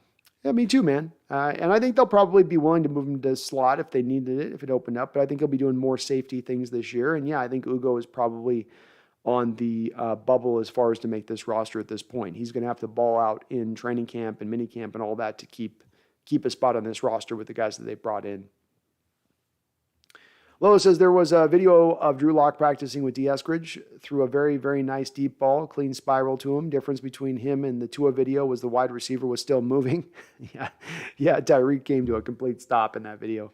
And look, they said this is one reason Lock has a hose. He's got a hose. He can throw a free and easy ball. It comes out a nice tight spiral. He can throw the ball. He can spin it. That's not the place you can question with Drew Lock. He's got the physical tools you want from the quarterback position, undoubtedly. Alexander Wheeler says, I think Taylor could easily have 10-plus sacks. He had 8.5 last year without the Amadi penalties and should be able to clean up some issues as well as hopefully getting some help from the scheme. He's got it in him to get there. I could see it. Charles Riley with another $5 donation. Thank you, Charles. Appreciate all your donations to the channel, brother. Says, I forget what I was listening to, but I guess the top 10 ratings for NFL games last year included the Cowboys in 5 of them. So sad. but true. And they've got a big fan base. They do. I don't know if I'm going to do them. They are truly America's team. I don't buy into any of that stuff. But look, they've got a virulent fan base, and there's a lot of people in Texas. I mean, hell, they were talking about there are people in Dallas that are trying to talk about them being able to sustain 2 NFL franchises in that city. So there's a lot of hunger for the Cowboys out there. There really is, and when they go on national TV, they do get watched a lot. It's one reason that ESPN makes it sometimes Cowboy Central during the NFL year, even when they're not good. Thank you for the donation, though. Bobby Savage Hill, I read in 2023 we freed up $27 million from the Russ trade. How might we use this? Keep it in our pocket for extensions down the line with guys like Noah Fant, Cross, or Lucas. Maybe too early to predict. Probably too early to predict, Bobby. And it's a little bit, I'm sorry, you're a little bit off on this, okay, on how you're kind of reading this. So you saved $26 million. You saved $26 million. Well, you had a $26 million dead money hit this year. And then, well, I guess maybe you are kind of right on this overall. Essentially, the money clears off of Russ's books this year. Everything clears right now. You're eating the dead money hit. His base salary's off the books right now, but you're free and clear of it. I don't know how that impacts into next year necessarily. Fant, if he has a great year this year, will be eligible for a contract extension. Cross and Lucas have to play 3 years before they're due to be even able to come to the table and say they want a contract extension. Really, the guys you're looking at, I guess, as far as potential here is DK Metcalf, Noah Fant, Damian Lewis, and maybe Jordan Brooks as guys that are looking at contract extensions after this year if they play really well. But it's not a very wide or long list.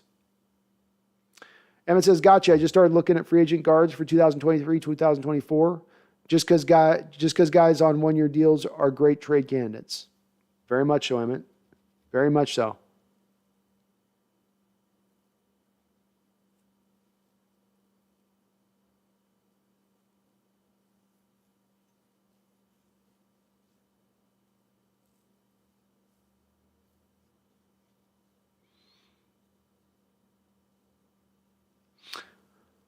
Alexander says, ideally, better rushers on the other side of Taylor would also help, but Wusu and Mafe are fairly hard to project here, so I can't really make that argument. Wusu should give you some pressures over there. He's got an ability. Whether he gets the sacks or not, he'll get the pressures. You know. Washington Visquest with the $2 donation says, this is the $2 in honor of Charles' multiple $5 donations. Well, thank you for both of you guys doing both. I appreciate that. Very kind of you to do so.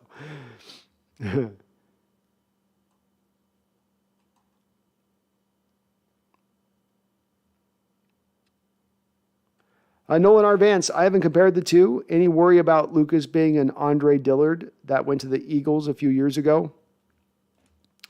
I don't. Dillard was a guy that was incredibly clean in pass protection, but whose holes were not overstated in the run blocking game. I think a lot of what's being applied to Lucas as far as question marks and his ability to be a run blocker stem from Dillard's limitations in this respect. Dillard just did not translate to the pro game very well as far as even as a pass protector, and especially early on. I think Lucas is even more refined than Dillard. I also think Lucas has got a little more play strength. I think he can also move in space better than Dillard can, especially in some of the reach block game we're going to ask, pulling across the formation. I think Andre was kind of a one-trick pony, really good in pass protection. He could mirror, he could do all that stuff at the college level. But again, he played in that same sort of Mike Leach air raid offense at the time. So this is where I think some of those comparisons to Lucas come into play. But I don't have some of those same concerns on top of the fact, Nolan, that Dillard was a left tackle and Lucas is a right tackle. And a lot more easier to, I think, project towards a right tackle being able to fit in and make it at the NFL level than a left tackle who can be just an inch short, a hair slow, and those edge rushers just eat him for lunch. TM's got DeMarcus Ware as a Boye Mafe clone. I like a TM. That's not a bad comparison. Not bad. I feel like Ware might have been a little longer, but a little bigger, a little longer, a little bit, felt like. But maybe it's just 10 years have gone by, too. Leonard Floyd was the guy I was thinking about, Lolo. Yeah, I was thinking about that as a comparison for Mafe, too. I didn't quite like it because Floyd's a little more of a longer, He's more of a longer kind of guy with his build. But the chop down move by Floyd that he does, where Floyd will do that basketball Euro step kind of move where he's sort of like, they're sort of like just slow rolling their pass rush a little bit to get the tackle to set. And then he uses his hands to bring down and swipe down. You could make some comparisons between Floyd and Mafi in that. That's definitely Mafi's game a lot. Washington Fist questions, I still can't believe we got Abraham Lucas in the third round. How and why could this happen? I don't know. The NFL is still struggling to value offensive line play, I guess. Still can't figure out what makes a good offensive lineman and why you should put picks towards that. I thought he was far and away the best right tackle in this draft coming into this draft. And to pull that out of the third round, even with the left tackle position being more important than the right tackle position, is just amazing value. Jarrell says, I really do like Trey Brown too. I'm hoping he gets that shot at the starting position. I think he will. I think as much as any time in the last 8 years, this team is not going to be built on you're the starter. It's yours to lose. You're going to have to mess up to not have this. It's going to be about competition across the whole board here. Let the best man win. I think they're going to slide back more into that mode. So if Trey can come back from the surgery quickly, if he can get over that all that stuff and be ready to go, he's got the talent to win the job. But the nice thing is that you've started to stack up some really good players at the corner position, so it's not just a wide open positional group to go take it because there's not enough talent there to compete with you.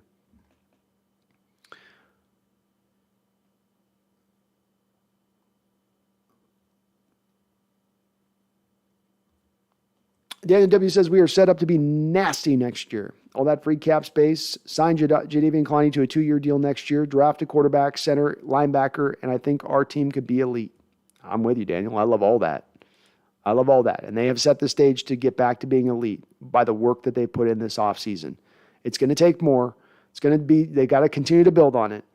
But they've started to lay that groundwork, which is the toughest part sometimes, is just getting the groundwork laid. Everybody wants to get to step 2, 3, 4, 5 in the process. You just got to start with the first things first. Ooh, Will Valdez coming in with another great suggestion here for a stadium title. It says, what about Thunderbird Stadium? I like that. Thunderbird Stadium. That's got some sparks to it, Will. It fits everything about the Seahawks in the city of Seattle almost perfectly. Even the name is of Pacific Northwest origin. No, I'm with it. That might be the best suggestion so far here, Will. I love that. That's awesome. What's up, Flag? Good to see you on in here, man.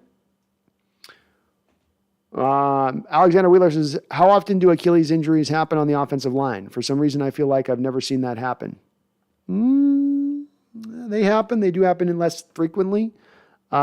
Fisher, I think a couple of years ago with the Chiefs playing tackle, had a torn Achilles. So it does occur. I think the Broncos had a guard last year, tore his Achilles. I think the challenge on a lot of these Achilles tears you'll see happen is not only guys running full speed and planting and whatever, but sometimes jumping and coming down weird. You obviously aren't going to have offensive linemen jumping up and down as much. So they're not having to make as dramatic athletic movements as some of the guys in open spaces, which really do test those Achilles. But that'd be my reasoning. That'd be my non-scientific reasoning. 13th man, I am still alive, man. Hope you're doing well. Good to see you in the chat. Matthew Curtis, do you think we should pick Stroud or Young or looking into others? Matthew, I've got to do more looking into the rest of this draft class. The nice thing is the over-under right now, as far as I've seen projected, is we're going to see 5 quarterbacks taken in the first round. This means there's more than just 1 or 2 guys for us to look at and really assess. My early leader is Will Levis out of Kentucky. Go watch some tape on him. You'll fall in love with the guy. But there are some other guys that are coming up that could be very interesting and push Levis as far as even on my chart once I get a chance to look at them. Jefferson out of Auburn and Van Dyke out of Miami. So it's rounding out to be a very strong crew. I'm very interested to see who will separate themselves in this upcoming college season. But even beyond Stroud and Young are on that list too. Jarrell says, I'm planning on moving to the Sin City here in a couple of years. I will still cheer on the Seahawks in this Raider-infested place. Sounds good. Hang on there, Jarrell. I hear Vegas can be a fun city to live in. Matthew Curtis, am I confident in our guards? Not confident, no, Matthew. I'm a little worried with the guard position, but I do think there's only so much of the offensive line you can address in one off season. Damian Lewis should be back at right guard. Gabe Jackson should probably be cut at this point, and they should go out there and find a true left guard, which they haven't done. So it's a little bit of a sub-weakness on this team. I think they can run block really well, but I think in pass protection, there's a little bit some struggles there.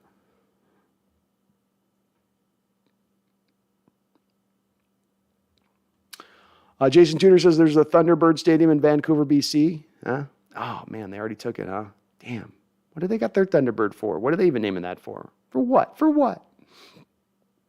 Cliffic, have you seen the fake schedule prank video that the Seahawks released 2 or 3 days ago? I think it was hilarious. And sorry, came here late. I just got off work. Hey, man, better late than ever. Cliffic, anytime you come in here, I appreciate it. I did see it. It was a funny video. It was great to watch Carroll come in there and curse up a storm and get the players all freaked out because they probably never see him curse. And then Quandary Diggs calling his wife, already setting the stage to not get yelled at over something he has no control over. That's a married man right there. That is a married man. Baby, it's not my fault. Not my fault we got to play on Christmas. Not my fault we got to play on Thanksgiving. Not my fault.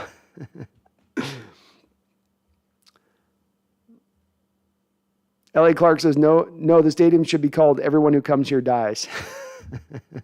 Love it. Lolo, the choice of either going 0-17 and getting our quarterback of the future guaranteed next year or going 9-8 but missing the playoffs, I choose 9-8. It shows Russ was never all that Seattle was. Team sport. Well said. Well said. L.A. Clark says Bryce Young is overrated. He played average in the championship game. I am starting to, like you, Elliot, I'm cooling on Bryce Young. I'm not out, but I'm cooling on him. 5'11", slight build. His mobility isn't to the plus range it has to be to overcome that, I think, a little bit. So I don't know on that one. I don't know with Bryce Young. He's one of the more poster boys of this class that I need to see another year of tape. I need to see what he's done this offseason to sort of build up that body a little bit more. Gerald Lewis says their stadium, Chef Kiss, perfect stadium. I really didn't interact with many Raider fans down here. They really love their Golden Knights, though. Oh, okay. TM says fond memories of the Thunderbird Drive-In in Marysville. It's such a cool name. Although always wondered why Breeze never cleaned that scar on his face. Then saw he's a guy who enjoys the cuts and bruises playing a game since his kids got a little injured playing sports. Yeah, he's kind of a rub some dirt on it type of guy, isn't he? Elliot Clark with a $2 donation. Thank you, Elliot. Says Breeze to Seattle on a 1-year deal. I wouldn't do it. I just don't think Breeze has the ability to push the ball up the field anymore. And he was always a guy, even in his best of his best, Elliot, who had to play within a stadium, within a indoor stadium. He's like Matt Ryan. You want to protect their arm strength a little bit. You don't want them throwing into the elements. And we've seen Breeze in a couple of playoff games in his prime when his arm was much stronger, trying to throw into these elements and failing in doing so. It's not going to get any better if you were to bring him in this year and with a year out of football. So I don't see the fit with Breeze here myself. That guy had to stay indoors, stay inside.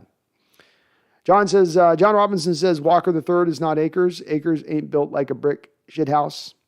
Walker is a little bit heavier, a little more sand in the pants, John. Just more of the way that they break the tackles in the open field. And this is where it gets hard to make the comparison with Walker because he's got a couple of different things he's bringing to from a couple different guys as opposed to just being a pure comp to just one dude. Alexander Wheeler, I don't see the term brick shithouse often, but when I do, it's always a good laugh. Laugh my ass off, John. Cali Tangerine B, I made it to Seattle this weekend. Nice. Hope you had some good times. Watch FistQuest. Wow, Zeus must be an admin here now. Those spam bots going struck by lightning. Those spam bots going struck by lightning. I just turned on a setting which is supposed to go at them harder now. I don't know if John did it. Maybe John did it, but it's supposed to, when they try to do this now, it's supposed to just push them right out. So it's testing. It's in its incubus phase, this new setting, but maybe it'll finally keep the porn out of here. Get him out of here. Lolo says, Breeze wanted to come in as a sideline player. They're there for a coaching role, but can come in due to someone getting injured. I'd be fine with it, but that's the only scenario I'd be fine with. Cliffic said, it would be interesting if Drew Brees does return to the NFL. Would make the Saints question themselves after committing to Jameis Winston, laughing out loud, although I think he'll do decent after Landry signing. I don't know. You can make the argument that Jameis might be better for them than Brees right now where his arm's at. I'm not a big Jameis believer, but, I mean, I'm really out on where Breeze is from a physical skill set, being near 40 years old, and just knowing the last couple of years that arm strength kept dropping back every single year. Bobby Savage says, K9 highlights, he looks to make great reads regularly and can make several adjustments, which often take him to the second level. Carson, I feel, would make a cut and then truck or dive for as much as he could. Yeah, I mean, this is a big part that's been missing in Carson's game. And really, it's okay that it's missing in Carson's game because when you tend to run a zone-based scheme rushing attack, you're telling a running back to basically go to a pre-diagrammed hole. You're not asking him to do as much stuff as far as reading their blocks and working off those blocks. So Carson didn't need to be as creative in his game with that, but that is a place that Carson is missing at, I think, quite a bit, where he just is going to be a very north and south runner. I'm not getting sideways. I'm not getting creative. I'm just going to get to the hole as quickly as I can. I'm going to bash my way through it, whether there's a hole or not. And it's made him fun to watch at times, but there is a little bit more of an efficient style of running back that might be able to get you a little bit more. Watch Fishquest, your setting must have worked, Brandon. The links were deleted automatically in 2 seconds. Yeah, I'm going to be turning that thing on 24/7 after this. 24/7. Darrell Lewis, I did. I caught up. Oh, crap. Ass stuff. Clivic says, yes, makes me lean towards Jameis Winston, laughing out loud, although I do agree going with Winston since Breeze is getting older. Yeah, if we're talking about Breeze 8 years ago, maybe we're talking, but Breeze now at this age with what we were sawing near the end where it just couldn't push the ball up the football field, it was check down city every throw. Watch Fishquest, do we have the best safety duo in the league? They got to show it first. They got to show it consistently first, and especially in Jamal's case. So they've got the talent to do it. They've certainly put the most money in there to hope to get the returns out of that. But I don't know if we can far away to say they've reached that point yet. They haven't put it on tape, quite yet. Although the Saints were 5-3 with Jameis before injury with him, having a touchdown interception ratio of 14-2, he was doing pretty well, and that's before they upgraded that wide receiver room. Yeah, I don't think from the Saints aspect why they would look at Drew Brees as some sort of savior to the situation and bringing him in. If I'm them, I go back to Jameis. He did fine with what they asked him to do last year. They took Dennis Allen and elevated him to head coach now, the defensive coach for them. This is going to be a team that's going to try to, run the football, throw the ball in short, intermediate game, and then play great defense. And, Jameis can probably fit within that, especially if he's cleaned up some of the interception-prone nature that he had going back to Tampa Bay. Jarrell says, do you think Seattle can host a Super Bowl at some point in the any future? No, Jarrell, the NFL would never want to have a situation of blowback on their hands where they had a rainy, wet Super Bowl game being played, which would be unexciting, would limit the offensive side of it. That would never be a risk that they would want to undertake. They went down this realm a little bit a couple of years ago with risking a game in New York, in that new stadium in New York, and it was almost for the NFL a complete disaster. As that whole week you had a snowstorm just waiting, building up, ready to happen. And I think it just happened just after the game, in fact. But no, we'll never get a stadium. We'll never get a Super Bowl in our stadium. Not unless we go indoors. Emmett says, I don't care what young quarterback we choose. I want someone not named Geno to be our number 2. Geno's been Geno since 2014. I'm okay with that. I'm not a big Geno guy either.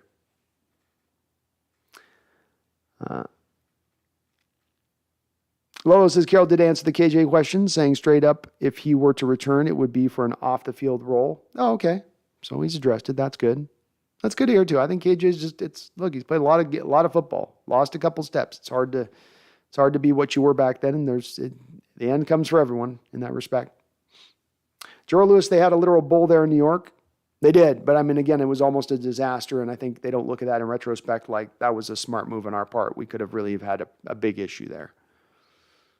Clivic, is there a quarterback in particular you're looking at in next year's draft? Early on right now, Clivic, the guy that's my front runner is Will Levis. I have a couple of other guys to look at that I've been put on to a bit here, but Levis to me is the most complete guy. He's got some elements of Josh Allen to his game, big arm, prototypical size, really good in the play action game. He gets that ball deep in the running back's belly. Hard to tell when he's got it, when he doesn't. He's able to subtly move in the pocket and still make off-platform throws. He throws with velocity and arm strength. He's got a very clean, easy delivery. I don't see a lot of mechanical flaws to his game. Just a lot there that I like. So he's my early favorite at the clubhouse, but we've just hit the turn. We're hitting the back 9 here. So I got still a lot of golf left here to figure out which quarterback's going to be my guy. Elliot says, Brando, fun fact. Australia has the biggest Seahawks fan base outside of the U.S. per capita. Ooh, that is an awesome fact. I'd love to hear it. I think we're going to take over the stadium in Germany. I think we take over the stadium in Britain. I think we're just kind of a worldwide team. I don't have a reason for it necessarily, but I'm going to say it like it's an absolute fact, and it just feels like a fact. And we are in the age of if you feel like it's the truth, it's got to be the truth. So it must be. Music Man's got a great stadium name, the Maelstrom. That'd be kind of cool. I like that. That's not bad at all. Callie says LA should continue to host Super Bowls in the future. It had a lot of fun events here and helped out local businesses make money. Oh, I'm sure they will, Callie. It'll be one of those places like every 5 years you're getting a Super Bowl in LA. Will probably be how they run it. They usually only have a few set places they go to, right? LA, Texas, Florida, maybe a couple of the southern stadiums here and there, but that's about it. Gerald says the Super Bowl hosting thing brings me back to the retractable roof question I had earlier. Would Seattle do it? I just don't think they would do it necessarily. I don't know if the NFL would guarantee them a Super Bowl by doing so.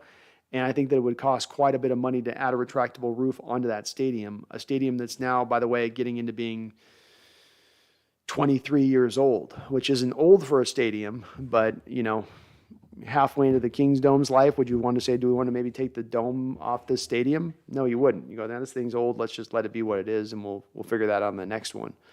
But, I don't think they would. Charles says, I heard Seattle didn't have enough hotel rooms and such to host a Super Bowl event. No, that sounds about right, too.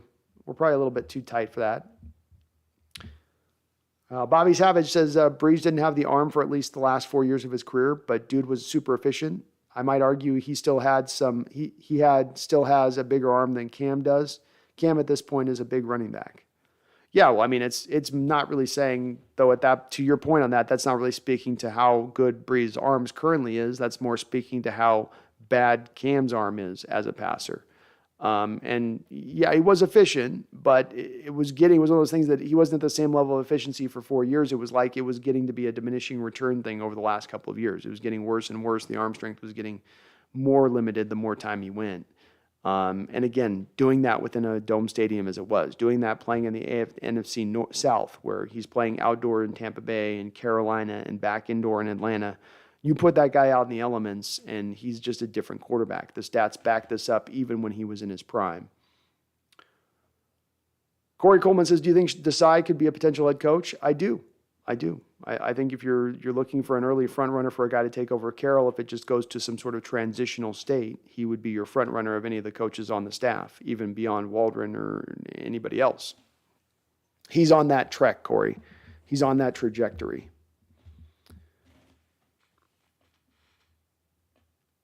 Soviet Spy says, let's be honest, though, that was the best Super Bowl we've had in a while. It was a good Super Bowl. I liked it. Nolan R. Vance, thank you for the $10 donation, Nolan. Very kind of you. It said, per your instruction, watch Levis highlights. Yes, please. How did he end up at Kentucky? Well, a lot of these upper-end quarterbacks now are bouncing all around the place, right? How did Burrow end up at LSU, which wasn't exactly a quarterback bastion at that time, instead of taking hold at Ohio State? I think the new college structure here, Nolan, is that guys are bouncing all over the place. The NIL and the way that that's impacted things is making it a lot more of a movement-based situation with these prospects. And so this is having guys land at kind of odder areas. But, as you can see, if you've got talent, if you're good, if you can sling it, you can sling it. And yes, please is a great way to put it. That's an awesome way to put it because that's what I said too. I watched Stroud a little bit. I watched, Young a little bit. And I went, okay, I like these guys. This is good. But I was wowed by what I watched of Will Levis. And again, I might have some other guys that end up overtaking him on my list, but he is my, as it stands right now, QB1. And I don't know how he ended up down in Kentucky, but he's a bad mofo.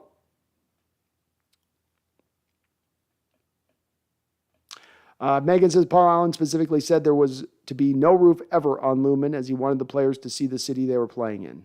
Oh, wow. That's cool. Tyson's Kangaroo. I really hope Gilmore makes the team. Also, which one of our undrafted free agent safeties makes the team? Blunt has the highest ceiling of the bunch. Shamarius Gilmore is awesome, Tyson. I love the fact that he's got power with his mobility. That's a nice 1-2 combination that we would love to have in our linemen right now. I liked his tape quite a bit coming out. I actually had, I think, like a 4th or 5th round grade on Gilmore. So to get him as an undrafted free agent, I'm just as excited as you are about him. In fact, he's the undrafted rookie free agent I'm probably most excited about of any of the guys that we're bringing in here. Closely behind him is the guy that you mentioned otherwise, Blunt. Yes, I think that he's the guy that's got probably the best chance to make the team. I think that he's just got the suddenness that maybe Buddha Bolden's missing a little bit to what he's got and some of the other guys and what they're bringing. There was just an element to Blunt's game that really jumped off the tape that I watched to him. And I kind of surprised that he went undrafted in retrospect. I didn't get a chance to check out his tape prior to the draft, but after watching it post-draft, I was like, well, he should have at least been probably a 6th or 7th rounder with what he was showing on the field here. So not to try to steal your answers on this, Tyson, you just grab 2 of the guys that I'm in an undrafted rookie free agent class that I'm not particularly high on. You grab the 2 guys that I'm probably the most high on of that group. I like them both. I think they both got an outside chance to make the team. Gilmore certainly doesn't have an uphill battle when you look at the guard position. It's not like a stack of guys up ahead of him. It's going to be a little bit harder for Blunt, right? Blair, Neal up ahead of him. But he's got some talent. He's got some juice. He can lay a lick.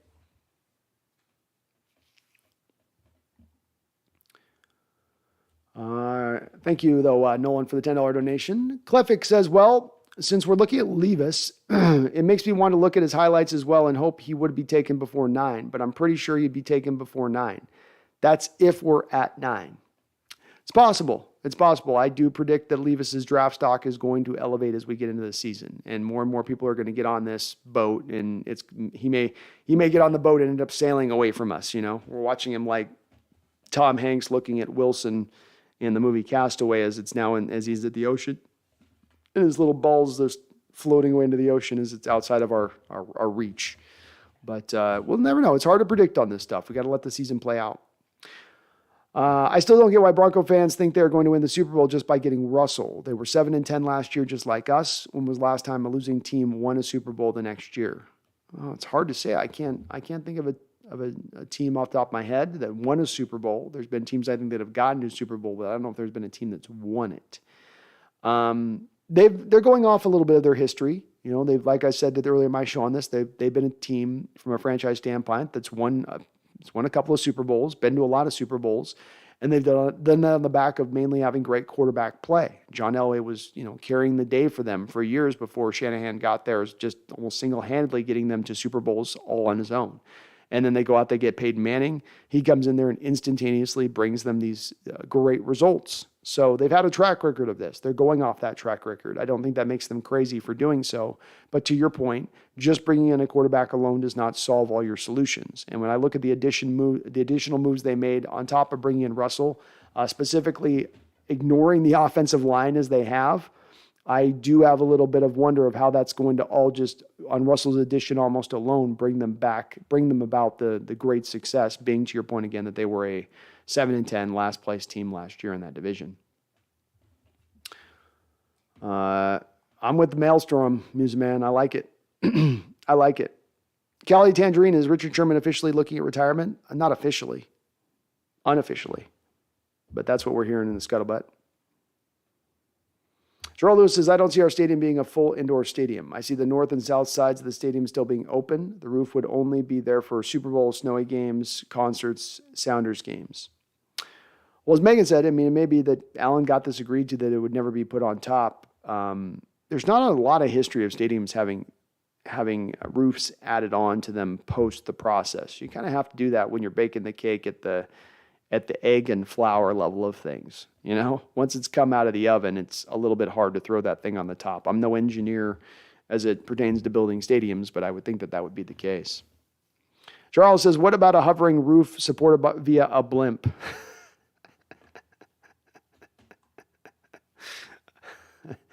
I don't know why that's hilarious.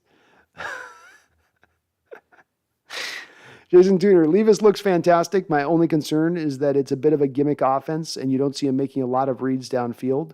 Release and arm is amazing, though. Agreed. I'd say it's probably something you're going to see as a common thing, Jason, of just about any quarterback coming out of any college program in this day and age. They're all very kitschy. They're all very gadgety. They're all very gimmicky, to use your words. That's kind of the nature of a college offense. How many reads did Matt Corral make this last year? How many reads did Malik Willis make? Pickett probably did a little bit of that, but it's just something you will tend to be it's one of those things you'll tend to look at as a deficiency on most college quarterback prospects coming out, in my opinion. So I don't hammer that as much, though it's still a valid criticism on your part to make. It certainly is. He needs to definitely get better in that approach. But a place that you do see sometimes just that way. L2 Methods, thank you for the $5 donation, L2. He says, I put a $2,000 bet on the Seahawks and over under 6.5 wins. Is that a smart bet?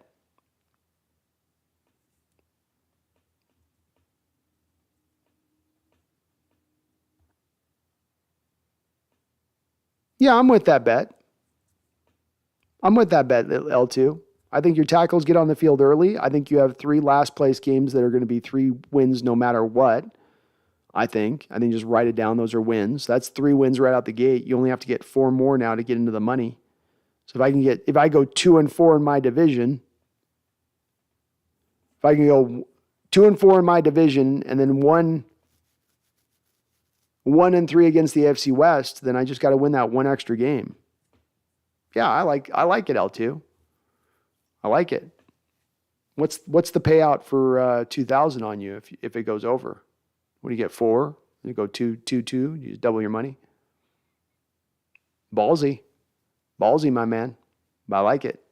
And I like it. That's the kind of spirit we like here in the Hawks Nest. We like this kind of party. That Soviet Spy says Broncos fans think Russell will have the same effect as Manning. Yeah, it's Manning. It's the Elway stuff. It's understandable, man. We have to go off our own history here and how we view our team and what's the proper model and what's the proper way and what's the answer or the solution.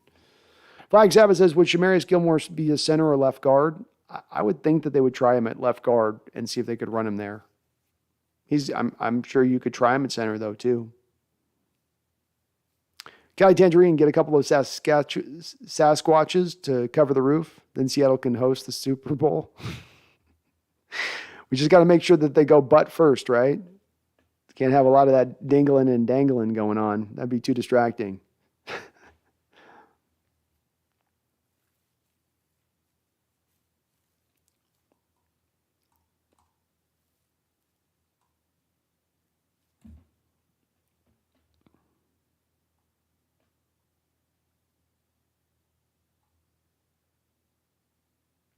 Kamarian, you guys are doing good against us so far. Yeah, you Saints have had us. You've had our number the last couple times. Don't forget, we also beat you in the playoffs with Breeze. So, tit for tat.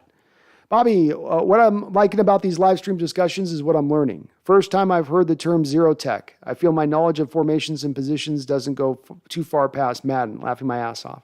So I'm hopefully here to do, Bobby, if I can not instruct, but to educate, if I can make you laugh, if I can entertain. That's all I'm trying to do here. So, yeah, I try to get a little bit of information in if I can here and there.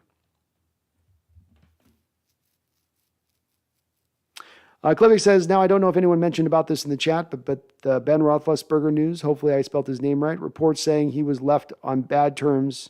Reports are saying he left on bad terms. Do you think? Maybe. I don't know on that. I haven't read anything on that story, so I'm not sure.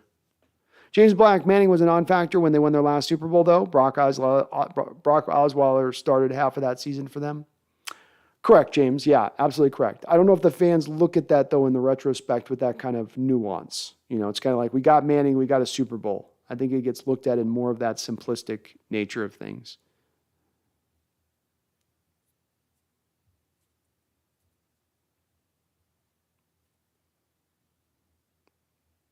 Were all the stadium names we came up with? We had Thunderbird, the Maelstrom. I don't know. I can't remember all of them. We had some good ones in here. Klevik says Roethlisberger will try to go back to football. It's going to be hard. He's got the same problem to me that Breeze had, where it's just the skills have fallen away from those guys considerably off of what they were in their prime. And they don't have the mobility elements to fall back on with the loss of arm strength, loss of arm talent they have to to win the day. Bash says, I'll make a comparison for you. Bo Maffei reminds me physically a lot of Kevin Green. So can we see his upside right there? I don't know. You're talking about a guy who got over, I think, 100 sacks in his pro career. To me, Kevin Green was a little bit more of a prototypical defensive end sized guy. You know, he was like a 275 kind of guy at the position. You know, whereas I think with Maffei, it's going to settle out to be like a 259. He'll be about 15 to 20 pounds lighter than what probably Green played at. But if he can be that would be amazing.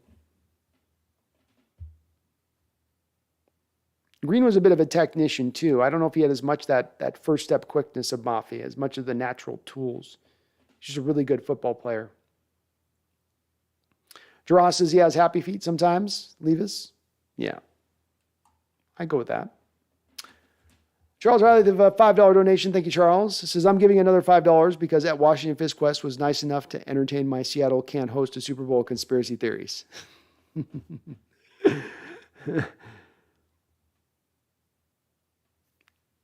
Better than naming it the Lou? Yeah, the Lou's stupid.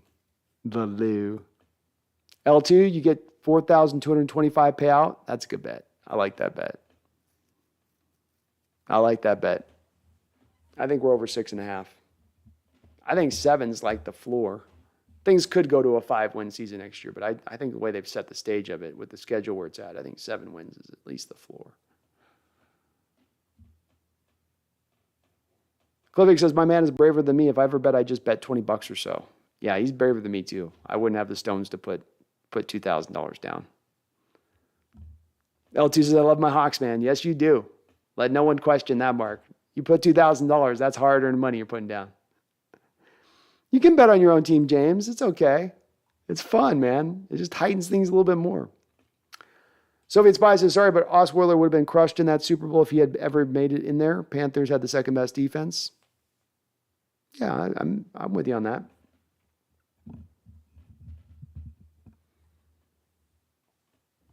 Flag Sabbath says, man, Russell Wilson has really dialed in his cringiness this offseason. He's working it hard, I know. It's like, I'm trying not to be a hater with him, but boy, he's making it real tough on some of these videos. Megan says, PGA designed Lumen with a specific design in mind, which is what we have. No roof, no matter the weather, is what he said in his book. I'm okay with it. Maybe the next stadium we can put that in 20 years from now. Alexander says, I think Lumen is built the way to increase the noise coming from the home side. Yeah, definitely built towards that as too. L2, do we need Baker Mayfield or no big deal? No big deal, L2. I think we're going to try to make a run at him. They would have made it up until this point. If he gets released, certainly they're not going to be opposed to giving him a league minimum deal to bring him in here. But I don't think that there's been anything reported that Seattle really has any true blue interest in Baker Mayfield. And I don't think that he makes all that much of a difference if you bring him in. If any at all, really. Gerald says, damn, so literally no shot at all for hosting a Super Bowl, regardless of how much hotels are fixing the infrastructure. Sad. Yeah, you're just not going to get it here, unfortunately. And there's certain, look, we're not the only one. Buffalo's never going to get one either. You know? So there's a variety of teams out there that will never host a Super Bowl. Arrowhead will never host a Super Bowl. You got a few. Miv Turtle, how do you think the Seahawks will do in the Week 1 matchup, and how do you feel about the Broncos as the team next year? Playoffs, contenders? I think we're going to hold up very well in the Week 1. I think Carroll understands how to play Russell Wilson and what to take away of Russell Wilson and what he's going to want to try to do. I think the stadium's going to be hyped up as hell. I think Russell's definitely going to be having a variety of emotions swelling inside of him on top of trying to adopt a new offense on the fly for the first thing in that first game. I like our chances in Week 1. Broncos are, to me, not as much a runaway favorite as some people think, Miff Turtle, in my opinion. I think the AFC West is the toughest division in football. You have to factor that in. The Broncos were the last place team in that division last year. You have to factor that in. The Broncos didn't add a significant portion of assets this offseason in addition to Russell Wilson. The bedrocks of their signings were DJ Jones and Randy Gregory in free agency. You add this on top of the fact that their offensive line has struggled in pass protection over the last couple of years, now adopting a quarterback who tends to hold the ball for a very long period of time. And I think that's going to make it a little bit of more of an uphill battle for them than they're thinking or than they're anticipating. So while the Broncos could make the playoffs next year, I don't think it's a straightaway yes answer here. I think that they're a little bit on the outside looking in when you consider the strength of the AFC in general. Teams like one of the two teams of the Indianapolis Colts and the Tennessee Titans are likely to probably make the playoffs. You're going to get another team out of the AFC North that is likely to make the playoffs. You know, if not the Ravens winning the division, then probably the Browns get in there. And if the Browns don't win the division, then probably the Steelers or the Ravens get in there. And then you still have the AFC East, which is going to have probably one of Bills and Patriots, or, you know, Bills or one of the others that also could be pushing into that playoffs. So I just think they're a little more on the outside than looking in. They're going to be solid. I don't see them as a bad team, but that they're this runaway favorite playoff team, I don't see either.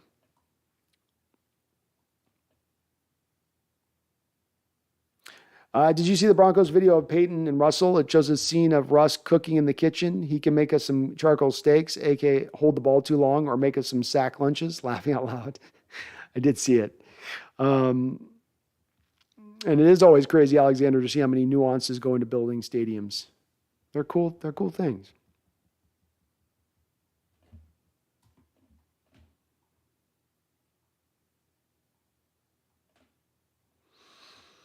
Megan says, if you were John Schneider and heard what Baker said about Seattle, would you really want him here? I wouldn't want him, as you don't need a drama. No, I don't. I mean, I'm not a big Baker guy anyway, Megan, so this sort of fits to my biases, right? I'm a little anti-Baker, I'll own it. And so if I hear him also being a little bit lukewarm on Seattle, I'm like, good, to hell with you. So, yeah, I'm more on boat with that, I think, otherwise.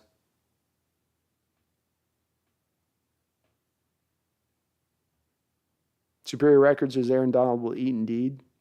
He'll still be good. Everyone comes to the end of the road eventually, man. How long can he be elite? He's been elite for a very long period of time at top of the mark game. When does he eventually lose that half step?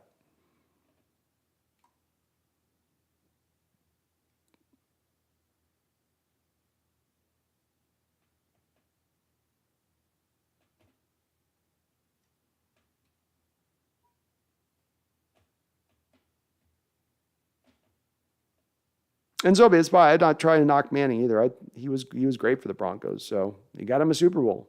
Whatever his role he's going to play at the end, he did get him that. And I definitely don't think Brock was on, not a Brock guy, that's for sure. So we got a lot of no Baker in the chat, which is good to see. You warmed my heart button for that, folks. Thank you. Nolan Arvance with another $10 donation. Thank you, Nolan. You're very kind coming in the chat with the double no today. And he says, hit that like button. And it's a great reminder for me. If you are listening to this on live or you're listening to this recorded, either way, do me this favor. Hit that like button for me. You help me out considerably. It makes me show up on other Seahawks fans who are looking for good content on YouTube. Tells YouTube to show me to those fans. You open that door for me to be able to see over there. So over there, just hit that little clicker. Come aboard too if you can. Become a subscriber here on the channel. We are on the road. My goal this year is to get to 10,000 subscribers by the end of the year, and we are motoring to that place and that position. So if you do get that chance, please do hit that subscribe button. It does help me out. I promise I won't fill up your feed with clickbait videos. I promise. Gerald Lewis says Mayfield is very inconsistent. He is very inconsistent. Very much so, with a lot to work with. He was inconsistent with a great offensive line, great tight ends, great running backs, good wide receivers. Myth Turtle, how do I feel about the current Hawks defensive line? Do I see them addressing the interior anytime soon? I think that this is a position for them, be it either the interior defensive line or the inside linebacker position, or two of probably the bigger needs as it stands right now. And if there's the right deal that comes down the track, I certainly could see them jumping on it, Myth Turtle. I think it's a little bit of a weak position group as far as having top line talent goes. It's got good depth. It's got a relatively good strength, but it doesn't have those top end guys really, those difference makers at the position. It is missing that right now a little bit. So it's a question mark. I'm not feeling great about it. Megan says, well said, B. Exactly the same here. Thank you, Megan. Appreciate it. Alexander Whitler says, the Legion of Boom was the number one defense for 4 years. Can't say the same about the no-fly zone. We also held arguably the best offense in the NFL history to 8 points in the Super Bowl. It's a great point. That's why I say Legion of Boom is a separator in itself, not just for that 4 years of run that it had, not just for the level of dominance that it displayed, but we had to go win the Super Bowl against the most prodigious, the most productive, the most potent offense of all time. We had to do that as well, as opposed to, let's say, the 85 Bears who got to beat on the craptastic New England Patriots of that time, or let's say the no-fly zone Broncos there that got to go against the one-read Cam Newton Panthers offense. It's a tough offense to go against, but it ain't the same as the most prolific offense of all time.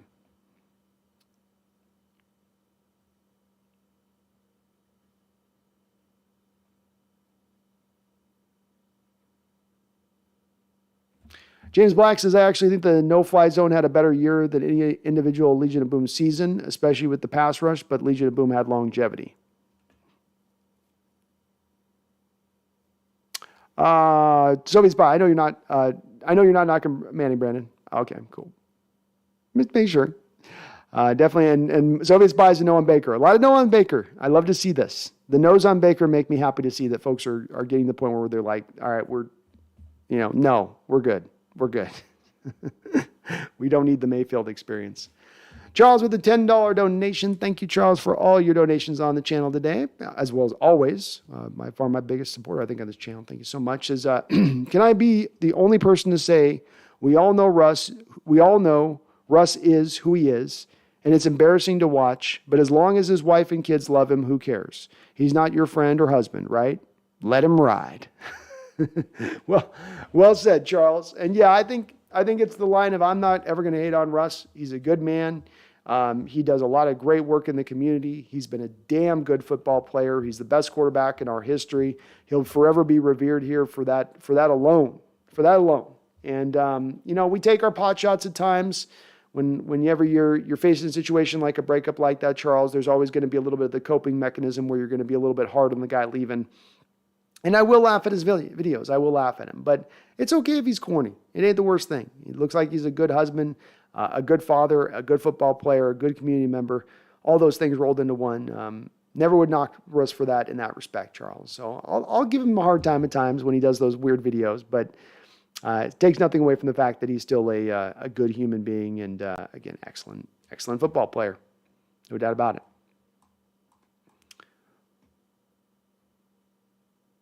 Kelly Tangerine says, crispy 10K. Let's do it. It is. It's very crispy at 10K. It's a very crispy number. Just nice and around. It's good solid number there. Joel Lewis says, if Seattle makes the Super Bowl this year, are you going to see it in person? I mean, probably not.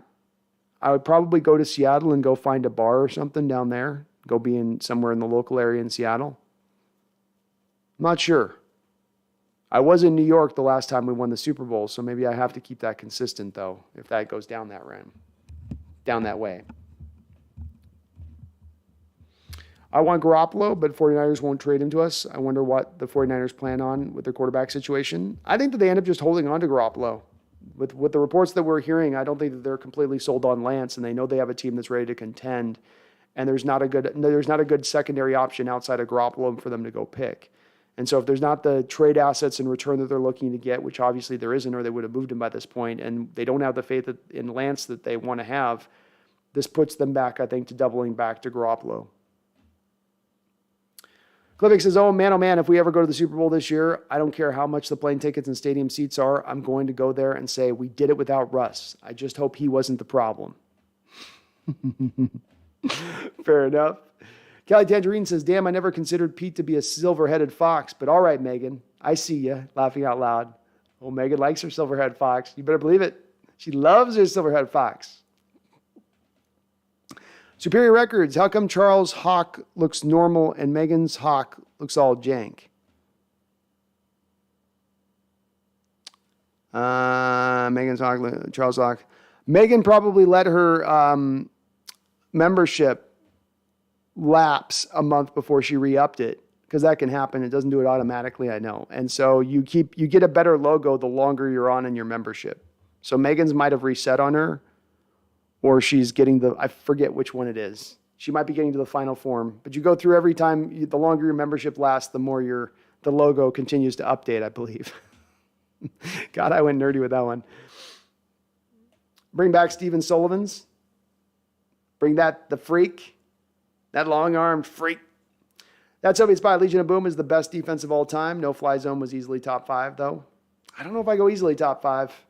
Look, I'll give the No Fly Zone a top 10 state. I'll give them that. I don't know if I'll go top 5, though. I think I'm going to put late Steelers defense in the 70s, the Bears 85, the Ravens, the Buccaneers, the Seahawks. How about 6? How about I put No Fly 6? Megan says, it's not no on Baker B. It's oh, God, good God, hell no B.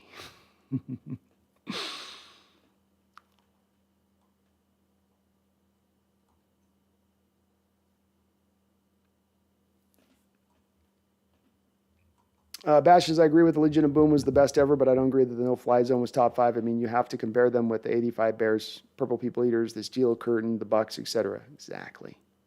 I'm another Brandon from Spokane, moving to Tampa in a month. Seahawks will still be my team, and I'm still going to follow the Hawks Nest. You're the best. Well, thank you, man. Have a great move to Tampa Bay. I got a buddy that's living in Florida, and he keeps trying to talk me into moving down there. And I'm like, I don't want to. I like the West Coast. I'm not an East Coast guy. But no doubt everybody that seems to move to Florida loves it, Brandon.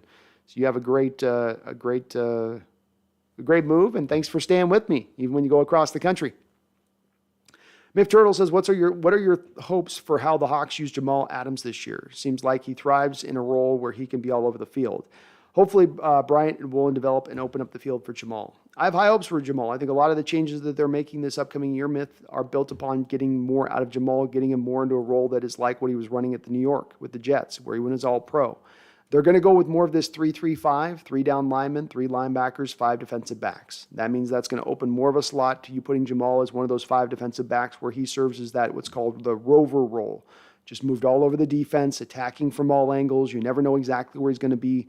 But built within that is less role-based elements for him. Less of him being asked to be prescribed to playing a cover single high safety or playing the cover 2 role. More of him just being a kind of a freelancer a little bit, which obviously fits more into Jamal's game. Less of him going backwards, more of him going frontwards, more of him attacking in this scheme. I expect there to be more success built within that Miff Turtle, though the real important part of this is not how they're utilizing Jamal Adams right this upcoming season. I know they're going to do that. The real important part of this is whether Jamal can actually stay and remain healthy throughout the course of this whole season, which has been a problem for him. Zao Zero, how you doing, man? Good to see you on in here.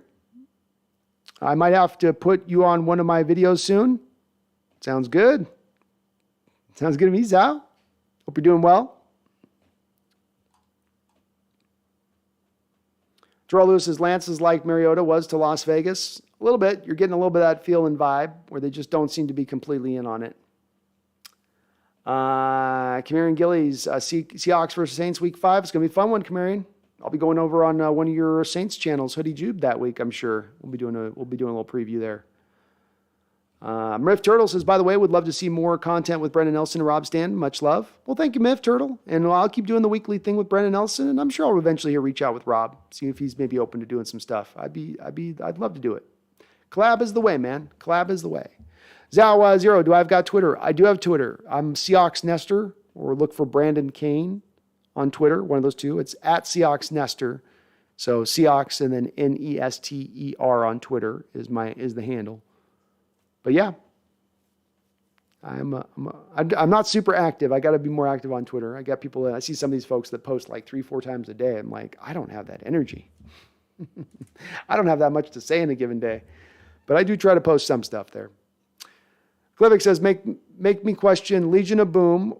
Makes me question Legion of Boom or have a prime Ray Lewis and J.C. Jackson on your team. Legion of Boom. Legion of Boom all day. Miff Turtle says, also would love to see a collab with Real Hawk Talk. I wouldn't be opposed to it, Miff Turtle, but I think somebody asked them, I think it was Charles, actually at one point asked Real Hawk Talk if they would have me or Brendan over on their show. And I think the main guy over there was like, I don't like those channels. I'm not a fan of those channels. Meh. So I don't know if that one's going to happen. And I'm okay with that if that's the case. Zao Zero, your thought on the anime schedule release from the Chargers? They hit Seattle hard with the graveyard clips. Yeah, that one hurt. That one hurt. That's shots fired, Zal. Okay? That's AFC West shots fired. All right? That's fine. That's fine. If that's the energy we're going to be bringing, if that's the energy they want to bring, then we're going to go ahead and match that energy. Okay? Chiefs, Chargers, Broncos, you want to revive this crap, we can revive this crap. We can make this happen. I'm not opposed to it. I ain't scared of it. So, okay, take your little fun shot. That's a fun video. Okay, Chargers, have fun with that. We'll remember that. We'll remember that. Yeah, I saw it. I saw it. And it was funny, but unappreciative. I was unappreciative. I laughed, but it was unappreciative. We'll see what happens. We'll see what happens. Greg, you and Brendan should do a collab with Steezy A. Smith. I'm open to any collab anywhere. There's nobody that I would be against going on live with or going live, just doing a collab with, man. It's the way to go with this YouTube stuff. That's how you build and grow. Cali Tangerine, the Chargers are killing social media game. They're doing a good job of it. Yeah, they are. Dom H, good morning from not so sunny England. Dom, we are struggling here, man. There's not going to be any spring here in the Pacific Northwest, I guess. We're just going to go right from winter to summer. It's been brutal. We keep waiting on the sunshine to come out, and there's just nothing happening.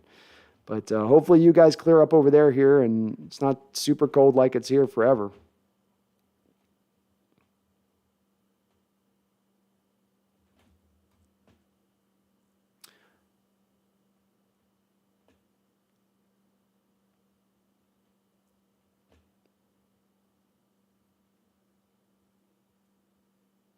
The Soviet Spy, what did you guys think of the fake schedule video the Seahawks posted? I thought it was hilarious, man. That was funny as hell. Watching Quandre just turn as he was reading everyone like, oh, hell no. Murph Turtle, I'm good with sucking this year, so as long as we beat Denver week 1 and sweep the 49ers again like we normally do. That does help, wouldn't it? It's like beating your interstate rival even if you're having a bad year. It's like, well, it feels at least like somewhat of a moderate success. Alexander says, I'd be perfectly happy with going 4-0 against the AFC West. Were the only wins of the season. That'd be cool. Zao Zero says, I won't lie, the Mia Kimes gravestone is amazing. IMO, she's my most annoying Seahawker. Fair enough. Yeah, the Chargers went at her, didn't they? It was funny. Flag Sabbath says, Jeff Simmons is the only one I can handle on Real Hawk Talk. I probably like him the best of the group. Agreed. Yeah, I do like him probably the best of the group. Zao Zero says, I might be in the minority in the Mina Kynes thing, but I said what I said. Hey, no, it's all good, man. You know, people like who they like, and sometimes people rub people the wrong way. I know I rub my share. I got a couple people I know I rub the wrong way. I got a couple of hate watchers, you know. I know I do. Hi, Kitty. Yeah, Kitty's looking for some love here. She says, you've been on for 4 hours, 5 hours, come on. Megan says, Coach Carroll curing a blue streak. Then the look on his face when he told the guys that it was fake was priceless. Okay, go up here. Where are we going here? Where are we going? Let's find a spot. No, you already were up here. What are we doing? Okay. She's definitely saying... Okay, Kitty. Nick Carrig, sorry, Nick, says, if Walker and Penny can get on point and take pressure off the quarterback, wouldn't that get some extra wins on the board? It would, Nick. It's part of the case I'm trying to build here with these live stream shows. I started with the running back. I've added to the defense this week. We're going to continue to build on this with how you can get to, not only removing the pressure off the quarterback, but getting to being a winning team without having to rely on the quarterback to be a difference maker at the position. And yes, this is the pathway and the approach to get there, and it's a pathway other teams have taken in the past. Jason Tudor says, Mia Kynes is a goddess, and I will not tolerate disrespect, laughing out loud. Well, she is very nice to look at. There's no doubting that. And she's got a pretty fun personality. I mean, it's hard not to like. Frank Buckner, I hope Seahawks whoop Broncos, and it's the start of a long losing streak. I want a top 10 pick from Denver. I want a top 10 pick from Denver too, Frank. What if we go out and we win the Super Bowl, and Denver's the worst team in the league, and we get the number 1 overall pick, and we go win the Super Bowl? I mean, I'm just speaking about realistic possibilities here, granted, but, there's a chance. There's a chance. But you never know, man. You never know. Team was last place last year. All I'm saying is last place. And Russell's bound to probably help them, but that division's not gotten any easier this offseason. Megan says, the only time I dislike you, B, is when you mock the silver-headed fox. I mean, Coach B.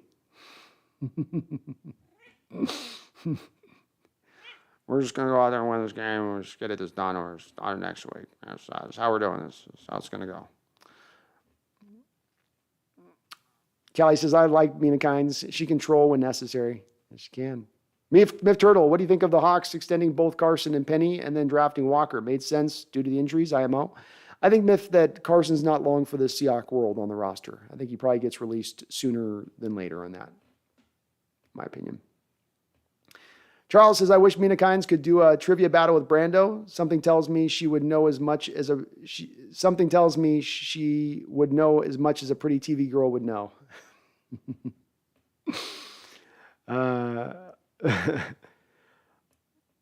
Also, what do I expect of this team? Also, what areas of this team do you expect to be great?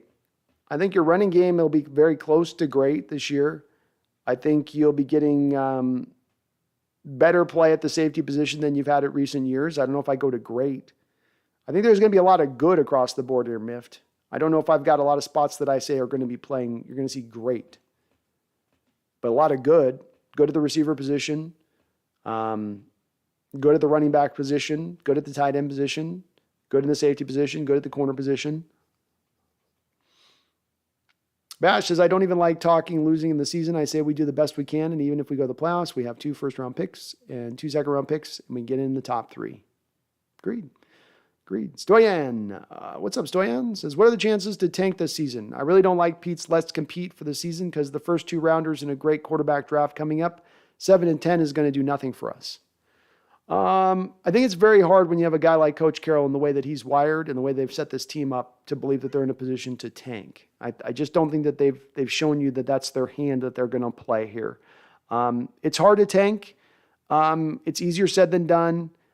And there are some downsides to tanking as well. An established winning culture is not something that's like a light switch where you flick it on and off. It's something that you have to develop with time. And telling your team to be a loser team in 1 year and we're not really trying to go for it, and now this year we really are going to try to go for it, sort of an easier said than done approach, Stoyan, in that respect of things. I also think that when you are sitting on 2 first-round picks and 2 second-round picks, even if you do land on a 7 and 10 season, that's close enough to the top of the draft where you can use that ammunition that you have in the well to go get that quarterback if there's truly a difference maker that you want to target and go pluck.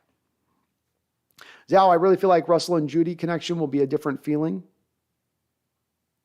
It's possible. If Judy can tap into it, he's got some great potential to him. Terrell says getting the number 1 overall from Denver and winning the Super Bowl would be just awesome. It'd be amazing. Gerald Lewis says Brandon needs to get Macklemore on the channel. I'm sure he would love to talk Seahawks. I'd be down. I'll bring Macklemore in. I'll reach out to him. Sal Zero says, I really can't wait for Walker. He's going to be Frank Gore with more speed or Ray Rice. Yeah, Rice was a little more of a small bowling ball type. Gore's kind of there.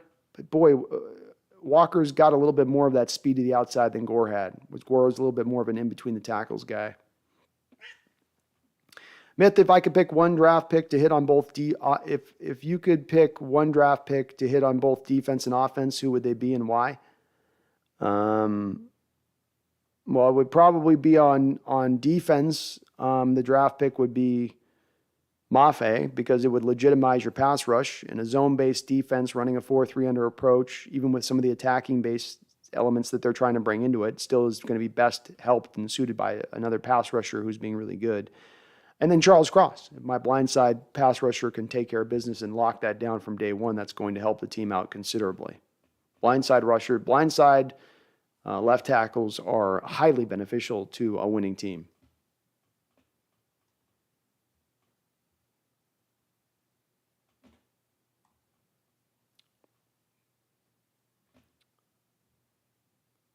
Michael YT says, hearing some of the Hawks fan YouTubers moan about them picking Lewis instead of a quarterback is hilarious.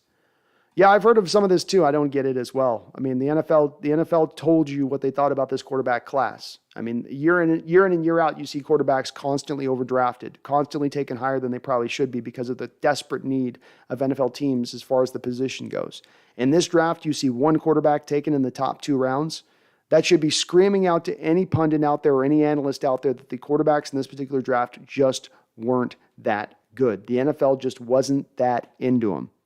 You know, it's like that book, he's just not that into you. The NFL just wasn't that into the quarterbacks in this class.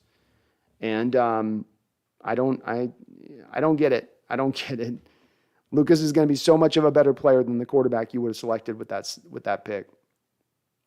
And again, it comes back to the oddity in this given draft. This is the one draft I've never quite seen that's been like this with the Seahawks draft, where people are more getting caught up completely on the players they didn't get as opposed to just concentrating on the players they actually did select. It's very strange. TJ Singh, I feel like the Celtics are the NBA equivalent of the Packers, get decent far into the playoffs, but never can make it to the finals.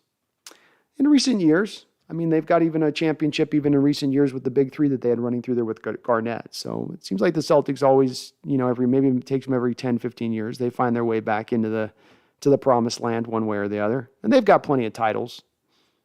Not like they need more. Charles says, love it when they say Mina Kimes is a genius and stuff. Wasn't genius status usually meant for people who are great at math and science and work at NASA? Macklemore is a genius in the same sense as Mina. Yeah, they, we throw around these tags anymore, Charles. Words don't have the same meaning as they once did. It's like how everybody will say amazing on everything now. And so nothing is amazing because everything is amazing. Yeah. Nobody's a genius because everybody's a genius. 13 band, do we have a chance against Russell Wilson? You better believe we have a chance against Russell Wilson. Monday night, raucous crowd, drunk off their tits. Russell going to a new team with a new offense, new personnel, having to learn all that on the fly in the first game, coming back home, the stir of emotions that'll be in his heart. Yeah, we got a good chance in that game.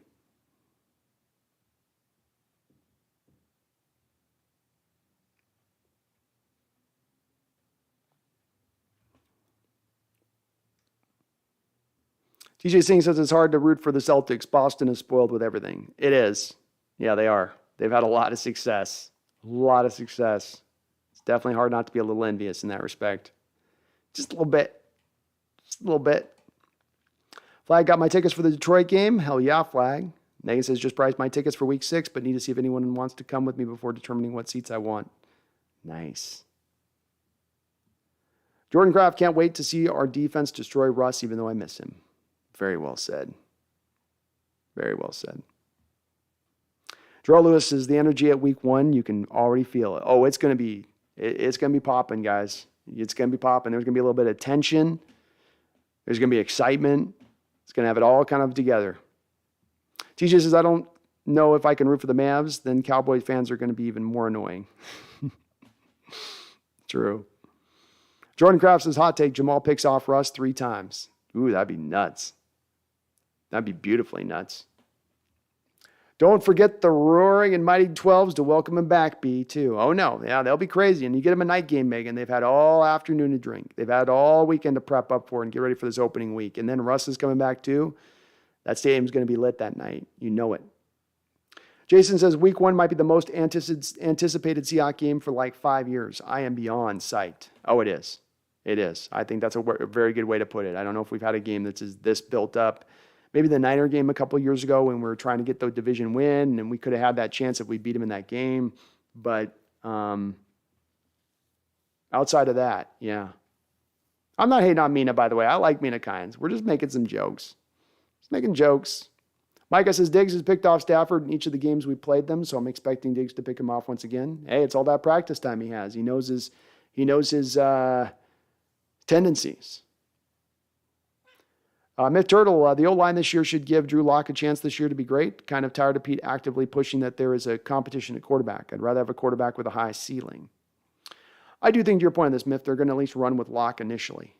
Does he keep the job? It's going to be depending on how he does in the field. But I think that they know what they have in Geno. I think they're going to want to try to determine what they have in Lock, and that takes seeing him on the football field to do so. Connor Morales says, how good do you think this defense could be How good do you think this defense could be with a ceiling and the floor? I think the floor is relatively high in the respect I would not expect this team at a floor level to be 25 or deeper. I think you're probably as a floor like the 20th ranked defense in the league as your floor. I think your ceiling, though, isn't really high either on the other side of that. So I think your ceiling is probably like top 7 defense. So you're anywhere from 7 to 20 would be my range on a defense, both in scoring and yards given up. And all of your main metrics, I'd expect them to be fairly close to middle of the road in that element of things, Connor.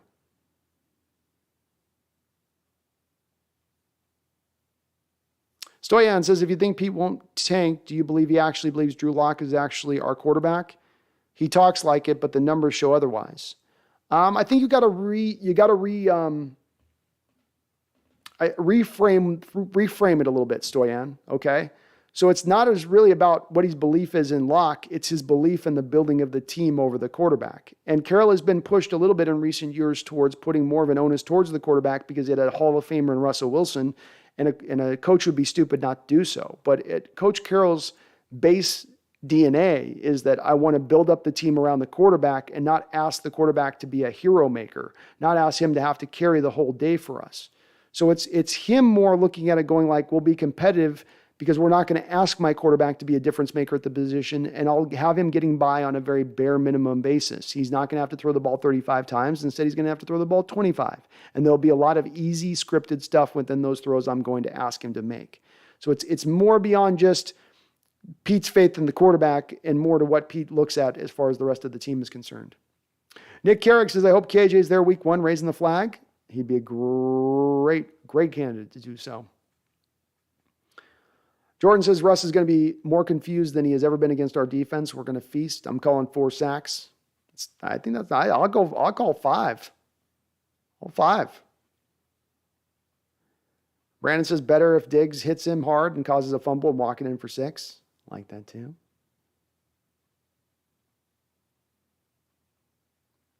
TJ, what if we sign Breeze? I don't see the fit for Breeze, TJ. He just doesn't have an arm that works out in the elements. Miff Turtle, honestly, so excited for Wolden. Dude has all the measurables and even a converted wide receiver like Sherman. People doubted him coming out of the league, just saying. I'm with it, man. You know I'm on board with him. I loved what Wolden brings to the table. He's a very toolsy guy, and I do think he's going to take a little time to develop, but I'm with it. Edwin, WSP with Rasheem Green. I don't know what WSP means.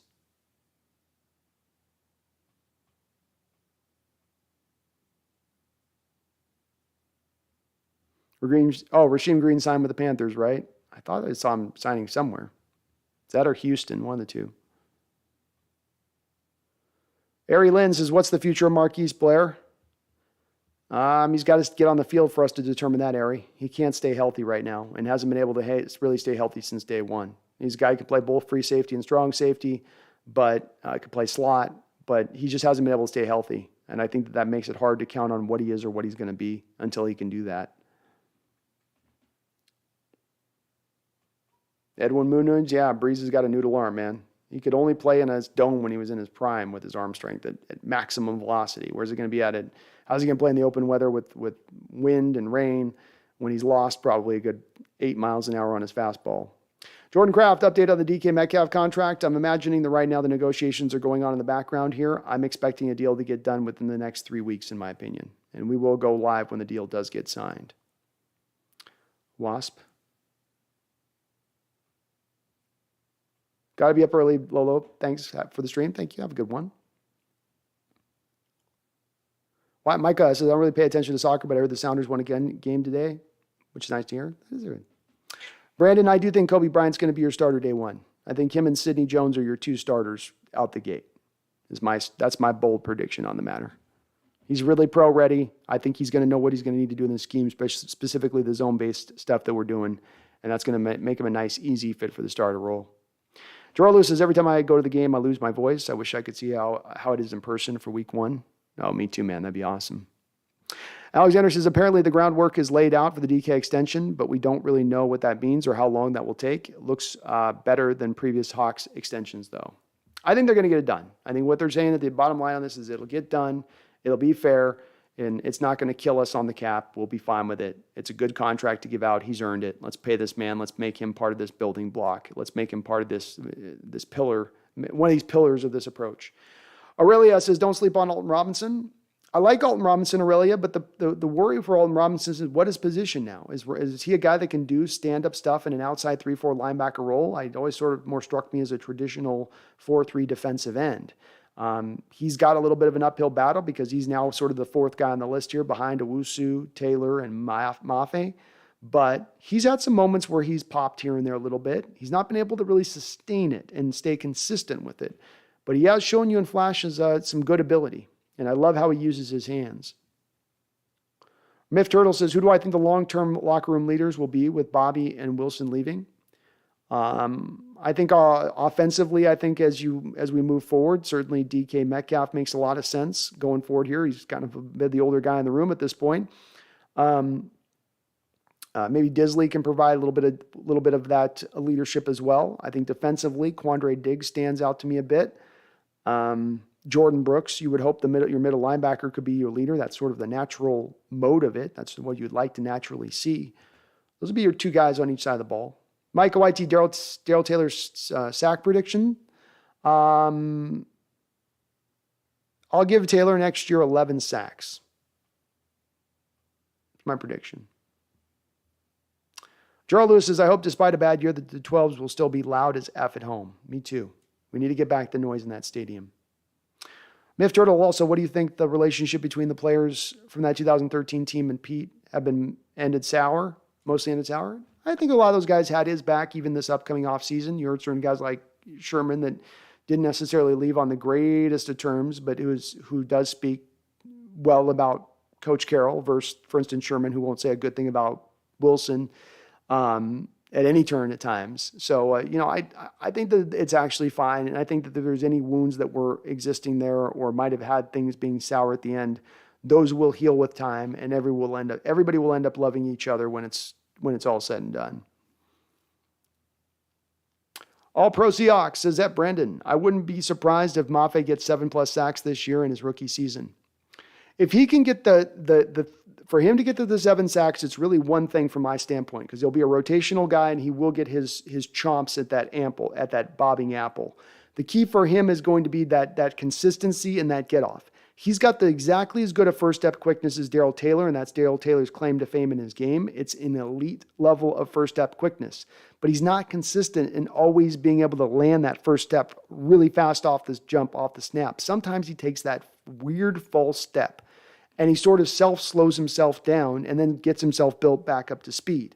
If he can correct that, then 7+ sacks is certainly within reach, but that's going to be for me the key on getting to that spot. Nick Carrick, I think Ben Burkervin can do way better in a 3-4 closer to what he excelled at UW. We'll see with him. He's coming off that torn ACL too, so he's got to do some rehab in there, but he will be in the mix. Edwin Munoz, Dwayne Askridge, wideout 3, like Robert Woods. A little bit. They're going to ask him to do things that Robert Woods did. Robert Woods did a lot better in aspects that Askridge is not going to be able to do. Robert can play a little more on the outside, I think. And Robert can do some other things in the blocking game that Eskridge just can't do. So really different players. They'll try to use him a little bit in that role, but not. This is part of really this is the benefit of Robert Woods as a player, is he gives you so much as a receiver.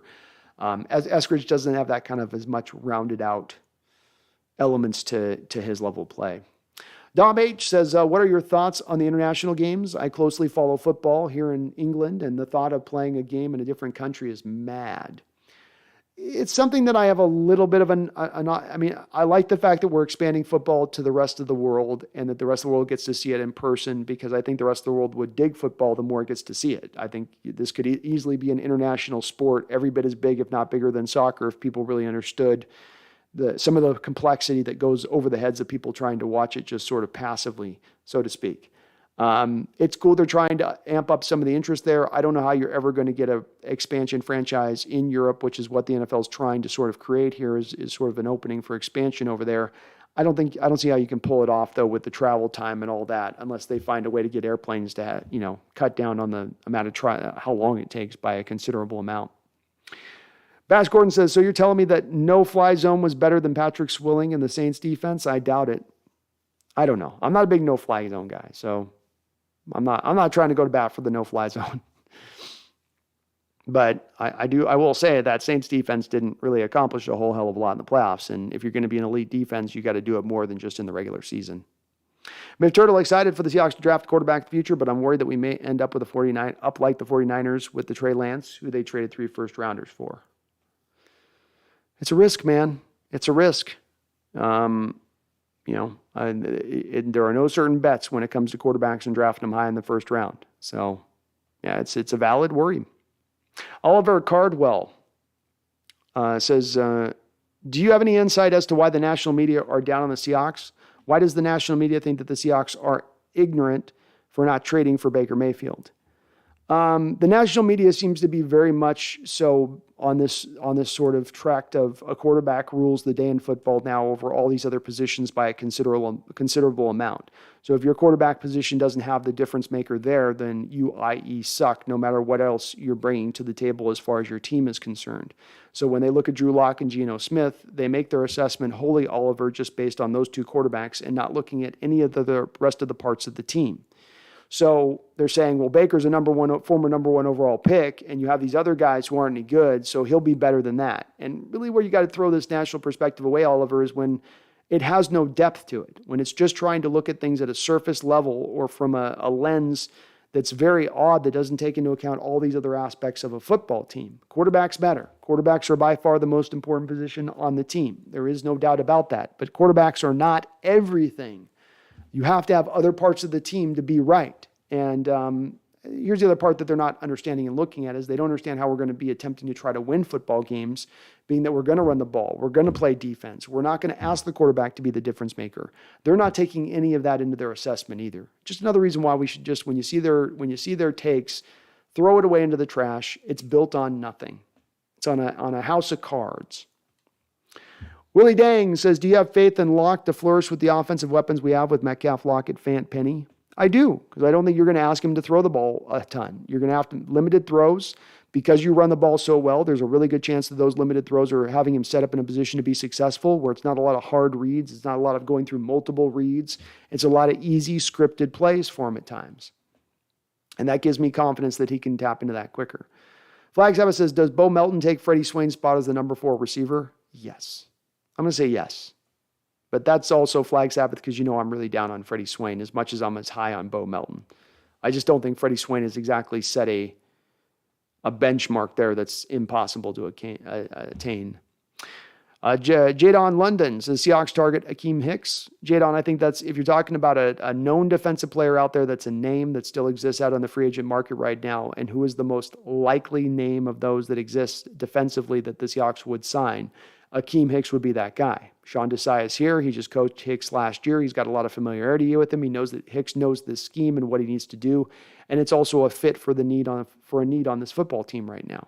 So yeah, I could see it happening, and I think there's a decent likelihood of it happening. Megan says, what about an expansion team down under B? It could happen, Megan, but it's just very hard. If you're going to expand, you're only going to expand 2 at a time. If you're going to expand 2 at a time, what are you going to do? Are you going to go 1 in London and then 1 in Australia? You eventually could get here, but I feel like this is almost like technology has to come up where flight travel has to be sped up considerably to be able to get to here. I just don't think, we'd have to get to the point like with Australia where maybe you have 2 pro teams, right? And then we've got a pro team maybe in, South Africa or something. So there's just an inner travel that's just a much more reduced maybe. But this is far off stuff. Edwin Wimicott and Carson, any day. Any day. Stoyan, I'm originally from Europe, but from the time in Seattle, I fell in love with the Hawks and the NFL because of the salary cap. That is the most fair sports out there. Gives every team a chance to win. Well said, Stoyan. And yeah, I agree. It's what I like about it too. Everybody's on even grand. Level playing field. All right, so we're 5 hours and 20 minutes in on the show here. We've gotten pretty deep in. I'm going to move through kind of just the last of the comments and questions here as we will kind of wrap this up. Voice is starting to go, getting a little bit hungry. Alexander Wheeler, it's possible we have a top 5 defense. We would just have to have a lot of things go our way that aren't really guaranteed. Hard to say we reach that type of ceiling with so many questions. It is hard for me to project it too with that many questions. If I'm projecting out a top 5 defense, I want a little more certainty in making that projection. All Pro Seahawks, when you draft well and sign the right free agents to build the team first, then get your quarterback, that's a recipe for success. It is. It should be one to me of your ardent rules that you look at as an organization in the NFL, being that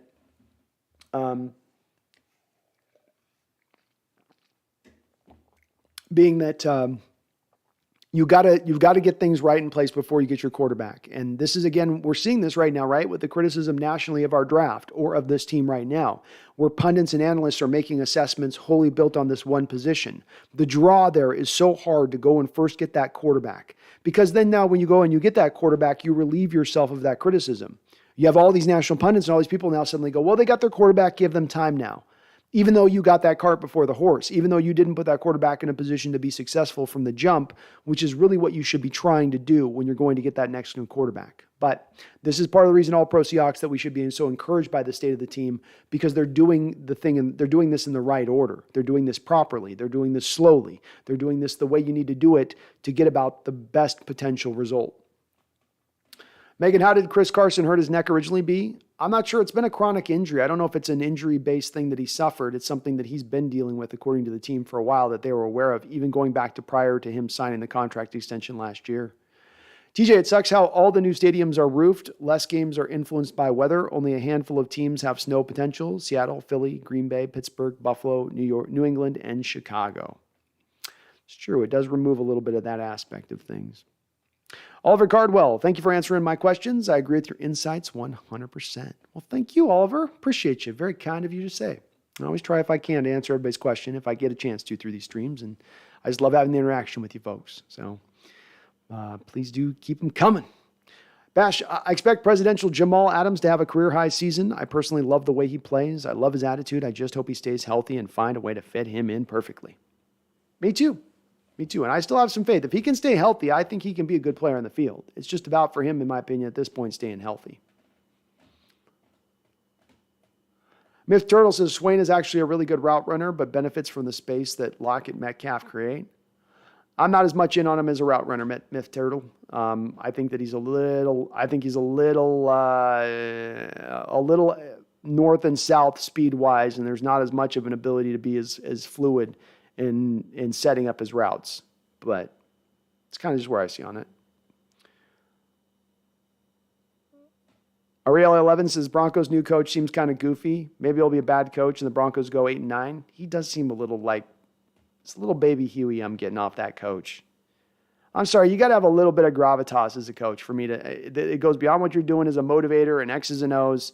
You got to have a little bit of that gravitas. And I don't know if anybody looks at that recent Denver Broncos head coach and goes, man, this is a man with this is the man that when he walks in the room, all the eyes are drawn to him. He's like the 10th guy you get to. Megan says rugby plays in Europe, South Africa, Asia, New Zealand, and down under could happen for the NFLB. The only way it could really happen, I think, Megan, is they'd have to expand something really quickly and bring on a lot of teams fast as opposed to going really light with it. It's good work if that was the case. Good work. Tony Borgia Silva says, what do I think of Levi Lewis? I think, Levi, that there's a lot of Seahawks fans that are really, and I'm sorry to have to check them on this a little bit, but I think there's a lot of fans that are really too high on Levi Lewis at this moment. We've got to put things in perspective, folks. You have a draft that was absolutely atrocious for quarterbacks. This guy went undrafted. No one quarterback got taken in the in the first 2 rounds of this given draft, and Levi Lewis went undrafted. I understand that the highlight package gets you hyped, and he's small, and he's fast, and he shows these great, flashy, spectacular plays on film that you're like, man, he can definitely do that at the NFL level. No, he's not. No, he's not. We gotta pump the brakes a bit here. Guys go undrafted for a reason. You know, the guys do. They go undrafted for a reason. And is there maybe that few and far in between that undrafted rookie free agent quarterback who can come in and maybe do something somewhere, somehow, some way? Maybe. But the level of hype that I'm hearing for Levi Lewis, you would have thought this was our second round pick. And I know you're not saying that here, Tony, but I swear I've probably seen 24 Levi Lewis questions on just this stream alone, which I'm glad to see people excited for Levi Lewis. Don't get me wrong, but we're getting excited about a guy that's not going to make the roster, that's not going to make the team, that has even a very, very, very long odds to even get on the practice squad. Levi Lewis is much more likely to end up in this CFL league than he is on any NFL roster anywhere. He's very small. He's very fast. He's got a fairly live arm. But just this last week, for instance, Tony, he's just taking snaps for the first time under center ever this last week. How much faith do we have in that type of guy to make a roster when he's coming from that beginning point in his building stage? Maybe I'm wrong on this. I mean, maybe you guys are just really on the cutting edge with this as far as something you're noticing in Levi Lewis's tape. But I'm a little surprised by how much he's getting hype-wise versus what he really kind of is as a player, you know? Stoyan, I love this live chat you have here. Seen it before, but I don't know when you come live. Can you give a specific time when you come live, or is it random? I try as I can, Stoyan. The place I shoot for here is I try to do Sundays at 5 o'clock Pacific Standard Time, because I know might have you on different times here, but 5 o'clock Pacific Standard Time on Sundays and 5 o'clock Pacific Standard Time on Wednesdays. Those are the 2 days that I try to shoot for. When I'm in the season, for sure, I hit those days in the season. During off season like this, I do play a little more free and easy with it because there's just, sometimes there's not as much to talk about. We might only have one show a week, for instance, if it's a little bit lighter. But those tend to be the days I try to shoot for, is Wednesdays and Sundays, 5 p.m. Pacific Standard Time. Avery Jones, thoughts on C.J. Stroud? I like C.J. Stroud's game. I need to dive a little more into his tape, Avery. I like his delivery. I like where he puts the ball placement specifically. He really had an ability on some of those throws with both Olave and specifically Wilson, taking advantage of Wilson's acrobatics in the air of putting that ball in the spot where Wilson could get it, putting it down the field in a very precise spot. So I like that along with the velocity he has there. I like the mechanics. I don't see a lot of holes or atrocious stuff to his game as far as how he delivers the ball. I do need to get a little bit deeper in his tape, though. So I need a couple more games of really close viewing of him to get a feel for him. But he is definitely a guy that should be on our list as one to watch. Aurelia 111 says, love your cat. I've got an orange tabby, too. They're the best. They are the best. They are the best. She's live wire. I'm sure I don't have to tell you, these tabbies they definitely have a spirit and spunk to them that you don't see with other cats. But she's a good one. She's a good one. Avery Jones, Young is too small, doesn't have a crazy arm, and isn't athletic. I don't see the hype with him. I'm getting a little bit out on him. Yeah, I'm not as much on Young, Avery. Stroud's got it. Stroud's got a little bit more, but I think Young's got a little more questions to him. Jerome Blossom says Drew Lock has potential, but he's not polished. I'm with that. Bash, I think the hype behind Levi Lewis is because Seattle has seen Russell Wilson come out of nowhere with the same type of story behind him, and they hope that could happen again. I mean, I can see that, I guess, Bash. My problem is that this guy's smaller than Russell Wilson. This guy doesn't have as good an arm of Russell Wilson. Russell Wilson was drafted in the 3rd round, which is actually pretty high in a draft. I know it's not high for a quarterback, but that's still a very high selection. You're taking a 3rd rounder, he's going to make the roster minimum. But when you talk about an undrafted rookie free agent, we're getting into a lot more further kind of view of things a little bit.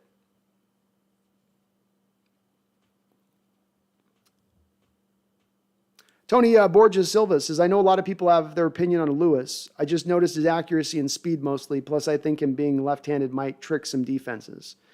It's definitely a little odder to play the lefties, Tony, to your point. It's a little, it takes an adjustment for everybody all the way around. And I think he's got elements of his game that really pop off the tape, which makes it a little easier to kind of like, okay, well, this is something that's kind of a special trait, this mobility and whatnot.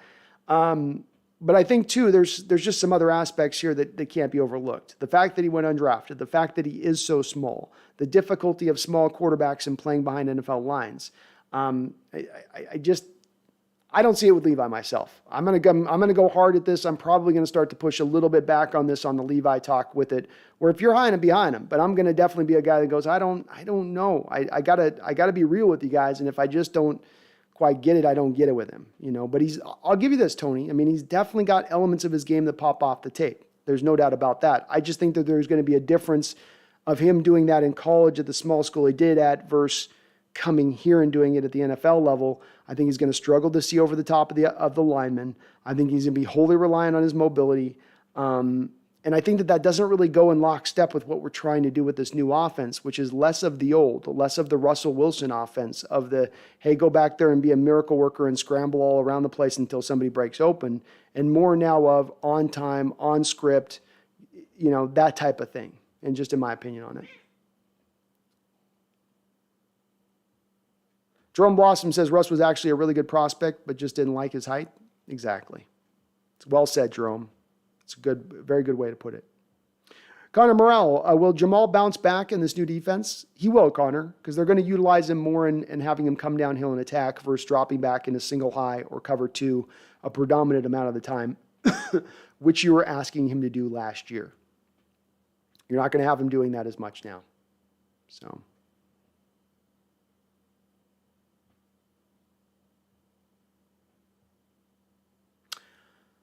Bash says, yeah, I'm on the Levi Lewis player train, but I don't really think in reality he's going to make the league, but it would be cool.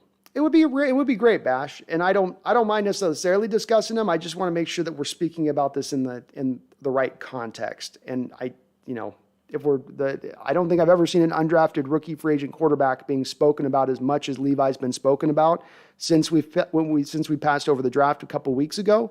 And I'm starting to kind of notice it. So I'm starting to go, okay, where is this coming from, right? Like that's where I'm trying to now wrap my head on this of maybe it's the Russell Wilson part of it element, and maybe it's the splashy, plays that he's showing on film. But I feel like I'm missing something. Everyone else is getting hot to trot on here. It's like, what am I missing?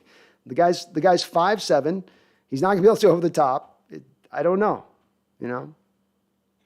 Bobby Savage says people are probably high on Levi Lewis because he's fresh and would be a good story with Russell departing. Unlikely, though. And I'm in this small camp of Eason winning out the job, and that's more likely. That's where I kind of see it, too. It's kind of where I see it. Yeah, well said. Nick Carrick, I'll wait on Lewis if he makes the 53-man as a third string, then I'll look into him. Thank you, Nick. That's probably where my pushback comes on some of this, as Nick says, as Greg says, well said, Nick. That's where my pushback comes on this. We've got enough players to look at and assess who have potential, who have upside, who we should be talking about. We don't need to get down to the sixth quarterback on the roster and be like, well, what about this guy? What about this one? The bots are here, says Gruz. Yeah, they're here. I'd like to see if Eason wins it out. It'd be nice to have a 6'6" quarterback, says Natural Charisma. I agree with what the other poster said above. I think he is going to win it out. I think when Nick Eason gets in a competition with Levi Lewis, he's going to beat the doors off Levi Lewis as far as the thrower. He can't do the mobility stuff, but again, this offense is not relying as much on the mobility element as it used to with Russell Wilson. This offense is more on needing the guy that hits the back foot, lets it go, delivers the ball on time, delivers it with velocity, can throw in a tight window, can see the whole field, can go through the reads. That's just not as much going to be Levi Lewis's game. Bots hitting the chat with Blitz. Yeah, they are. Jerome says, I honestly don't want another Russ. I want a game manager. That's what they're going to do going forward, Jerome. They're turning the quarterback position more into a game manager position as we go forward. Greg says, I wouldn't be upset at all if we land Will Levis next year. Yeah. Well, that's the one nice part about Levi is that Levi's preparing all of the Seahawks fan base for Will Levis. So it's phonetically getting us used to already saying the name at the quarterback position, which is smart by the ball club to already prep people like that. I love it. Groog says, I can see Lockett succeed here. Pro Bowl season incoming. I love it, Groog. Hell yeah. Avery Jones, I still believe Jamal Adams is one of the best defensive players in the NFL. He's super underrated at this point. He's got it in him still, Avery. And again, put him in the position to succeed. When he was at the Jets as an all-pro and making multiple Pro Bowls, and as he was coming to Seattle on somewhat of a Hall of Fame trajectory, he was doing that as an attacking defender, as a guy who was doing his best work down around the box. He could cover a running back or a tight end here and there when you need, but you weren't matching him up on receivers, and you weren't playing him single high or cover two. Put him back in that type of position, and if his health can hold up, he can still be a crazy good player in this defense. Yannick says, Tariq highlights show perfect timing on when he attacks the receiver's hands to difficult the catch. He's got a good feel for it, Yannick. Some of that's maybe a little bit of his receiver background, right?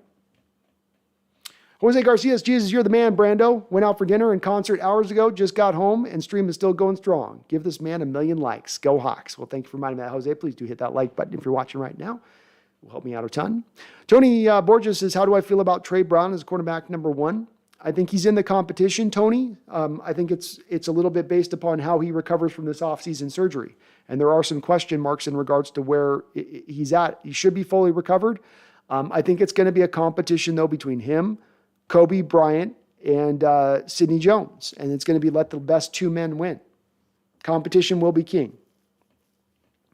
Natural Charisma says, hot take, did Russ start sabotaging games? It's like he kept throwing picks in the flats, or was that his flaws and we lost games off of that? I don't know if he sabotaged games, Natural Charisma. I mean, if I'm going to make that assumption, or I'm going to throw that if I'm going to throw that out there, I should probably have more evidence to build it off of than just a general feeling. I do feel like there was a little bit of spirit that seemed to be lost in Russ halfway through the year, not this last season, but the year before. He started out in that hot start. Coach Carroll seemed to take his foot off the gas pedal, and I feel like it was sort of the final straw for Russell Wilson, and he said at that point, I'm kind of done, at least in spirit. I think he was a little less all in at that point than he was prior. But I wouldn't say that he was openly throwing games or purposely doing that. I don't think that's in Russ's nature to do that. But I do think that there was a little bit of his spirit that took a hit with that type of decision. Nick Breslin says it's crazy why Kansas City gave away the cheetah. I think it makes a lot of sense. They didn't want to pay $30 million a year to him, which when you're paying the quarterback the money they're paying, that's understandable. And they decided they wanted to go another route to build the rest of the team up. They felt like they were a little top heavy. I think they got the best returns they could ask for in that trade. And I think that they're still going to be one of the upper echelon teams in the AFC next year. And as well, setting themselves up to remain so into the future with that type of trade. Jerome says, Quandre is my number 1 favorite free safety. He's a good one. Avery, do you think we could have Bryant and Jones on the outside and Brown in the slot? I don't want to rely on Amadi anymore. I think Amadi's days in the slot are over with, Avery, to your point on that, whether or not you do that. Brown has the ability to play in the slot because of his size and suddenness. I think the inside track to the slot, though, is going to be first and foremost probably Justin Coleman, who you brought back, and maybe even Artie Burns ahead of Brown.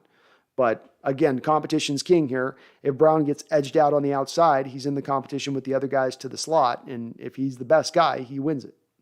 Tony Borges Silva, my record prediction, I would go 8-9, Tony.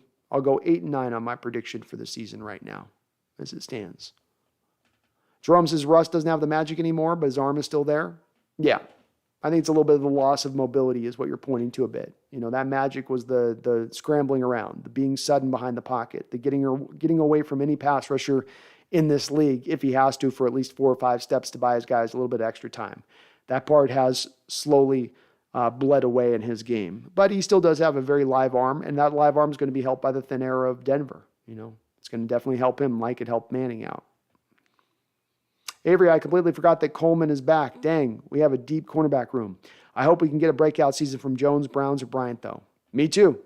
But it's getting deeper, Avery. That's the point, is you got not only good quality at the front end, but a little bit more depth than you've had in recent years, which should help everything out all the way around. And again, letting the best man win, actually having competition rather than having guys slotted to be the starter. Oh, Dunbar, you're our starter. Oh, Shaquille Griffin, you're our starter. Now it's more of let the best man win type thing, which is what brought about a lot of the success from those 2012 type teams. Was nobody was guaranteed of their spot. Everybody had to earn it. Nick says I think if the Seattle can get their draft picks correct, they could get out of their rabbit hole of trash seasons. They could, Nick. As I said, they can misspend their money, but they can't get the drafts wrong here. And this past draft, they knocked it out of the park. If they can do more of that, that will bear that out. Yannick, Brendan projects in his 53 roster that Burns will be cut. What do you think? No. Burns was brought over by Sean Desai. Sean Desai was brought in to be given some autonomy over the control of the roster as well. Desai didn't have a lot of guys he was able to bring over that were his guys. Burns is one of them. Burns makes the roster, 100%. Maybe not 100%, but 90%. Natural Charisma says, Chargers GM spoke about scouting Herbert for 2 years. Do you think John had already been looking at next year's quarterbacks? Yes, I do, Natural. I think they've got at least a general idea on this stuff. I think a lot of that, too, informed them natural as to why they held off in this draft was because they were very well aware of the amount of talent of quarterbacks that were coming out in next year's draft that were much better than this year's draft. Megan says, B and Pete and John, we trust, yes or no? Megan, does it have to be yes or no? Can I be kind of? Can I say kinda? A little, for the most part? Can I go for the most part? Nick Craig says, I might be alone, but I tried Jamal at 10 to 12 snaps a game at a 3-4 linebacker. You can give it a shot, Nick. I'm not anti-giving it a try. I mean, some of the scheme changes you're making are going to make that less reliant and needed to do so. You're going with the 3-3-5. You're taking one defensive lineman off the field to add an extra defensive back. That should just free him up to kind of roam wherever he wants to roam. At times, that roaming area might be in a linebacker. At times, that roaming area might be in a different position. Bobby Savage says, I was looking at Bo Melton recently, and I didn't realize the dude ran a 4.34. I know a 40 isn't everything, but he's got a fire in him, and he's undrafted. It makes me feel nostalgic for Doug Baldwin. Well, he's not undrafted, Bobby. You drafted him in the 7th round, whereas Doug was an undrafted guy. But yes, he is very fast. Very fast.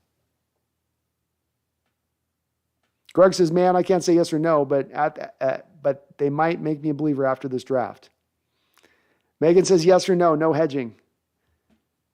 You know where I am, B. Say it. I'm not going there, Megan. They got to do more than prove it with one draft to me. My loyalties are not so easily bought. So, yeah, and I have many arguments with people about Russ's actual efficiency. He has high numbers in terms of percentage, but when the game is on the line, him being short does affect his passing ability.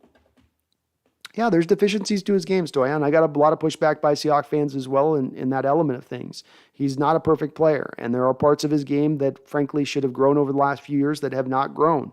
Pre-snap mastery, an ability to go through reads more consistently, not be as confused by the blitz game, throw with better anticipation. These are things that should have gotten better with his career as he went along, but have sort of remained a little bit stagnant in recent years. Jeffrey Taw, which coach would you like to see coach the Seahawks after Pete? Sean Payton, Jeffrey Taw. Sean Payton would be my next coach after Pete goes.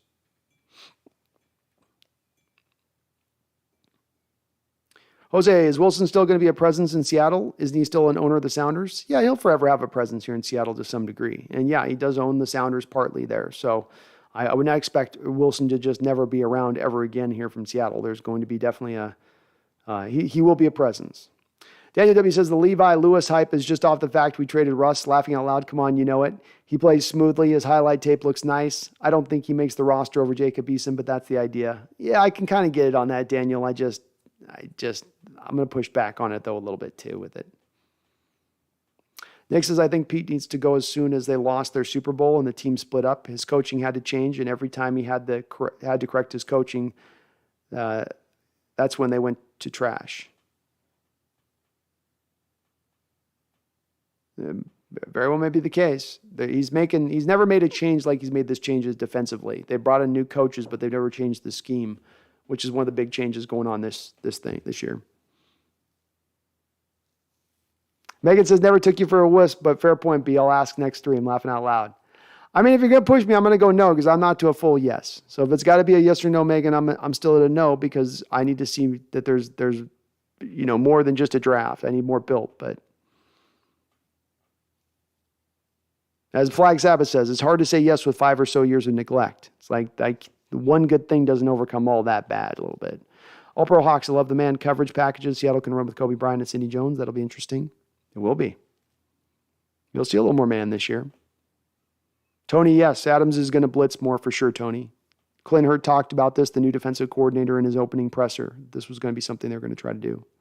Megan says, not Desaibi. Thought we were on that train. I think he's the most likely to be the guy that would take over from Carroll if Carroll retired with him on the staff, Megan. But there's a difference between saying that and saying who would I like as the next coach for the Seattle Seahawks. And I would take Sean Payton over Desai. Kirk Stemmer, to understand how underdeveloped Wilson is, all you have to do is listen to the analyst during his game. Good point. Jerome says Russ being short is a factor of him not targeting the middle of the field. Agreed. It did impact him. It's always going to impact. This is a little bit of like why I throw a little shade at Levi Lewis. Like, You got to have some prerequisite size for the position in the NFL. You can't be a tiny guy, or you've got to overcome that. Now we've got to set up this offense to overcome that. The Cardinals have to do this with Kyler Murray. We got to adopt spread-based principles and have you out of shotgun all the time so you can see things. I don't want to approach the quarterback position in that way. Alexander says Russ is a partner, not an owner. Oh, okay. Makes sense. Jeffrey Todd, which offensive defensive rookie are you looking forward to seeing the most? Which offensive? I'm most looking forward to seeing probably Abraham Lucas at the right tackle position to see what he's got off the jump. Which defensive player? Mafi on the other side. Charles Riley, the $5 donation. Another donation. Thank you, Charles. Says, Brando, I'm here to apologize for my harsh Mina Kimes opinions. Women deserve to watch the NFL as much as men, and she's welcoming to that demographic. No apologies needed, Charles. It's all good. We just try to make some jokes, try to make some funny. It's all good. David M says, Kobe Bryant was the red mamba at Cincinnati. Do we keep that or go with the blue mamba? No, let's go with red mamba. I like that. That should stick. College nickname should stick.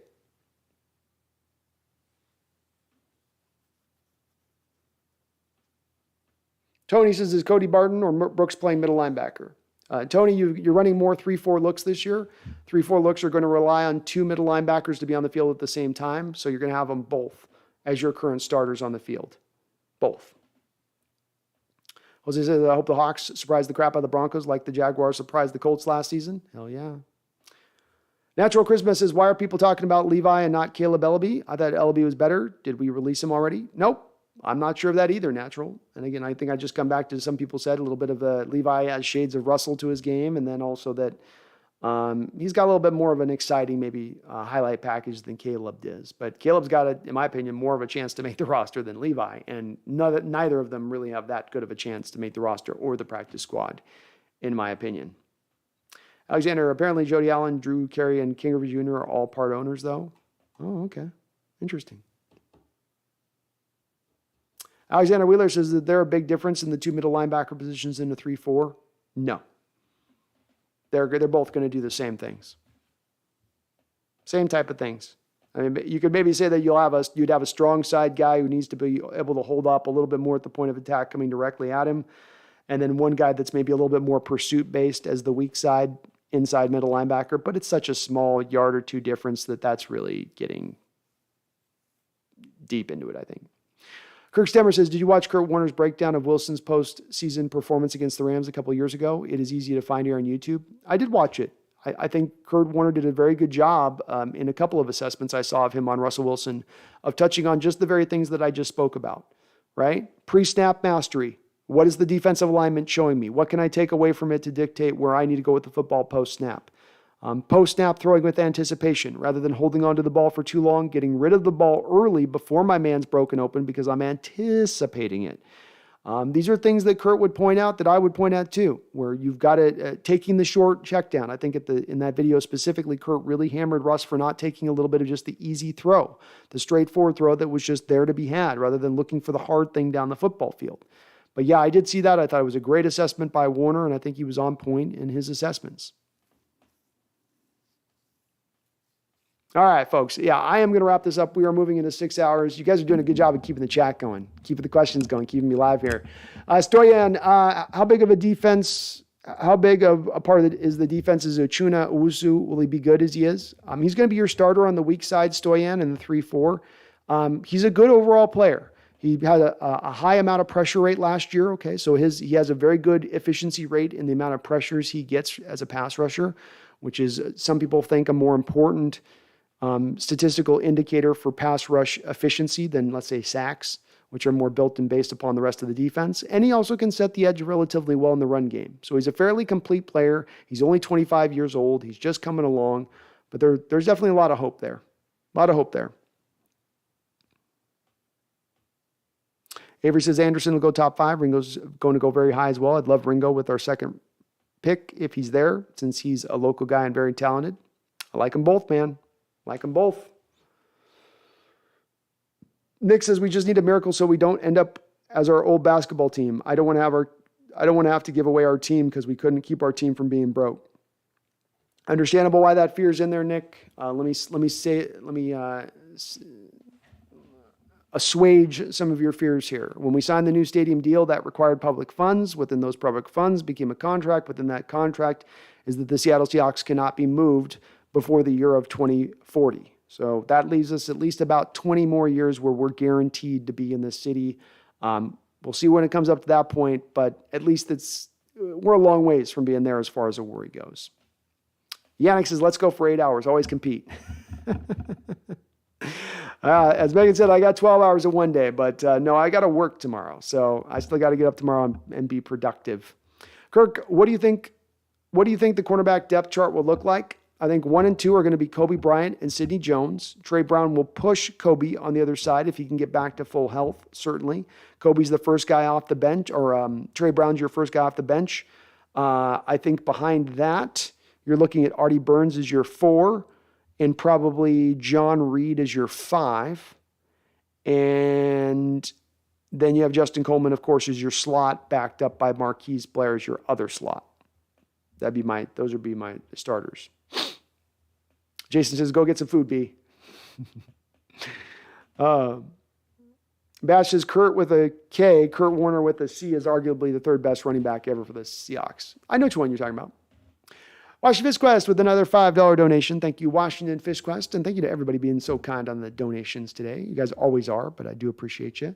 He says, another great stream, Brandon. You should consider the call-in show again so people can have a nuanced fights about trusting Peter John. Ha, ha, ha. We will do a call-in show again here soon. We had a really great time with that last time, and I've got to do it again. I promised I would do, and I definitely will do it again for sure. Thank you for the donation. Bobby Savage says, you're talking Sean Payton. That thought tickles me, but it seems like a stretch. If Pete is out within a couple of seasons, do you think it could be a real possibility? I'll keep it in the back burner for now. I think Pete's going on a year-by-year basis at this point, Bobby. I think Pete is also, the oldest coach in the NFL? I mean, it's a matter of time. It's sooner than later in that respect.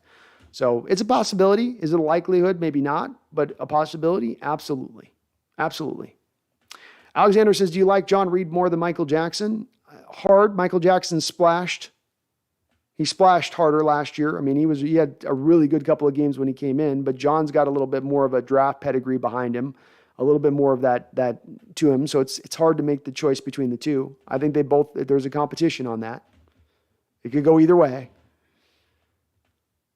Natural says, does Paul Allen's will become true because he said he never does Paul Allen's will become true because he said they should never leave Seattle in his will? Like, how much guarantees does a will give? It can give a lot of guarantees. Depends on how ironclad he made that when he was passing, and maybe very much so. Yannick says, if you ever want to expand and create content in Spanish, I'm your guy to help you out. Thanks for the stream. Well, thank you, Yannick. I'll definitely consider it. We'll get a Hawks Nest Espanol, work something like that at some point.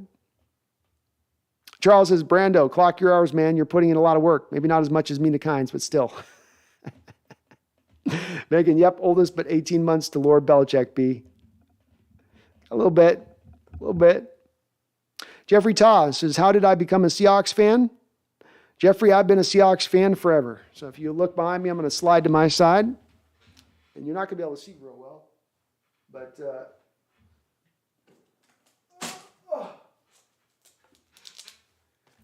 if you notice this, Jeffrey, if you look at this little pugnacious, cute kid here in this shot, wearing a little 80s jersey there with his dad, that is me. So how long have I been a Seahawks fan? Since probably I came into existence and understanding what world and life is. I kind of like, oh, I am a human being. Oh, I am breathing. Oh, I have hunger. Oh, I am now also a Seahawks fan. So it all just kind of happened one after the other. But pretty much at birth. It was birth. All Pro Seahawks, Brandon, I'm doing my All Pro Seahawks podcast. Can you plug me in? That would be awesome. Doing my All Pro Seahawks podcast. What do you mean plug you in, buddy? What you mean? Bosh Gordon, great Steve Bree. Go Hawks. Remember 12s. Let's get Welcome to the Jungle as our theme song. Let's do it. Do it. And let me know what you mean by that, All Pro. I'm not sure what you mean. Jay, born in 2000, Seahawks fan since 2000. That's right, Jay. That's right. Megan says, I'm 4 months younger than the Hawks, but been a fan of Carroll's. Been a fan of Coach Carroll. Came to us from the Trojans. He did. Oh, All Pro Seahawks. Well, yeah, please do go check out All Pro Seahawks show. Just getting something up and going there on that. He's got a little podcast going on his side. So I'm sure they can just follow you to your channel. They're All Pro. Sure. I appreciate you watching, man. Appreciate you watching. And good luck on that. Risen, welcome to the jungle about Los Angeles, but was written in Seattle, by the way. I don't know, Risen. We were having a good debate here in the recent weeks about this being written about the Kingdom, supposedly. Axl Rose has admitted this, I guess. It is known. It is a known fact. I don't know. It sounds good. Certainly sounds good. Anytime, All Pro. Best of luck on that, man. All right, we are going to wrap this up. We are at almost 6 hours even. It has been another tremendous show. Folks, I'm making a case here.